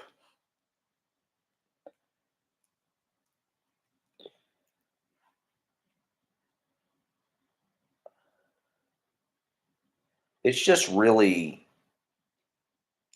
disheartening that there's so much conversation about AI. There's so much um, anticipation of AI, and there's absolutely no like sense that it's going to be used to like improve life for like in fact we're it's very clear that like the cliff that we're heading for, like this ad said, don't hire human beings, hire AI. Like we it's clear that as much shit as they can automate and get AI to do it, they will. I don't, you know,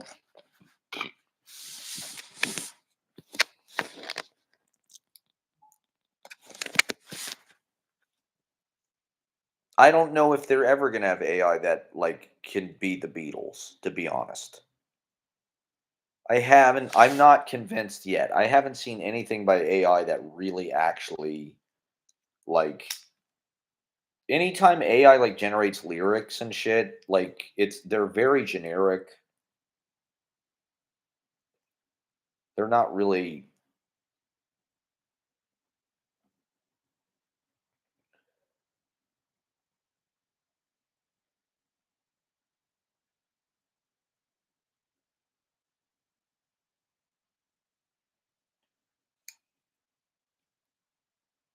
They're just kind of awkward.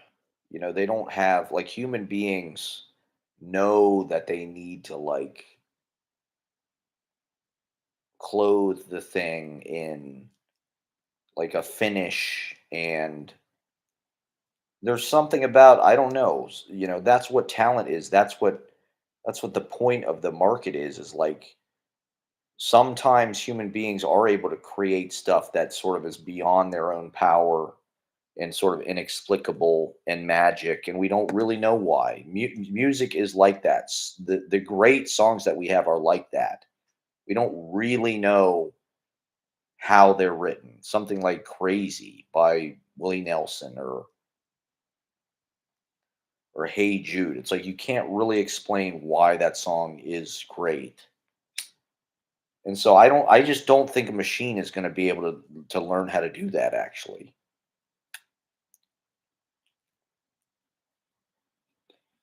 Human beings are tapping into some other thing that's within us. That's why it speaks to us. Like, I just don't think that AI is actually going to be able to, like, even it synthesizes all the patterns and it doesn't have like the artist's soul. It doesn't have the impetus to create. It doesn't have the yearning to create. Like poetry, so much of poetry is about yearning to create, yearning to express your love or your whatever it is, adulation, or it's the Jews AI song made up by a Jew. It's actually not bad. I mean, I definitely think they'll be able that's why they call it AI slop. Like AI is able to come up with shit that like, it sounds like commercial music. Like what's this AI band? There's some fucking AI band that's like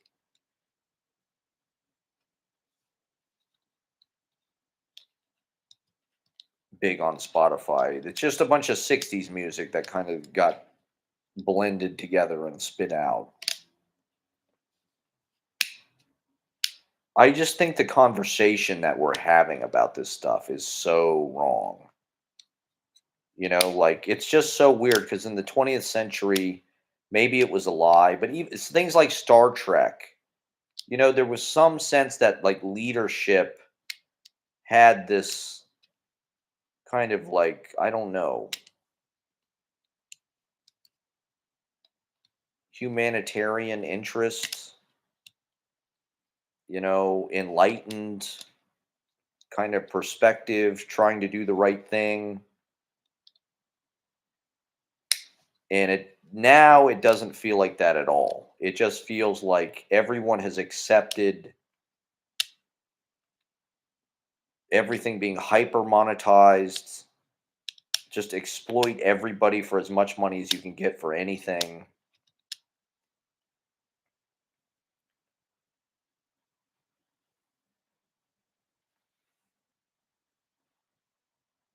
And that's encouraged actually.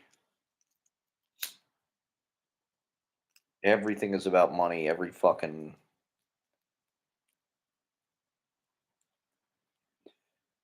has to be. You have to charge for it. You have to charge as much as fucking possible.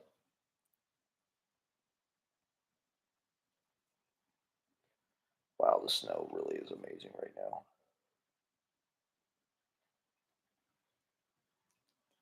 And this AI thing is just barreling down on humanity. And there's no like, hey, let's invent this so like we can cure world hunger or anything like that. Let's invent this so people don't have to do like bitch work anymore. Let's like outsource all of like the pain and suffering to like non-sentient.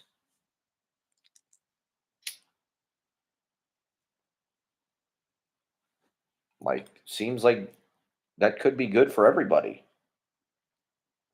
It seems like they need to keep most of us subjugated. They need to keep 99% of humanity occupied, busy, injured, sick, distracted, exhausted. They need to keep most of us incapacitated, under control, so we don't fight back. We can't organize. They don't want us laying around all day fucking doing acid and making music and live streaming. They want us working ourselves to death so we're too tired when we get home. So all we fucking do is watch SmackDown or watch Logan Paul or Jake Paul or whatever the fuck.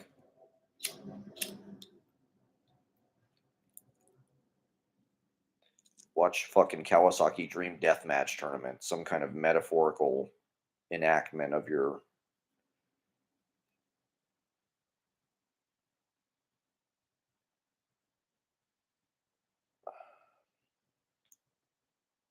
crucifixion. Oh my god. Oh my god. They keep doing these bumps into this, this box of thumbtacks. As a Christian, I believe in a Christian renaissance with culture just pushing more traditions and protecting humans staying as the source of creativity more than a revolution.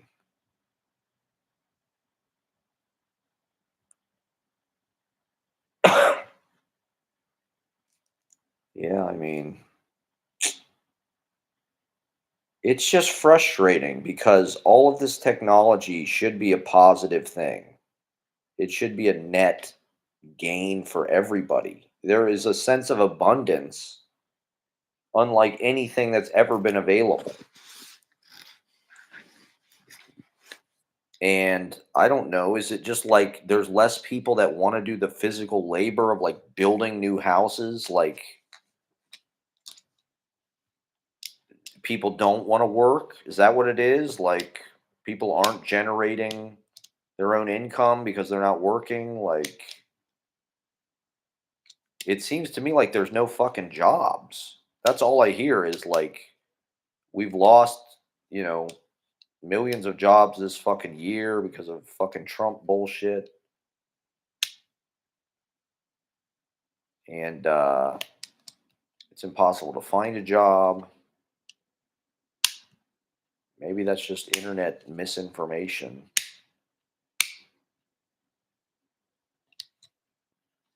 The tariffs. I mean, it seems like we did the absolute worst thing we could do to try to stop the inflation. Biden sort of had it under control. I mean, not that the prices were ever going to go down, but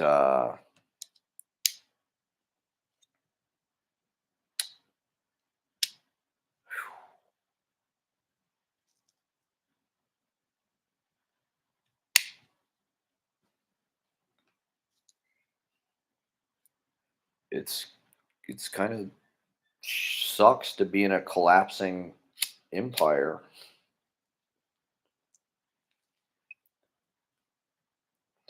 especially when like nothing you do makes any money at all. Like I don't even know what I could do that would make enough money to live. I guess I'd work in a restaurant probably. I don't even know. What could I do? What could I possibly do? Like AI is doing all these fucking creative jobs or whatever. I suppose there's probably video jobs out there.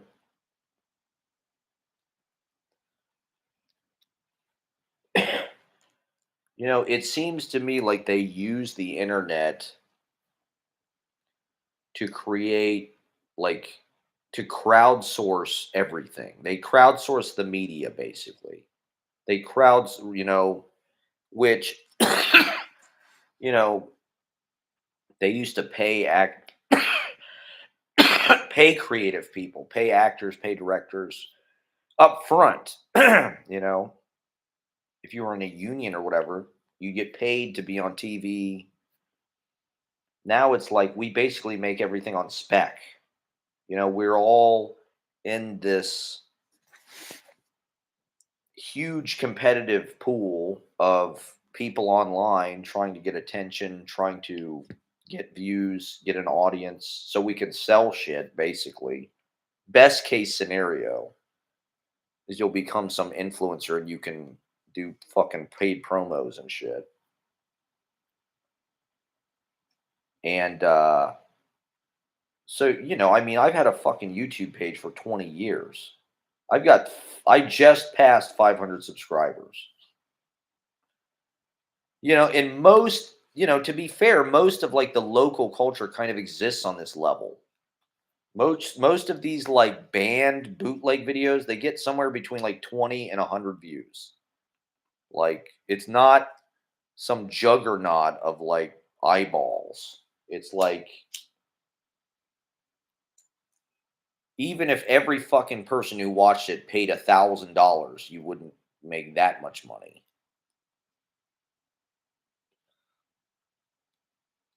You wouldn't be like Vince Neil. And it's also this competitive thing, where it's like there are people that are successes. It's not necessarily because there's any quality. I mean, what are we going to remember from any of this content? I guess we'll remember some of the podcasters and some of the TikTokers.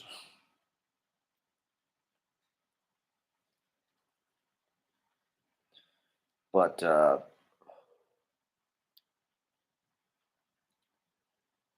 it's all just a fucking exploitative.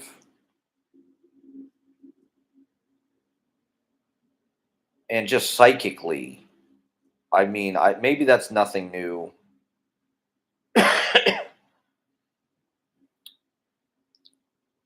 To feel the weight of all that competition and all of that, you know, the distance between your self perception and where you actually stand in the real world. Now that's a lot. I don't know. It's so visible now.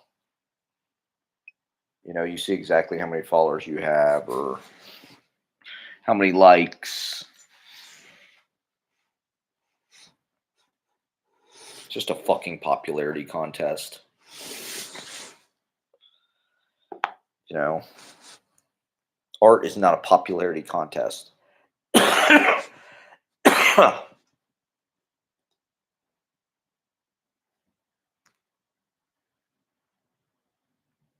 I guess, when all is said and done, people will remember what the real story is. Like, there are things that are sensationalistic or get a lot of attention, but, you know, they won't necessarily be remembered, I guess. That's why I don't know. With what a lot of what I'm doing, I'm just trying to show people something that is going to expand their sense of what's possible or just be different. Like at that reading last Friday, I feel like that's what I did. Like what I was doing was different. Whether I don't necessarily think everybody there like loved it, but if it left some kind of impression where they think about it later and they go, "That was weird. What the hell was that guy doing?" It's usually that stuff that I don't know, influences you the most or sticks with you like as a person. Stuff that when you see it the first time, you're kind of like, I don't get this. What the fuck? This is annoying to me. Why is this fucking weird? But then later you're like, oh, okay. Like I was, pushing the boundaries or trying something from out of left field or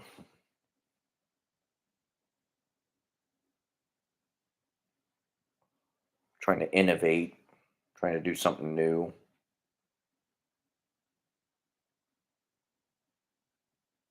listening to themselves, trusting themselves, enacting their own ideas, not just doing what's safe and traditional. And you think millennials grew up on optimism? Yeah, I would say, the 90s were like a very optimistic time. There was sort of a sense of just like anything is possible. And even in spite of 9/11, looking back, 9/11 and that whole era, I think is scarier than it even felt at the time. And it felt scary. Like looking back, it's kind of hard to believe that, like, I mean, we're lucky there wasn't a draft. If there was a draft, that whole experience would have been different. If they would have forced people to go to Iraq and Afghanistan, it would have been a lot different than just like, sort of passively, you know, nudging poor people that way because of money and shit. Like a lot of people did get fucked up by those wars, but there wasn't everyone kind of signed up for it in a way. Uh,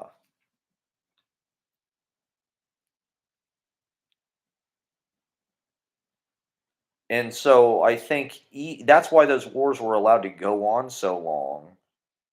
And,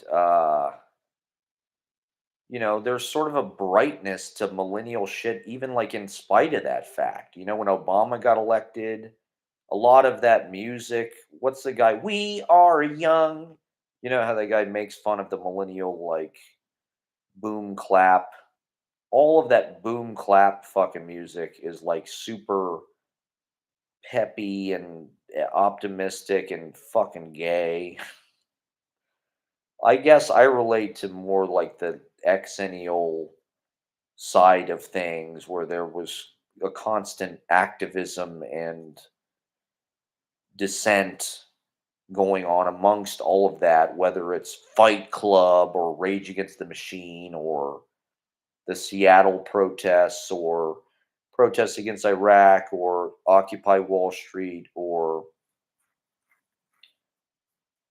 so like to me, the optimism, I during the Bush era, I was definitely super pessimistic. Let's just say that.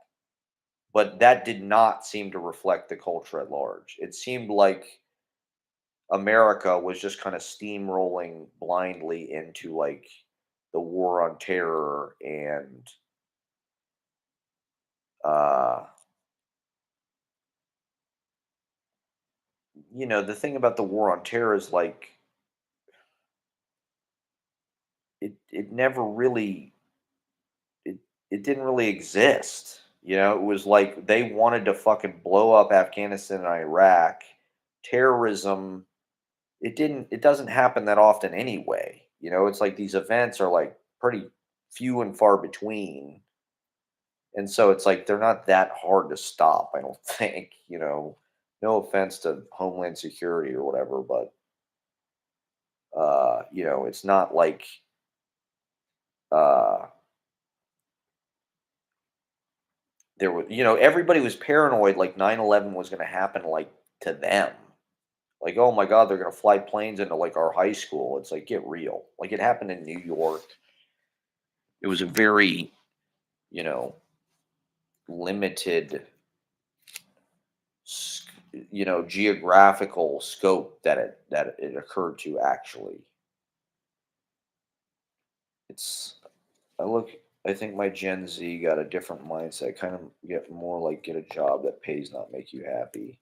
It sucked. It always failed. It sucked being in interventions. I mean, I graduated into the recession. I literally graduated like August of 2008. And so the recession literally happened like a fucking month later, too. And granted, I never even tried really to get like a regular job that much. Um, I don't know what it was like before. People talk about the 2008 recession like the fucking world changed. And I suppose it did. But, things were not that bad. The Obama era was actually pretty prosperous. And, like, I'm not exactly sure. Maybe I just got lucky personally with video stuff. That was a new industry. And there was sort of like a boom in a way with just filming fucking content for. So I don't know that you can attribute that necessarily politically to Obama or something per se, but I don't know. It seems to me like whatever economic policies are going on generally affect me for the positive when like a Democrat is in power, to be honest. Um, things just seemed easier when Obama was president. Things like that just happened. And it's like you can't really explain, like maybe he had no effect on that, but I don't know. That's how profound the effect of the president is just like the fact that there was Obamacare and shit and the tax code was a certain way encouraged businesses. I know that my bosses who I worked for were way more spending money and reinvesting money in the company because they had to spend it. Something with the taxes changed, I think, when Trump got elected, but like when Obama was president, they were pretty nice bosses. They treated us well. They were kind. When Trump came in, it was just like all that shit got out the window. Everything became way tighter. They fired me. They didn't like that I had long hair and a beard, so they fired me. I don't even know if that's legal. Probably not.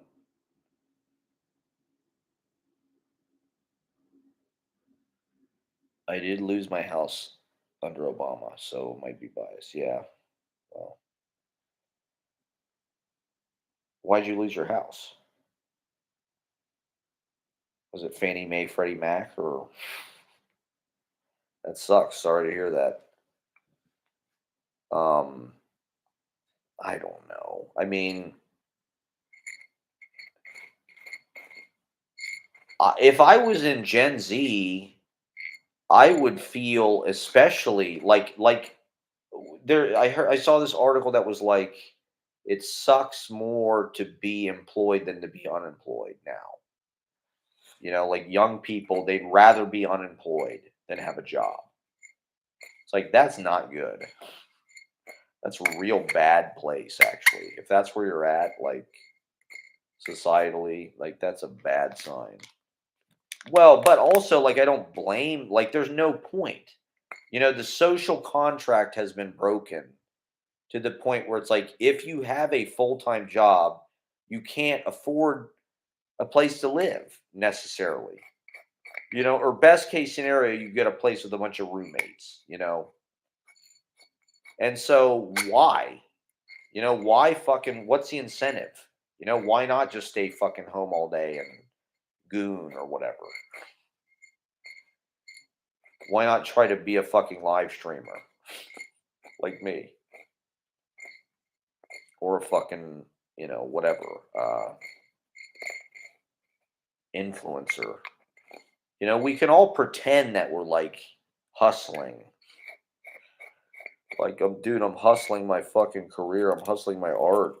I'm an influencer, dude. I'm posting. I'm going to comedy open mics. I'm filming it. I'm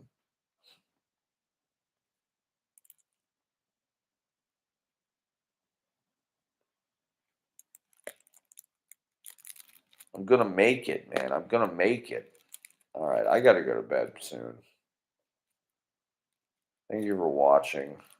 I mean, yeah. So if I was in Gen Z, I feel bad for Gen Z in so many ways, but they're attention hounds. I mean, they really fucking are full of themselves. And they're hyper judgmental. I mean, my least favorite thing about Gen Z is like more than any other generation, they think they should just get points for being young. And they love judging people for like, "Oh my god, you're a millennial? Oh my god." It's so embarrassing.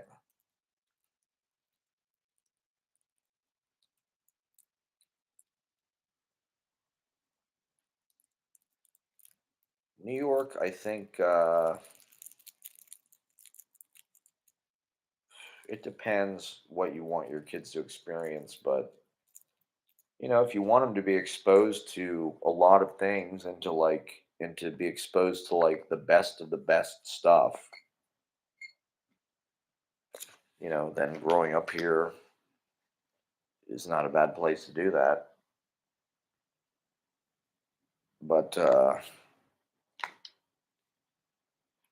don't know. It once again, it feels like it's probably financially insanely difficult to do that. How are you going to have a child in New York City as a person even making you know $150,000 a year or something like that's not to say. I mean, I think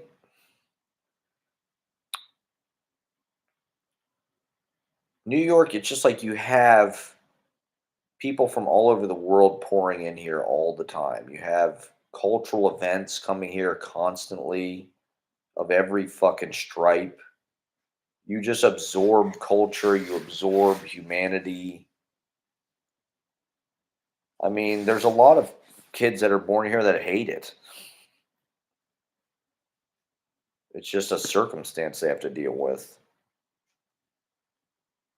So it's not for everybody. It's, I mean,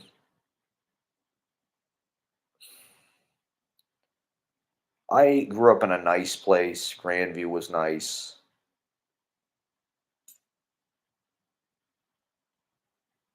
New York, I don't know. It'd be a little big to grow up in, I think. The people that like really grew up in the city are like desensitized in a way that's kind of, because they've just been around activity and like stimulation their entire lives. I mean, New York, it's just like there's always people around you, near you, on top of you. You really are cramped. You're not going to get a there's not a lot of space that you have to yourself, even in, I don't know. I was thinking about when I was a kid. I used to like there was this field next to our house, the electric field, which I think it used to be some kind of like grove or some shit, and they filled it in with a bunch of fucking like because across the street from our house there was an electric power plant or something. There was like the AEP. There was a railroad. Maybe that's why it was cheap. But next to our house, there was the electric field, which was supposedly they just filled this whole grove with like all this fucking like equipment, spools, and God knows what, and they filled it in with like concrete. And so it went from being like this grove to like flat, but it was like concrete under the grass, like you'd see concrete coming out every, kind of like Manhattan a little bit, but man-made concrete. But it was a big ass field, you know. It was undeveloped though. There was no nothing. It was just a big kind of like, derelict space or something right on Goodale Boulevard. This was like 80s, 90s. That was the world. Not everything was like developed. Now it just feels like every fucking thing is overseen and surveilled and privatized. And this was just like this. We would play baseball there. We'd play baseball in the electric field. And there was like sort of makeshift. There was like a rock here and a rock there, and that was first base and second base. But I would go out there to hit the golf ball around. There was the, seventh grade, they were going to develop and turn it like a baseball field, a real like diamond, and build a playground and shit. So there was like they had brought these tractors, and there was like dirt. They'd made like big part of the field like this big kind of dirt patch, and so it was kind of like a golf. I pretended it was like a golf hole. It was like Pebble Beach or something. It was like this big like coastline. And so I'd go out there by myself when I was like 12 or whatever to hit the golf ball around and be alone. Like I grew up in an apartment with my brother sharing a room, you know, and so it was not a huge space. And I'm used to kind of like apartment living. I like it. I like bunk beds. It's cozy. I like kind of being snuggled in with. So New York is really just like a bunch of bunk beds. It's just like everybody's in bunk beds, and those are our apartments. And so anyway, I was in Central Park the other day, and I was like, this is kind of like the electric field. I come out here to like be alone. As a kid, there wasn't a lot of time to be alone between school and coming home. And so that was like my meditative Walden Pond. Those were like my Walden Pond. And so Central Park is sort of like my Walden Pond in my electric field. I go out there to, just kind of like amble along the heath. All right. Well, thank you for watching, everybody. I'll be back. Come watch. I'm probably going to try to live stream the thing tomorrow night. So come out tomorrow to Young Ethel's. It's free, 9 p.m. or to open mic on Monday. Thank you for watching. Merry Christmas, everybody. Happy New Year.